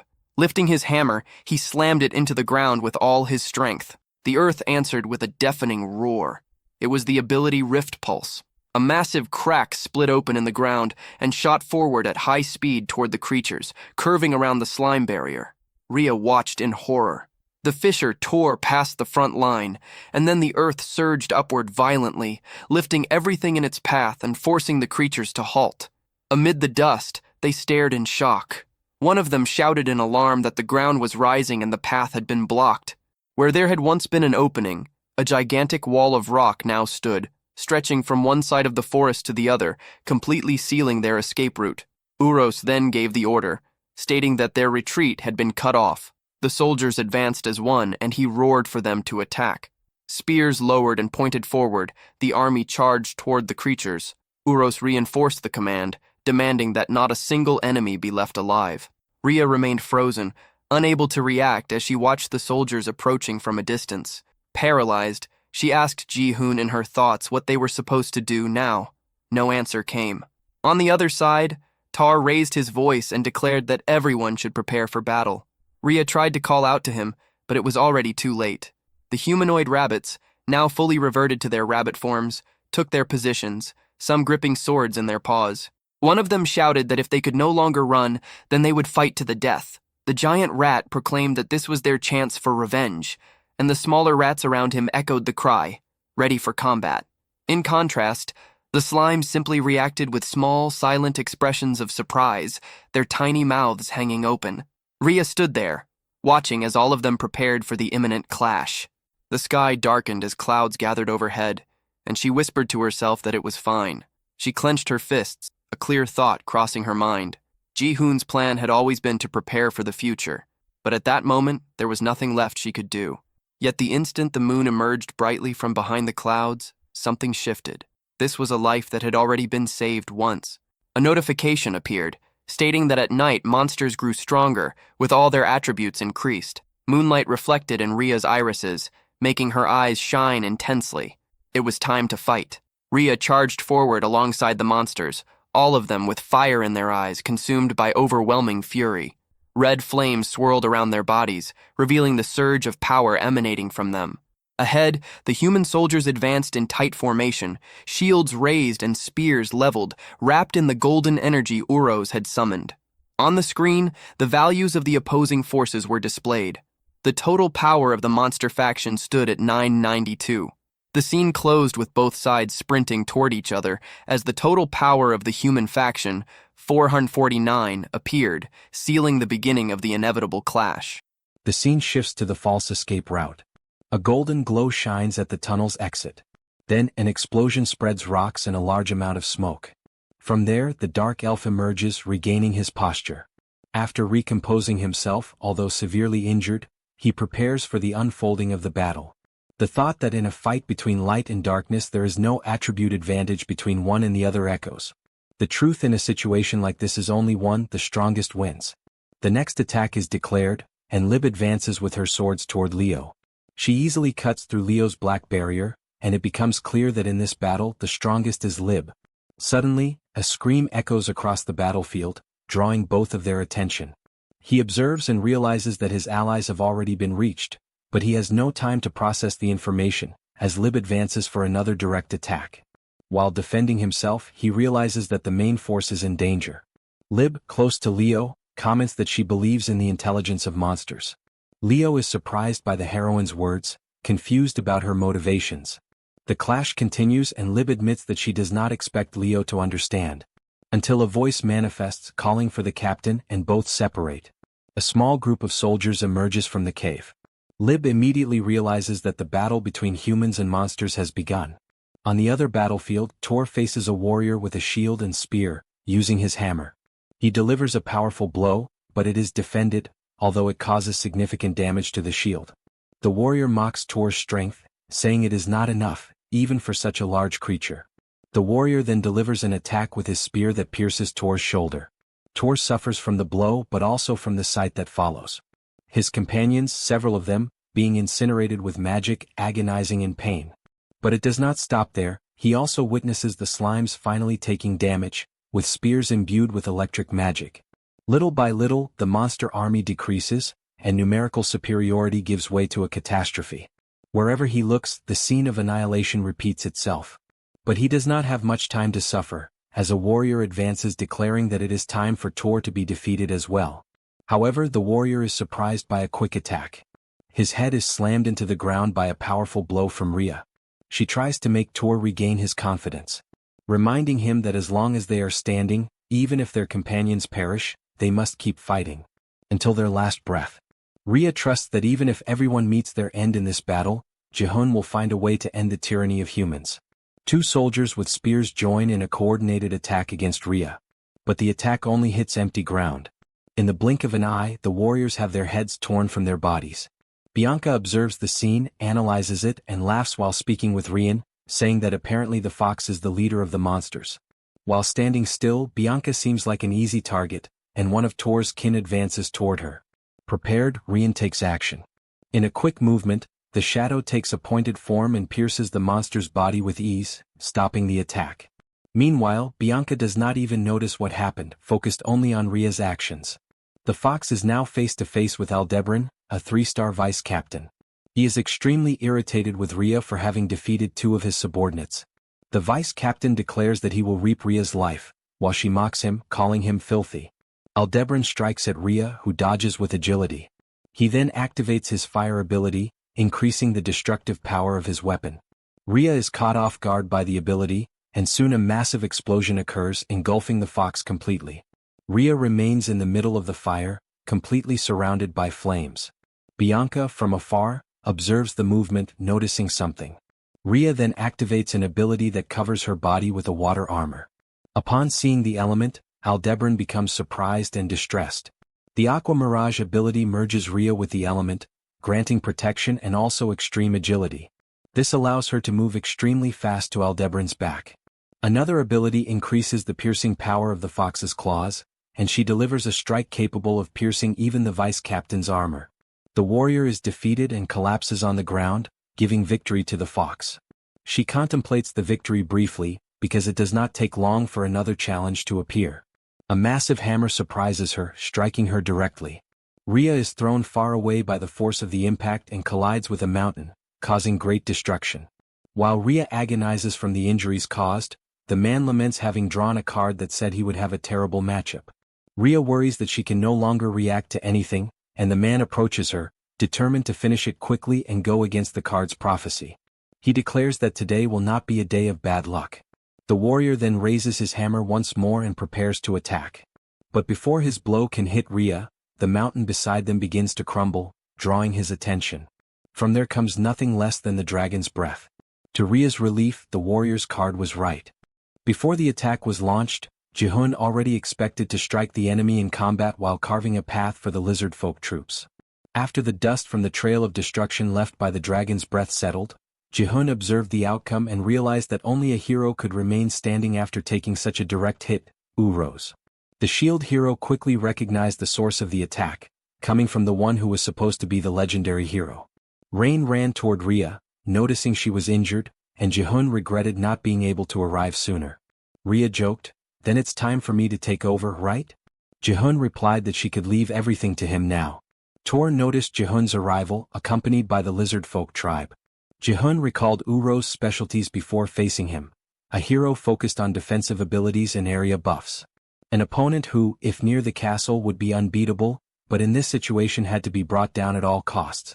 Growing tired of waiting after the attack, Urose asked how long they intended to stand still. He boasted that the attack had achieved nothing. He then gave an ultimatum to the legendary hero, calling him to battle. Jihun calmed the troops and asked them not to rush. The moment had been anticipated, and now everyone was united. Urose ordered his army to regroup and reorganize their positions. At last, Jihun commanded the attack and all the lizard folk advanced. The human army prepared to defend. As they advanced, just before the clash between the two forces, Jihun issued another command, Ancient Ascension. A massive mist engulfed the battlefield, and the soldiers grew confused about what was to come.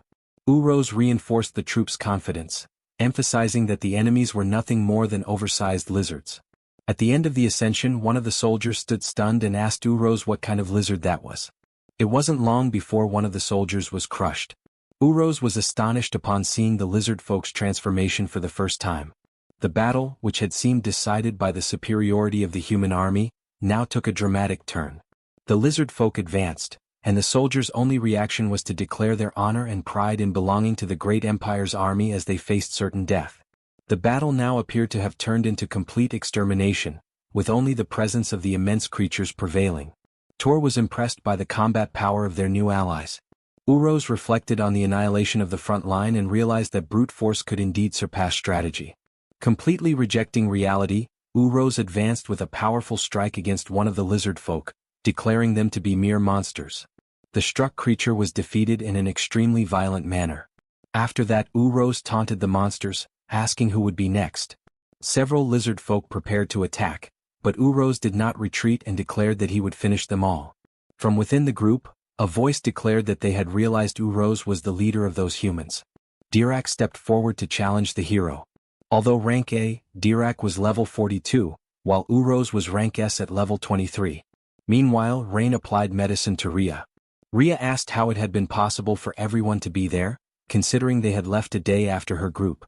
Rain then began to explain, saying that Jihun had used a new ability. The scene shifted to the moment when the hero's group decided to take a break near a river after the environment had severely worn down the lizard folk. Rain considered the idea of solving the humidity problem using water magic while they moved. Dirac replied that the lizard folk were not capable of using that type of magic, and Rain herself couldn't either. She used fire. Jihun reflected on the only one in the group with that affinity, but her focus was on compression. Then as he looked around, he noticed a creature in the water, with the silhouette of a woman. It was a mermaid, and that left the hero surprised. Curious, Rain asked where he had seen it, and Jihun pointed in its direction. Despite trying, Rain couldn't see it at all. Ria became curious about the fact that Rain couldn't see it, and Rain said that wasn't even the most curious part of that moment. She explained that, unexpectedly, Jihun began walking toward the mermaid, and suddenly, a massive vortex of water rose from the river.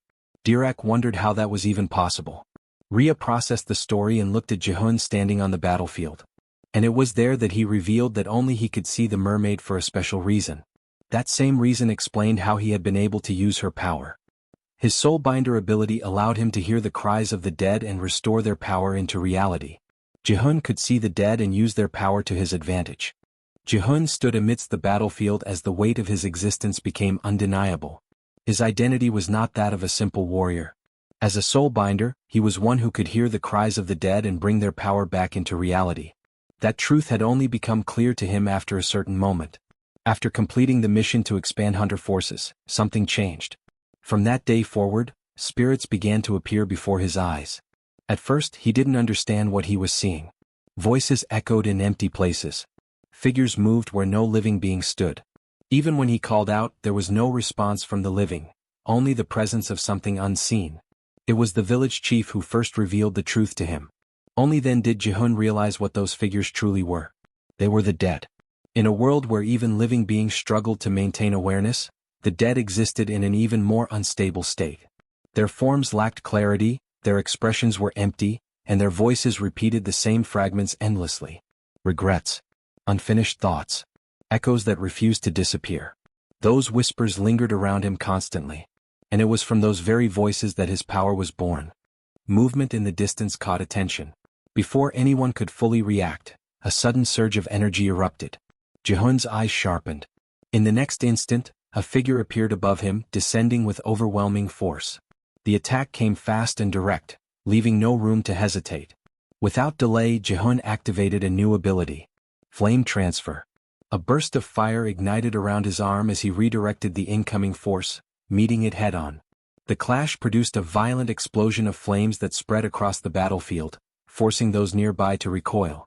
The attacker faltered for a brief moment, caught off guard by the sudden counter. Jihun did not give him time to recover. Channeling the borrowed power through his body, he followed up immediately. Blazing Strike. A concentrated blow, engulfed in flames, drove forward with destructive force, crashing directly into the target and sending a shockwave across the ground. The impact carved through the battlefield, scattering debris and pushing back anything in its path. Yet even as the flames faded, the presence surrounding Jihun remained unchanged. The purple silhouettes of the dead continued to linger around him, reinforcing the nature of his power. He was not simply using magic. He was borrowing it from the fallen. From a not-so-great distance, Bianca watched Jihun's actions. She immediately recognized him as the legendary knight, witnessing the possession ability. She and Ryan grew excited by the encounter, but before they could act, a strange odor disturbed the heroine. Suddenly, one of the ascended lizard folk attacked Bianca, drawing Jihun's attention. The attack did not reach her, and she immediately ordered Ryan to act. He then extended his claws, piercing the monster's skull with ease. There was no chance for defense. The sight of Ryan in action was shocking. The monster fell to the ground while the others remained frozen, only watching. Ji-hoon realized the presence was Bianca, recognizing her but not giving it proper importance at the moment, trusting that she would remain occupied. Ji-hoon chose to prioritize analyzing the battlefield, activating the monster vision ability to check everyone's position. After a quick scan, he searched among the team members, marking their positions, until he noticed one farther away, Dirac, who was likely in battle against Uros. Ji-hoon acknowledged that it would be a complicated fight, but he had no time to reflect on it. Something strange, moving at absurd speed, flew toward him, and he barely avoided being hit. The mountain, however, was not so lucky. The impact was violent enough to raise a cloud of dust and leave a crater in the landscape.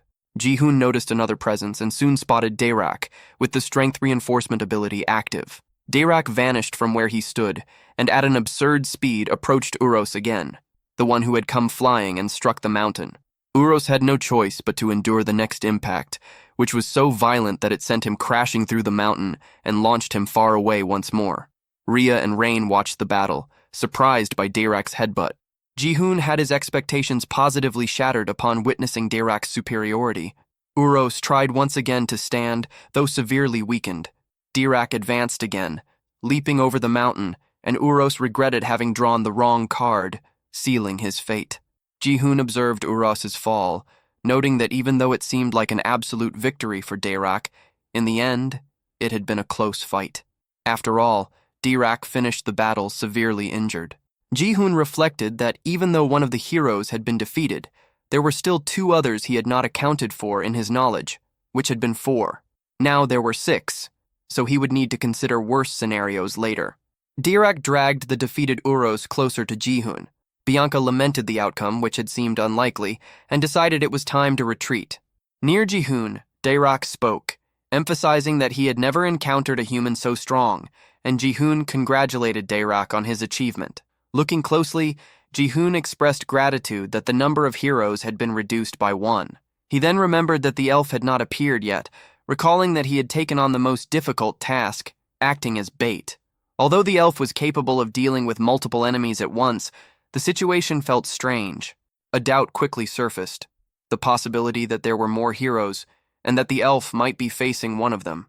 The scene shifted to Leon's battle, where, facing imminent defeat, he apologized. He had not expected Lib to be as strong as she had proven to be. Lib disarmed Leon, and he reflected on the end of his journey. She then attacked, directing her blade straight at his neck. Ji-hoon picked up Uros's hammer. Before the blade could reach Leon, a crack spread across the battlefield, drawing the blonde's attention. The ground beneath her shattered, disrupting her balance. What had been a lethal strike turned into nothing more than a scratch. Ji-hoon arrived at the battlefield between the two, shouting that Leon must not stop fighting under any circumstances. The fissure created by Ji-hoon split the pair apart and pushed the other warriors of the human army away. Lib recognized the face of the new opponent, recalling the first time they met, and later learning who he truly was after the kingdom spread news about him. The legendary warrior now stood before her, preparing a powerful strike with an ally's weapon. The attack hit Lib, but she managed to block it, resulting in a massive shockwave. Ji-hoon felt pleased to encounter Lib, as he knew she was the key to the Empire's success against the monster offensive. He remembered how, after one of his defeats, he had grown frustrated and considered giving up the game. But after persisting and obtaining Rizzledrak's heart, whose dismantling produced the dragon's soul, he discovered the combination needed to defeat the 100th wave. The artifact's energy combined with Lib's synergy. With that in mind, the objective was clear. Lib had to disappear, so the Empire would no longer be able to defend itself. Determined, Ji-hoon prepared his next attack. Using the destructive strike ability, he landed a direct hit on Lib, who barely managed to block it. Even avoiding the full impact, she was launched far away, crashing into a rock. The scene shocked Lib's companion, who witnessed her master struck down amid the rubble. Lib regained consciousness, but realized one of her arms was broken. Ji-hoon, having consumed all his MP in the last attack, signaled Dirac to deliver the final blow to the enemy. The lizard folk advanced at high speed. Lib watched the incoming strike with no chance to react, and Ji-hoon was satisfied with the outcome of the assault. But a sudden twist changed the course of the battle. Lib's companion stepped into the path of the attack. Dirac was caught off guard by what had just happened. In front of Lib now stood the sight of her childhood friend, pierced through by a spear. She recalled a moment from the past when, during a simple game, Shamari had appeared just to enjoy being by her side. Now the farewell between them came abruptly. Dirac discarded Shamari's body, throwing it aside, and quickly prepared to continue where he had left off. The second attack came without warning, but Lib now had a new reason to keep going. A massive pillar of golden light erupted from the heroine, stopping the attack and throwing Dirac off balance. Ji-hoon understood that Lib's emotions were part of her power structure, but he had never seen such a manifestation before. With a cold gaze, consumed by hatred, Lib declared that she would kill them all. Dirac did not step back and readied himself for the clash. But something strange happened. From Lib's shadow, Bianca emerged, urging them to retreat, an ultimatum. Bianca then used her mass withdrawal ability. The soldiers understood immediately and rushed toward the purple circle.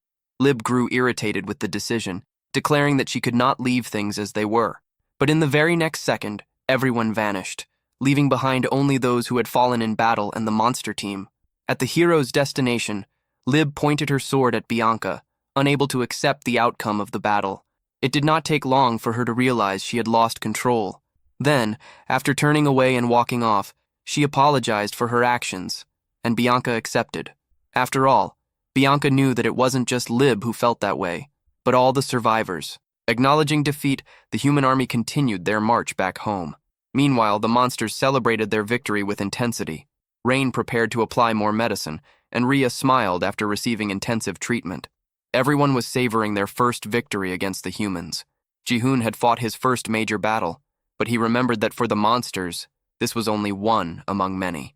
This time, however, with victory came something new: hope. Even so, the war was not over. A system window appeared, signaling that the emergency quest had been a success. Another followed right after, informing him that he had obtained a new S-class item. After retrieving the new item, a mysterious cloak, Ji-hoon declared that this time they would be the ones to attack.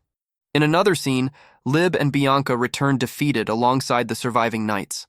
Among the civilians, some recognized the subjugation force that had departed a few days earlier. Others noticed that there were far fewer soldiers than when they had left. The spearman quickly climbed down from his post and approached the two women in terror, trying to understand what had happened. In the middle of the crowd, Lib did not even hear him. He called out to her and asked what had happened in that battle. But Lib gave no response. Then he noticed the absence of the commander who had led the expedition. Uros was not there. None of the soldiers answered when he asked about him. The spearman's eyes widened. Among the civilians, shock spread as they realized that Sir Uros had disappeared. One woman reacted in disbelief at the possibility of an elite knight dying in battle. As she passed by the spearman, Bianca explained that the monsters led by the legendary knight were on a completely different level from any creatures they had ever seen before. The spearman lamented that he should have gone in Uros's place. But Bianca coldly stated that even if there had been another soldier like him in that battle, the result would not have changed. She then headed toward the castle to report everything to His Majesty. The man still asked if she was truly all right. If monsters on that level really existed, then the entire kingdom was in danger. But Bianca calmly replied that there was no reason to worry. The difference was only that large. She then left Lib and the spearman behind.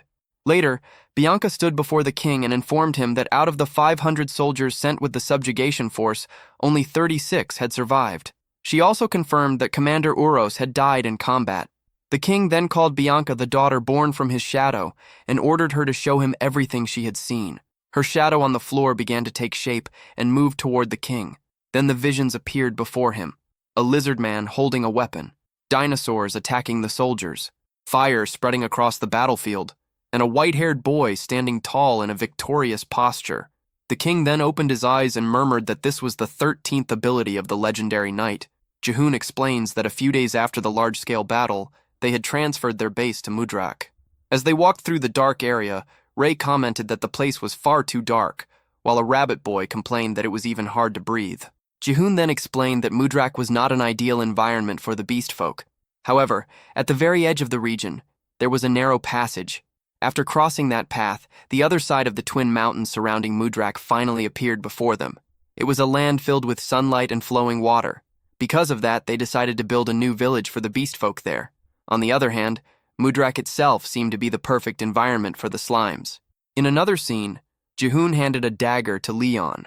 As he examined the weapon, Leon recalled that it had been broken before. Jihoon then explained that he now possessed a repair skill. After that, another scene showed Jihoon gathering Leon, Rhea, Dirac, and Lord Lorak to begin a strategic meeting. While displaying a map, Jihoon explained that the battle had made one thing very clear. Dirac, an A rank, had defeated an S rank. According to him, that had only been possible because of an overwhelming level difference. Jihoon said he realized this when he borrowed Dirac's power. Uros's final level had been 25. Because of that, they could assume that the kingdom's elite knights were probably on average in the early or middle range of the 20s. But Jihoon warned that the kingdom would continue growing stronger as it faced wave after wave of monsters, and eventually, that level advantage would disappear. That was why they could not give the humans any time. They needed to attack while their levels were still superior. Dirac then commented that the human he fought possessed an aura even stronger than his own. Even so, the difference in experience had decided the outcome of the battle. Jihoon agreed that it was a very accurate analysis. According to him, the kingdom could have as many as 11 humans on that level. Rhea reacted in shock upon hearing that. Lord Lyrak then looked toward Dirac and concluded that this meant there could be 11 warriors equivalent to him. Even so, Dirac claimed that he still remained above them for now. Leon then said that no matter how solid the human fortress was, they could destroy the humans' defensive advantage by using the dragon's breath to tear down the walls before advancing. Jihoon began to reflect on that. Leon was right. They only had 3 uses of the dragon's breath. But if all 11 elite knights were truly present, those 3 shots could end up being completely neutralized. Dirac then questioned what Jihoon meant by neutralized. Jihoon explained that among the elite knights, there were those capable of raising powerful barriers, nullifying magical attacks, or even distorting the trajectory of magic. Or, more precisely, perhaps there were. According to Jihoon, this was the perfect moment to bring down the kingdom. They only needed slightly more concrete information. Lib remained alone watching the horizon as she whispered Shamari's name. Then, a woman appeared behind Lib, commenting that she had heard Lib and Lady Shamari had been close since childhood. She also stated that Shamari hated commoners. Lib replied that it sounded contradictory. Holding a fan in her hand, the woman explained that Shamari truly did hate commoners, yet she had still been close to Lib. She added that Shamari did not care much about social status, as she valued ability above all else. The scene then revealed that the woman was the elite knight known as the High Priestess, Astraya. Astraya explained that, for commoners, the limit had usually been reaching the position of high-ranking knight, and for women, the highest they could normally achieve was becoming a mid-ranking knight. But Lib had become an elite knight purely because of her overwhelming talent. According to Astraya, Lib had been exactly like her in that regard. Lib then said that Astraya was overestimating her. If she had not been completely overwhelmed by the legendary knight back then she would have been the one who killed Shamari. Upon hearing that, Astraya curiously repeated the word killed, saying that it sounded strange. Then the two looked toward the sky. Astraya continued, saying that she could still see Lady Shamari's star shining, even if only faintly. Jihoon and Rhea entered a room where Rain was taking care of an injured soldier who rested unconscious. Jihoon asked how the patient was doing. Rain replied that the soldier was still unconscious, but had already passed the critical stage. Jihoon then praised her work. Hearing that, Rain became happy and thought to herself that she had been praised. Then the scene shifted into a flashback. The soldier's body lay collapsed on the ground after violently crashing against a rock wall. Jihoon observed the unconscious girl and realized that she was still alive. At that moment, Rain came running over while calling for the village chief. Jihoon said she had arrived at the perfect time and asked if she believed she could save her. Rain touched the soldier and explained that the injuries were far too severe for her to promise anything.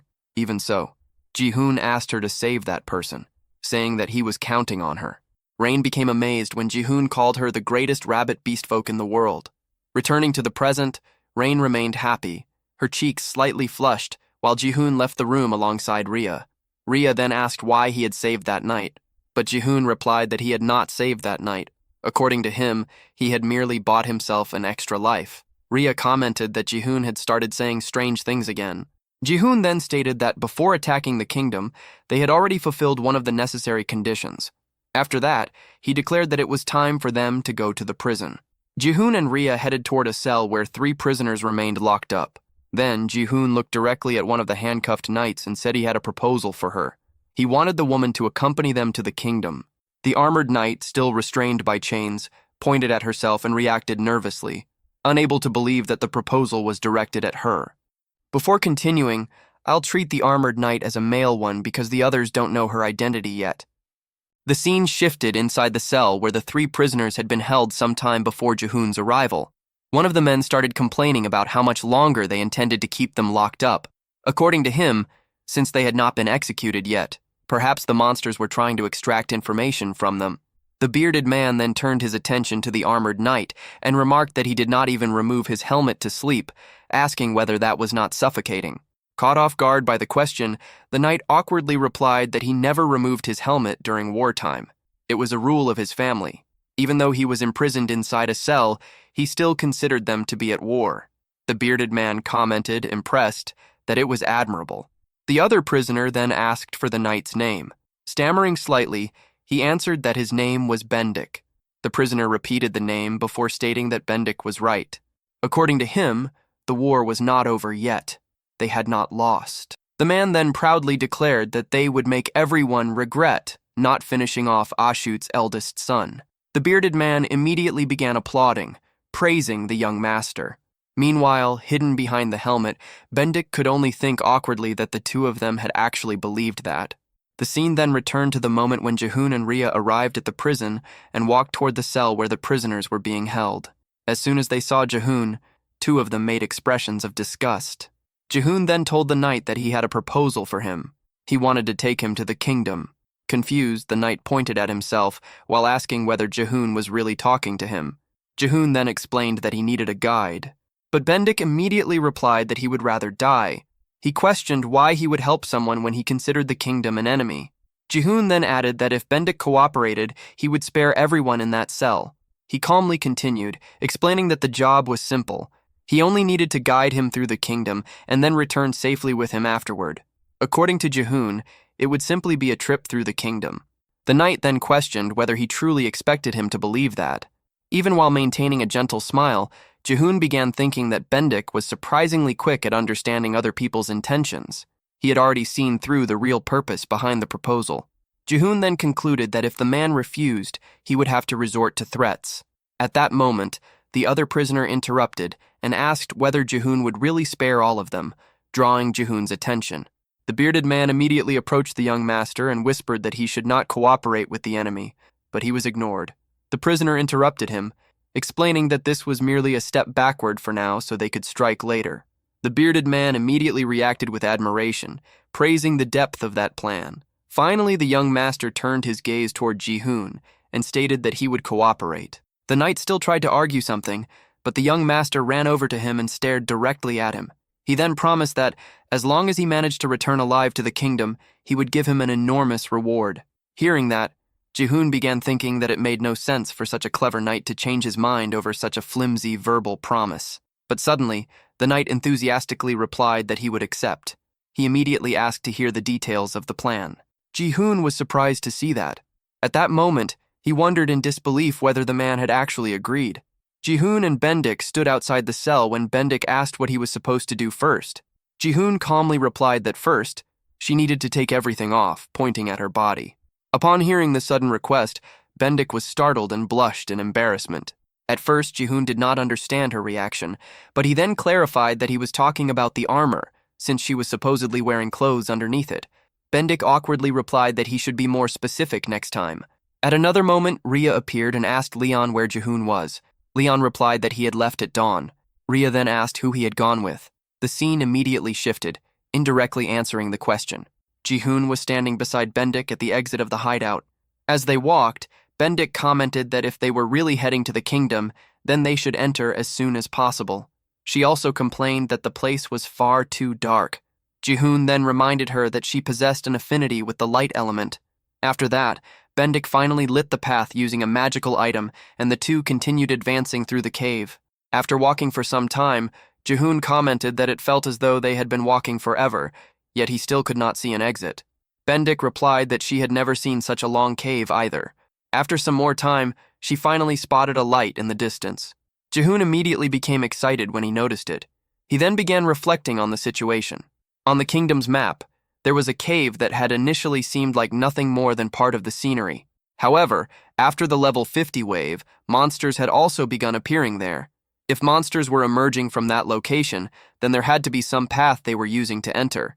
Because of that, Jihoon and Dirac had investigated the area, and they had indeed found a cave. The scene then showed a memory of Jihoon standing beside Dirac, observing the hidden passage carved into the rock. It was a narrow and distorted entrance, wide enough for only 2 or 3 people to walk through side by side. According to the monsters, nobody liked approaching that place because the cave carried an ominous feeling, and as expected, that passage was truly connected to the kingdom. Back in the present, Jihoon and Bendik finally gazed upon the kingdom from outside the passage. The scene showed peasants going about their daily lives, completely unaware of anything unusual. Still standing at the cave's exit, Bendik remarked in surprise that the passage really did lead outside. Jihoon then questioned how such an obvious cave could exist within the kingdom's walls without anyone ever entering it. Bendik explained that the place was known as the Forbidden Cave. There was a rumor that nobody who entered ever returned alive. She admitted that she had spent the entire journey terrified, especially because of that frightening door located deep inside the cave. Jihoon then reflected that he could completely understand why. Countless souls of the dead existed within that place, and there was also that mysterious door. From the carvings decorating it, he could roughly imagine what lay on the other side. Even so, he could not afford to take any more risks at that moment. The operation was already underway. Jihoon recalled an earlier moment when they had still been inside the cave, standing before the mysterious door, and he had tried to say that they needed to leave, but Bendik immediately interrupted him, insisting that they should open the door. Driven by curiosity, she believed there was probably something valuable inside. Without giving her any room to argue, Jihoon stopped her by grabbing her clothes and dragging her away while repeatedly saying that they needed to leave. Even while being pulled away, Bendik continued insisting that they had to open the door. Returning to the present, Bendik stretched her body while commenting that they had managed to get out unharmed, so perhaps it really had been just a rumor. Jihoon then revealed that she had briefly been affected by a paralysis spell. According to him, if Bendik had opened that door, she would certainly have died. She was immediately startled by those words and, trying to change the subject, asked where she was supposed to guide him first. Jihoon did not answer. Instead, he asked what name he should use, since he could not use his own. She simply told him to use her name. She then addressed him as Sir Bendik and once again asked where she should take him. At that moment, Jihoon realized that her name was Bendik. She then admitted that it was only a nickname. Suddenly, Jihoon stopped walking and pointed toward a location in the distance. Bendik immediately became alarmed when she realized he was pointing at the royal palace, but Jihoon calmly replied that he had left something behind there. Back in the beastfolk village, Rhea appeared curled up in a fetal position while repeatedly muttering that now it would be just the 2 of them. Meanwhile, Leon began explaining the plan in Jihoon's place. He stated that, as soon as possible, they would launch their attack on the kingdom on the night 2 days from now. Someone then interrupted him, repeating the phrase, "as soon as possible," with a doubtful tone. Leon continued explaining that Jihoon would send the signal as soon as he recovered a certain item inside the kingdom. Until then, everyone needed to be fully prepared for the assault. He then began assigning roles. Rain would depart first alongside the Rabbit Beastfolk unit to establish a forward base for the army. Doom and the Slime unit would be responsible for securing food and weapons before later following as reinforcements. As for Rhea, she was to advance at maximum speed with the Lizardmen tribe as soon as the sun set. She needed to arrive before nightfall, no later than 2 days from then. Leon then called out to Rhea again. After finally calming down, she replied that she understood. She then asked what he would be doing. Leon answered that he would run to the kingdom faster than anyone else, and then he would block the monsters' attacks. The scene returned to Jihoon, who was observing the royal palace in the distance while reflecting to himself. The outer walls had become even stronger. In addition, there were more troops than he had expected. As they watched the activity around the area, a knight was directing several other men on where to carry the massive body of a monster. Bendik commented that it looked extremely heavy. Jihoon then asked what they were carrying. She replied that they were monster corpses. According to Bendik, it seemed that an attack had occurred the previous night.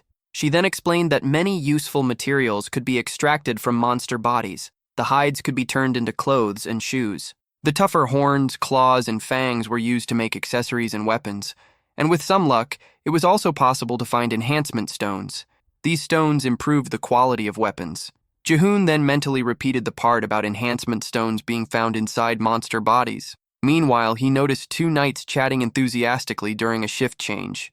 One of them was celebrating that his shift was finally over, while the other suggested that they go out for drinks that night. At that moment, Jihoon caught the attention of both men by waving at them. One of the knights irritably asked who he was and complained that while everyone else was working, he was relaxing beside a woman. However, a moment later, both men noticed the 3 stars displayed on his armor. That symbol indicated that Jihoon was a high-ranking knight. Immediately, both of them began apologizing. Jihoon then asked what kind of monster they were transporting. Still nervous, one of the knights tried to remember the monster's species. The other quickly answered that it was a gigantic serpent with blue scales and incredibly tough hide. Upon hearing that, Jihoon immediately remembered the dusk serpent. At that moment, Jihoon realized that the kingdom had already reached levels above 20. Jihoon thought that, until he recovered Hellbringer, he would remain at Bendik's house in District 1 for some time. As they walked through the city, he and Bendik noticed a crowd gathered farther ahead. Jihoon wondered why so many people were gathered there. As they approached, they spotted a wanted poster with a person's face scribbled over with horns. Bendik recognized that it was Jihoon. He then asked if she did not know that he was wanted. Bendik replied that she did not, and explained that when she had left the kingdom as a member of the subjugation force, wanted posters like that did not yet exist. Because of that, she concluded that he had become a rather famous villain. Jihoon commented that he did not even know why he was being hunted. Among the crowd, a fat man noticed that the reward had increased. Another person was shocked when they saw the amount of 300 million Nikes and remarked that it was enough money to buy an entire house. Bendik then asked whether Jihoon was bothered by it. Right afterward, her eyes sparkled, and with a smile she commented that he did not need to worry because the amount promised by Roy Ashut was much greater. Jihoon replied that hearing that made him feel somewhat relieved. Excited, Bendik insisted that they continue walking. As he followed her, Jihoon thought that her overly cheerful reaction only made him even more nervous. Because of that, he concluded that he should not lower his guard. While walking, another thought crossed his mind. If that was true, then a legendary knight was worth less than that explosion-headed guy. For some reason, he felt as though he was losing in that comparison. A short while later, something caught his attention. Several giant bears were chained as they were dragged along and whipped by guards. Nearby, children threw stones and shouted insults at the monsters. Jihoon watched the scene in silence. To him, it was impossible to say that hunting other races was truly justified, but he could understand why humans behaved that way. Suddenly, one of the black bears let out a fierce roar at one of the children who had thrown a stone. The child was immediately frightened. A guard then struck the bear with his whip and angrily shouted because it had dared to bare its teeth at the young master. Beside the boy, a girl encouraged them to keep beating the monster. As he watched, Jihoon noticed something strange. The ones consumed by hatred were not the ones suffering. They were the spectators. Even the small children displayed contempt. Unable to fully understand it, Jihoon asked Bendik why humans hated monsters so much when it was humans themselves who were causing them suffering. Bendik replied that it was because they had been taught that way. Jihoon then asked who had taught them. She explained that everyone grew up hearing that they lived within those narrow walls because evil monsters had taken over the land. Because of that, they learned from childhood that they needed to drive the monsters out of that place. Meanwhile, a farmer watched the bears being taken away and thought that if those creatures disappeared, the young knights would no longer need to keep sacrificing themselves.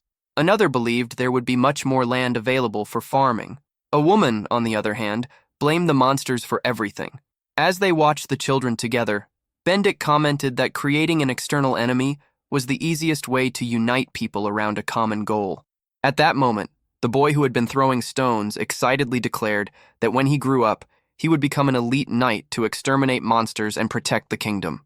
Hearing that, Jihoon understood the feeling of discomfort he had experienced. When people were taught to see monsters as absolute enemies, all guilt disappeared, no matter what they did to them. That was the dissonance that bothered him, and perhaps that was also the kingdom's true reality. Continuing their walk, Jihoon and Bendik finally arrived at the castle. After passing through several corridors, they entered an extremely luxurious room. Jihoon then asked whether that was her home. Bendik replied that it was not.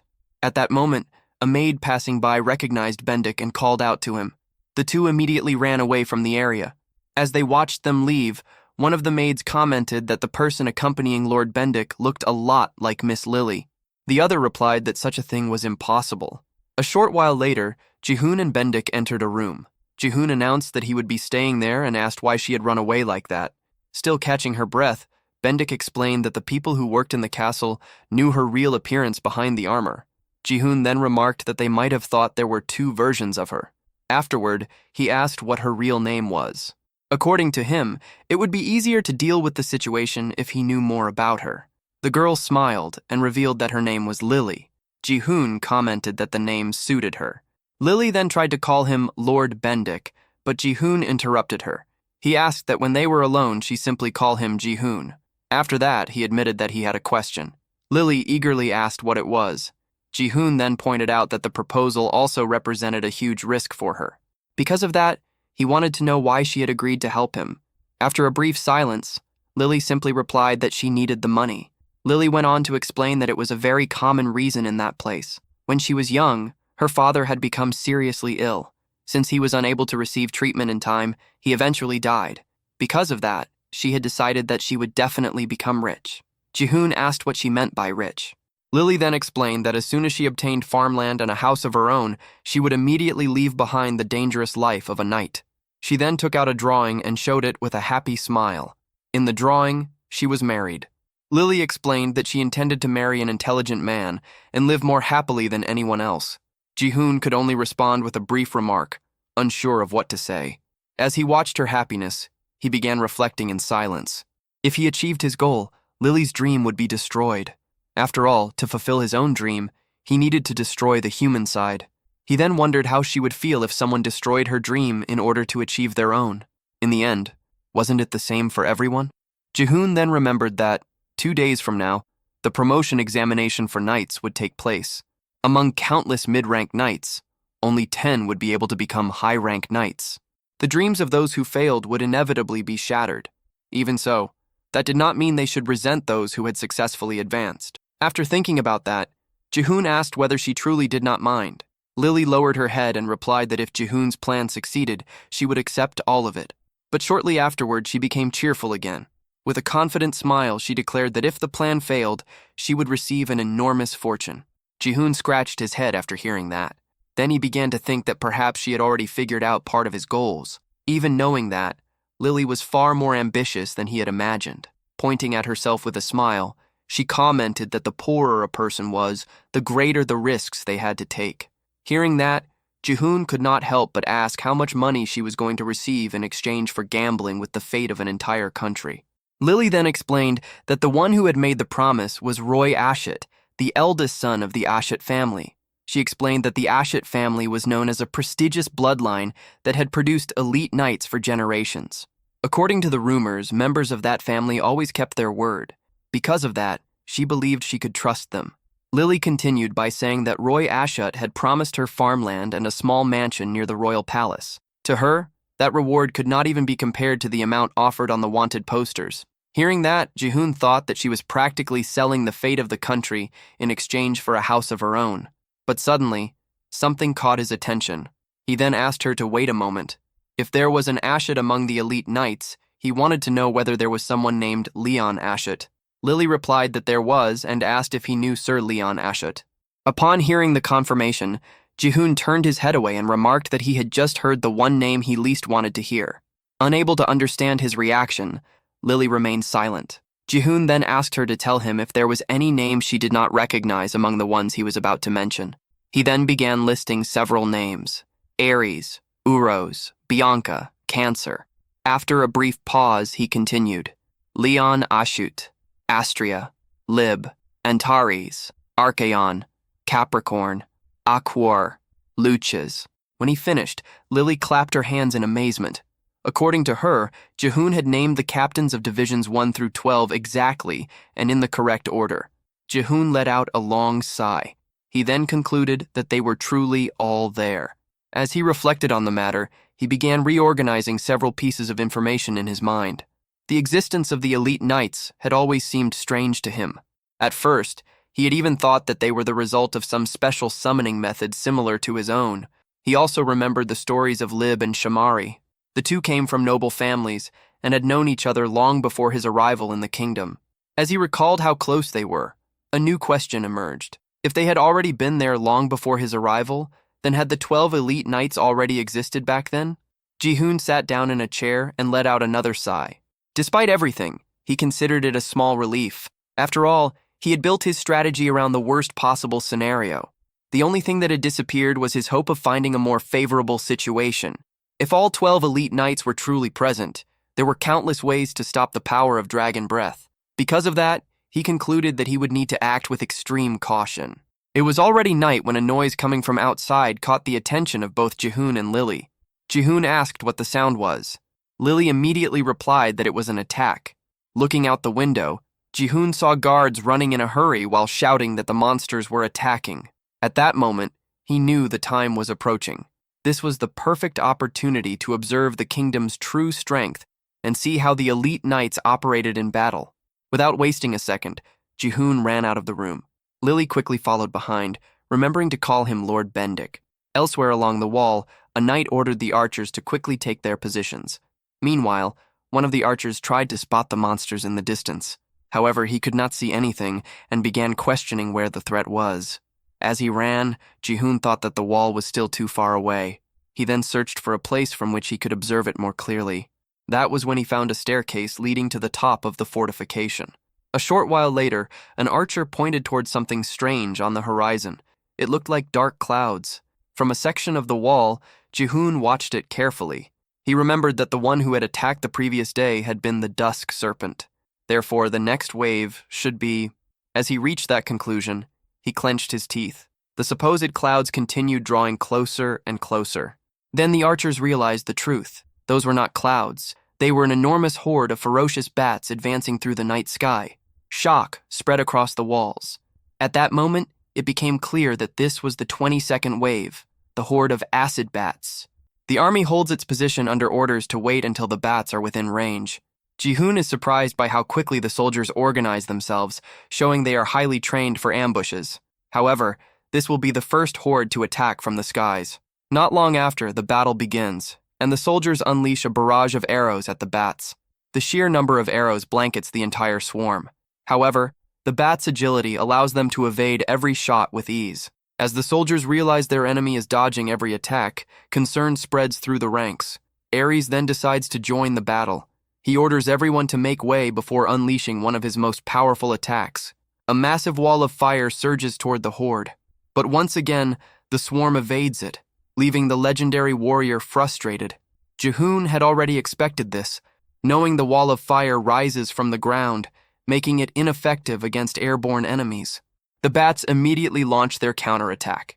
The soldiers are caught off guard by the nature of the assault. Streams of acidic saliva slam into the castle walls. The attack is powerful enough to melt the stone, causing severe damage. But the walls are not the only targets. If the acid can inflict such destruction on solid stone, the damage it causes to human bodies is beyond imagination.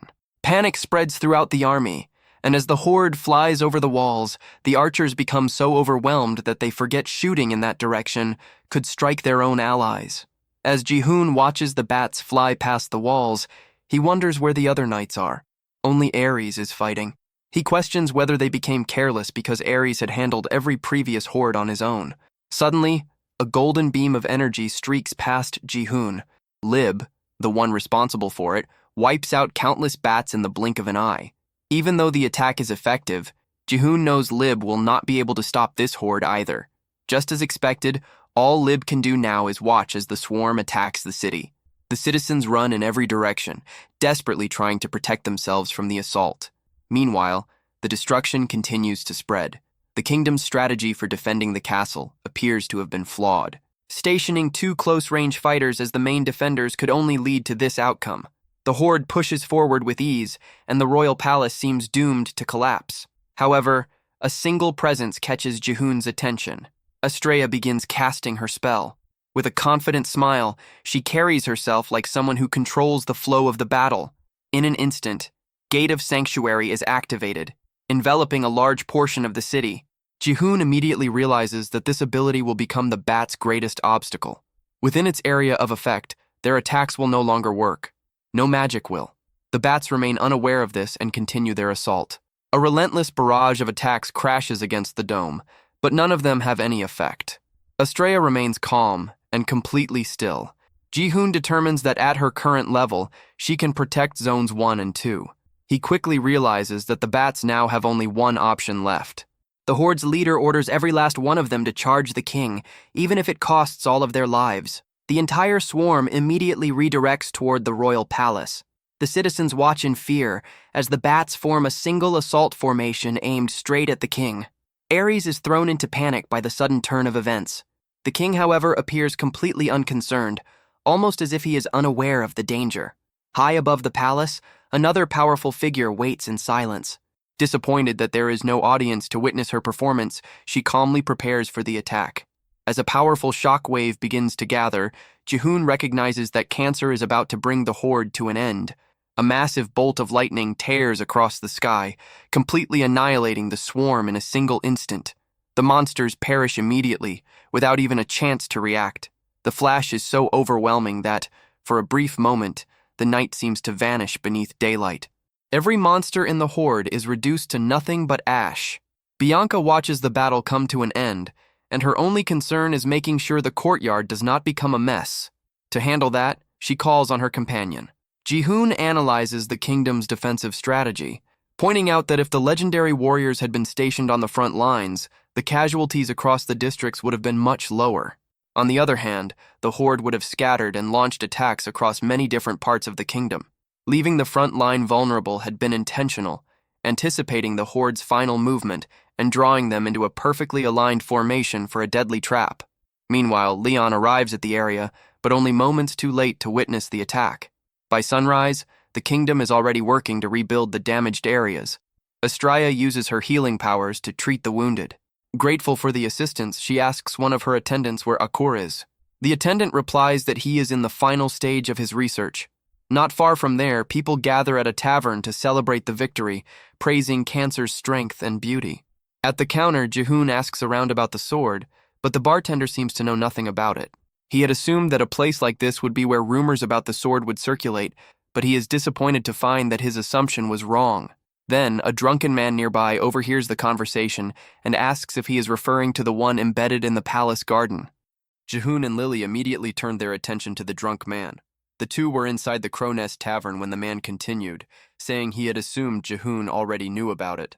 The elderly tavern owner explained that he had never seen the sword himself, as he spent all his time working to make a living. The drunk continued, saying that the sword had caused a huge commotion back then. According to him, not even the elite knights had been able to pull the sword from where it was embedded. Because of that, a royal decree had been issued throughout the kingdom. Whoever managed to pull out the sword would be granted the title of elite knight. Hearing that, Jihoon thought the situation sounded remarkably similar to the legend of Excalibur. The drunk then expressed his surprise that a high-ranking knight like Jihoon had never heard the story. Feeling somewhat uneasy, Jihoon explained that he had been part of the subjugation force at the time and had only recently returned to the kingdom. The drunk nodded in understanding. According to him, serving in the subjugation force must have been an incredibly difficult experience. Even so, he remarked that at least they had managed to achieve results. Jihoon simply agreed, saying that was indeed the case. As he walked through the kingdom alongside Lily, Jihoon reflected on how he had been forced to flee for his life back then, leaving Hellbringer behind. He had never imagined the sword would still be standing in the exact same place. That meant the worst possible outcome had never come to pass. Jihoon then told Lily that, from that point on, they needed to find a way into the palace. Not long afterward, they arrived at the main gate. One of the guards stopped a knight wearing imposing armor and asked the reason for his visit. Before he could continue, another guard hurriedly scolded him for failing to recognize the man. He immediately apologized respectfully to Sir Rains and allowed him to enter the castle without delay. Jihoon and Lily watched the scene from a distance. After Sir Rains entered, the guard nervously explained to his companion that high-ranking knights did not need to undergo inspections. Seeing this, Jihoon concluded that since Bendik was also a high-ranking knight, entering the palace should not be a problem. Standing beside him, Lily explained that the royal palace was the residence of the royal family. According to her, Ordinary knights were only allowed through the main gate, while the rest of the palace was restricted, at best, to the elite knights. Jihoon replied that he had expected as much. He had also assumed security would be extremely strict. Lily then asked whether he truly believed he could retrieve a sword that even the elite knights had failed to remove. Jihoon answered confidently that if anyone could do it, he believed he could. At that moment, a woman's voice came from behind them, asking whether he was not a high-ranking knight from the Cancer Division. A cold sweat ran down Jihoon's face the instant he recognized the voice. Lily quietly murmured the name, Sir Lib. Inside, Jihoon thought that out of all the possible places, he had to run into that person right in front of the palace.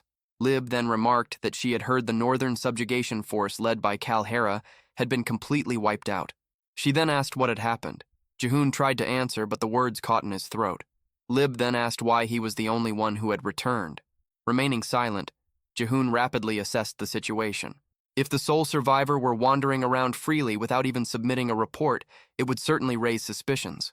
On the other hand, if Lily had already filed a survivor's report, they would have been trapped in a lengthy interrogation by now. Either way, the real problem was that Lib had recognized a high-ranking knight from another division. Remaining silent any longer would be extremely dangerous. Noticing Jihoon's hesitation, Lily cleared her throat and explained that Lord Bendik had not taken part in the subjugation force. According to her, he had been ill on the day the expedition departed. Lib shifted her attention to Lily and asked who she was. The young woman replied that she served Lord Bendik. Lib then asked why the two of them were standing in front of the palace. Lily took a few moments to think of an answer.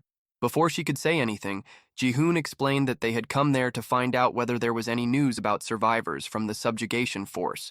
According to him, they had all fought together as comrades for many years. Lib silently observed the two of them for a few moments. In the end, she seemed to accept the explanation. She then continued on her way, remarking that she hoped to hear good news before bidding them farewell. As he watched her walk away, Jihoon thought that they had somehow managed to get through the encounter without arousing suspicion. At that moment, a man came running from the distance, shouting that he would not let himself be captured. As he fled, he bumped into an elderly man leaning on a cane. The old man nearly fell, but Lib caught him in time and helped him back to his feet. She asked whether he was all right. The elderly man thanked her for the help. A moment later, he noticed that Lib's uniform had been splattered with mud. Even so, she simply shrugged, showing that it did not bother her. Watching the scene, Jihoon reflected that Lib held the second highest authority in the kingdom, surpassed only by the king. Even so, she still treated low-ranking knights and ordinary citizens with the same level of respect. She truly was a compassionate knight. Despite that, the expression she had shown earlier caught his attention. For some reason, she did not seem nearly as shaken as he had expected. Later, the two sat before a table filled with food. Noticing that Jihoon had been unusually quiet for quite some time, Lily addressed him as Lord Bendik. She asked what he had been thinking about so deeply. While still chewing, Jihoon said he had been reflecting on their situation. He then asked whether, if they managed to retrieve the sword abandoned in the palace garden and escaped safely, that would mark the end of their agreement. Jihoon confirmed that it would. He explained that all he had asked of her was to guide him through the palace. After that, no matter what happened, he would keep the promise he had made to her. Hearing his answer, Lily brightened. She said she had come up with a good idea. According to her, there was a way to retrieve the sword while avoiding as many of the elite knights as possible. Hearing that, Jihoon asked in surprise if that was really true. Meanwhile, in the forest, the rabbit beast folk worked tirelessly. Some carried enormous logs. Others dug a canal to redirect the flow of water. Nearby, one of the construction supervisors watched the progress and ordered everyone to continue following the plan in that direction. Farther away, Leon remained hidden among the trees, watching the kingdom's entrance from a distance. As he studied the area, he reflected on the war that was drawing near. Suddenly, he heard a voice grumbling about being hungry. Leon immediately turned around. The moment he saw the gigantic creature standing behind him, his eyes widened, and he muttered nervously, unable to believe what he was seeing. The scene then returned to the restaurant where Jihoon and Lily were eating. Jihoon asked her to continue what she had been explaining. Lily said that the following day would be the kingdom's major event, the knight's promotion examination. Before she could finish, Jihoon realized that, because of the event, most of the elite knights would be gathered at the arena. Lily nodded while taking another bite of bread. According to her, All of them were required to participate in the exhibition matches. Jihoon took another bite of his bread as he considered the situation. That would be the only day when the palace's security would be weaker. Without a doubt, it would be the perfect opportunity to retrieve Hellbringer. After finishing her meal, Lily, still speaking with her mouth full, asked if she could order more food. Jihoon produced a pouch filled with coins and told her she could eat as much as she wanted. Jihoon then remembered that, as a precaution, they had stopped by Mudrak's storage and taken a large number of night accessories that the Lizardman tribe had collected.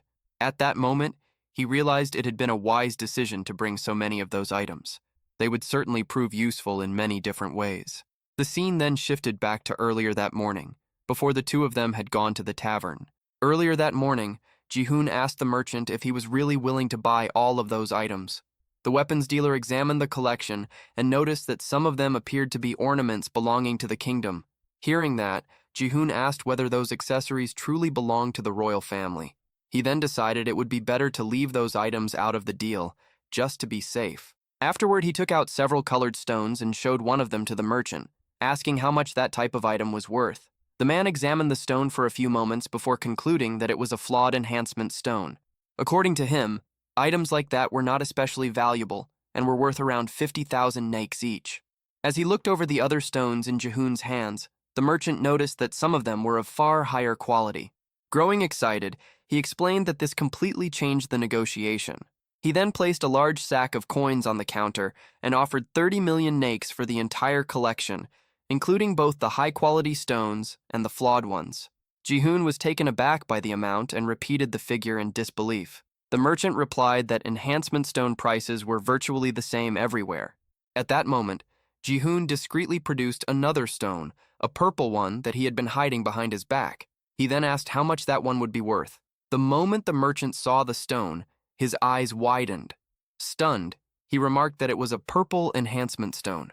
He said he had heard of such an item before, but it was the first time he had ever seen one in person. Jihoon then asked how much it was worth. The merchant replied that it was difficult to put a price on it. He had never seen a weapon above the high-quality tier. However, if something beyond that tier truly existed, he believed someone would gladly pay 500 million nikes for that stone. A moment later, he revised his estimate, saying it might even be worth 1 billion nikes. Just then, he noticed Lily handling one of his swords and immediately shouted for her not to touch the merchandise without permission. Back at the tavern, a waitress approached their table carrying the bill. She asked if they were ready to pay and informed them that the total came to 120,000 nikes. Lily immediately pointed at Jihoon, indicating that he would be paying. Jihoon then placed a pouch overflowing with gold coins on the table. The waitress was completely astonished by the amount. Meanwhile, Jihoon reflected that, as a precaution, he had sold 3 A-rank enhancement stones, earning them 90 million nikes. Thinking it over, he concluded that he might have gone a little overboard. Even so, they had obtained extremely valuable information from an unexpected source. He then remembered the moment earlier that day when he had shown the purple enhancement stone to the weapons merchant. At the time, the merchant had remarked that he had never seen a weapon above the high-quality tier, and that, if such a weapon truly existed, the stone would undoubtedly be worth an extraordinary fortune. Returning to the present, Jihoon continued to reflect. He concluded that the kingdom still possessed no S-rank equipment. Not even the exclusive weapons of the elite knights had reached that level. Because of that, if he managed to recover Hellbringer, he would gain an overwhelming advantage in power. Meanwhile, the sun began to sink below the horizon. Lily drew his attention to the sunset. She then climbed onto a large rock and looked out over the landscape. Seeing that everything remained peaceful, she commented that the day seemed to be ending without any incidents. Standing just behind her, Jihoon silently reflected. Everything suggested that they were not coming, or perhaps Belle had managed to stop them. He then removed his helmet. As he gazed at the scene before him, he remembered the first time he had arrived at that place. Back then, he had never imagined that he would one day return there alive. Memories of the past began to flood his mind. At that time, he had wanted to give up on everything. He no longer wanted to be used by anyone. However, after receiving his mission, only one thought remained in his mind. He, too, intended to use that mission to achieve his own objective, even if it meant turning a blind eye to the sacrifice of innocent people. Finally, the image of his mother smiling appeared in his memories. Jihoon realized that those feelings had never changed. As he looked over the kingdom bathed in the light of the setting sun, He continued to reflect. His ultimate objective was to destroy the human faction. At first, he had interpreted that mission in the most literal sense. As he thought about it, he saw a soldier in the distance returning home and embracing his daughter. Back then, Jihoon had believed that he needed to exterminate every human living in that world. After all, that was also the objective of the monster faction. However, the more he reflected on it, the stranger that idea seemed. His mission did not tell him to destroy humans. It told him to destroy the human faction. The word human referred to a race, something determined from birth. A faction, however, carried a different meaning. It represented a choice, the side a person chose to stand on, the position they decided to take. With that in mind, Jihoon began to believe that perhaps his mission had never been ordering him to destroy humanity itself. Running a hand through his hair, he admitted to himself that the closer the end drew, the more he found himself overthinking those questions. In the end, he pushed all those doubts aside. At that moment, there was only one thing he needed to focus on. He pointed a finger toward the kingdom before him, winning that war. Immediately afterward, Jihoon opened the system window and contacted Leon. He then asked how things were going on his side. The scene shifted to Leon, who was staring at something in front of him with obvious nervousness. Hearing Jihoon's question, he began to answer that things were a little... Before he could finish, the tone of Leon's voice sent a cold shiver down Jihoon's spine. A moment later, a deep voice echoed from the other side, saying only that it was hungry. Meanwhile, the rabbit beastfolk remained completely terrified. One of the rabbit girls trembled as she desperately tried to explain that they were not food. The scene then widened, revealing the source of their panic. The entire rabbit tribe was surrounded by starving ogres. Leon stood at the front, facing the towering creatures. In the end, he admitted that things had gotten a little out of control. 3 hours earlier, the rabbit tribe worked tirelessly to dig the water canal. Meanwhile, Leon remained deep within the forest, watching from afar and wondering if everything was finally about to begin. Suddenly, a loud crash echoed through the woods. As he turned around, he found himself face to face with a gigantic figure. A deep voice ordered the little elf to get out of the way. Another giant corrected him, saying it was not a little elf, but a dark elf. The first one replied that he already knew that, and looking confused, wondered if he had really said it that way. Leon's eyes widened. The moment he recognized the creatures, he realized they were ogres, and not just a handful. As the scene widened, it revealed a massive crowd of nearly 500 ogres, perhaps even more. Leon concluded that it looked as though the entire tribe had mobilized. At that moment, a starving ogre grabbed Rain by the arms, causing her to scream. Without hesitation, Leon leaped onto the creature's back, drew his weapon, and ordered it to put Rain down. Pointing his sword at the ogre's forehead, he demanded that it obey. The ogre slowly raised its head and refused. It then explained that they were all starving. Moments later, another voice came from behind them, ordering the ogre to release Rain and telling everyone to remain silent. The ogre grumbled like a hungry child, but eventually obeyed and set Rain back on the ground. Leon then stepped forward. As he approached, he concluded that this appeared to be a high-class ogre, and that it might still be possible to reason with him. The enormous red ogre watched him approach and ordered him to move aside. He also declared that they were not the ones responsible for stealing the tribe's food. Leon's expression turned puzzled at those words. As far as he knew, ogres were omnivores and did not particularly enjoy hunting. They usually survived on abandoned carcasses and fruit. At that moment, he remembered that the humans had set the mountains ablaze, destroying nearly everything that had existed there. As a result, there was no food left. The red ogre then declared that the humans had stolen their food. According to him, only after humanity disappeared would the ogres be able to eat their fill again. He also warned Leon that if he did not want to die, he should get out of the way. The ogres began marching toward the forest. Before they could leave, Leon called out to them. He explained that they were on the same side and that they had also gathered to attack the kingdom. The red ogre glanced back over his shoulder and asked what difference that made. Leon replied that their allies were still on the way and asked them to wait a little longer. The red ogre rejected the proposal, declaring that his tribe alone was more than enough. Leon insisted.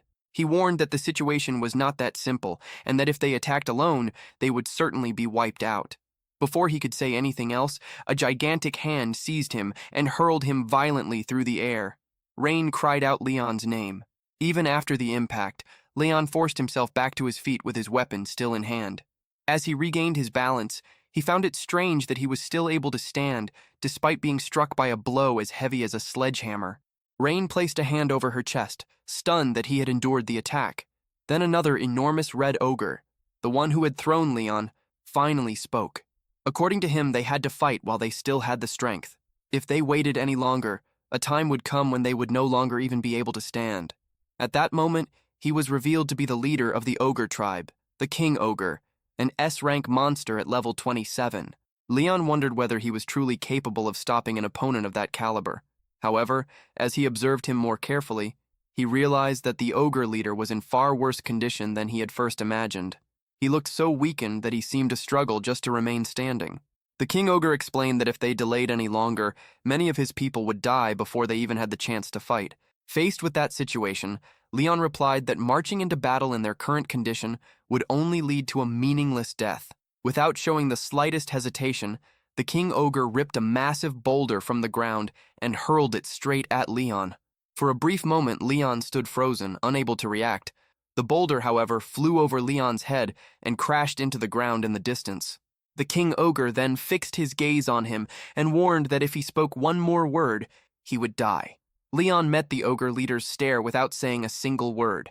At that moment, Rain, trembling from head to toe, timidly raised one hand. Asking for permission to speak, she watched the King Ogre immediately walk toward her.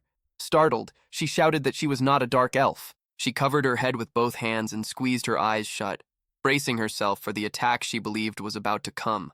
However, no blow ever landed. Realizing that, she let out a long sigh of relief. She then offered a timid smile and asked whether the ogres would become stronger if they had full stomachs. The King Ogre answered without hesitation that they would. Seizing the opportunity, Rain suggested that a shipment of supplies was on its way. The ogre leader asked whether there would be enough food for everyone. She eagerly confirmed that there would. Hearing that, the green ogres immediately began looking around, searching for the incoming supplies. Confused, they said they could not see anything approaching. A moment later, they grew irritated and accused Rain of lying. The girl hurriedly tried to explain that she had not meant it that way. Then, gathering every bit of courage she had, she shouted that they only needed to wait until the following morning. She promised that, once the sun rose, everyone would be able to eat until they were completely full. The King Ogre remained silent for a few moments before finally accepting the proposal. Rain's eyes widened in disbelief that he had actually agreed. However, the ogre leader imposed one condition. He declared that if the food failed to arrive before sunrise the next day, everyone there would become their lunch. As he spoke those words, the eyes of the surrounding ogres glowed a brilliant red.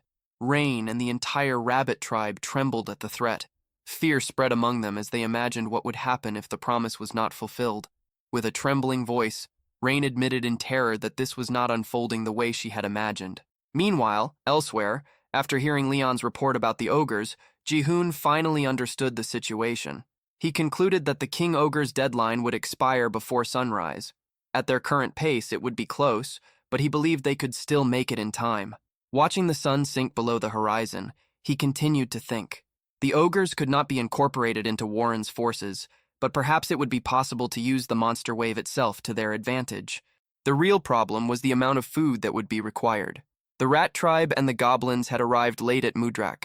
Excluding the very young and those who had remained behind, their combined forces consisted of 742 warriors. After excluding the slimes, which did not need to eat, there were still 343 lizardmen and beastfolk to feed. With their current food supplies, the lizardmen and beastfolk could survive for 5 days. However, if they also had to feed more than 500 starving ogres, those supplies would last only a single day. The following day, they would have to recover Hellbringer. At the same time, they would have to launch a full-scale assault on the kingdom. The next morning, the kingdom looked completely different. Colorful banners decorated the streets, while crowds filled the avenues. Lily, now dressed in her armor, walked beside Ji-hoon, who wore nothing but his cloak. Curious, she asked why he was letting her wear the armor that day. Ji-hoon replied that armor reduced his speed and explained that he had no intention of using the routes normally reserved for high-ranking knights. As they walked, his eyes fell upon a cheerful family. A child laughed in her father's arms while the man wore the armor of a knight. Ji-hoon reflected that it was the day of the knight's promotion examination. During the event, low-ranking knights were selected, while mid-ranking knights competed for promotion to the higher ranks. It was also a public spectacle, open to all citizens. People from across the kingdom made their way toward the arena, carrying helmets, weapons, and other gifts they had crafted to support the knights they admired. At that moment, Lily caught Ji-hoon's attention. Pointing ahead, she showed him something towering above the crowd. Ji-hoon looked up. He did not remember seeing that structure the last time he had been there. For a moment, he thought the arena had simply been renovated. He quickly realized that was not the case. It had been built after his departure. A gigantic arena now stood before them.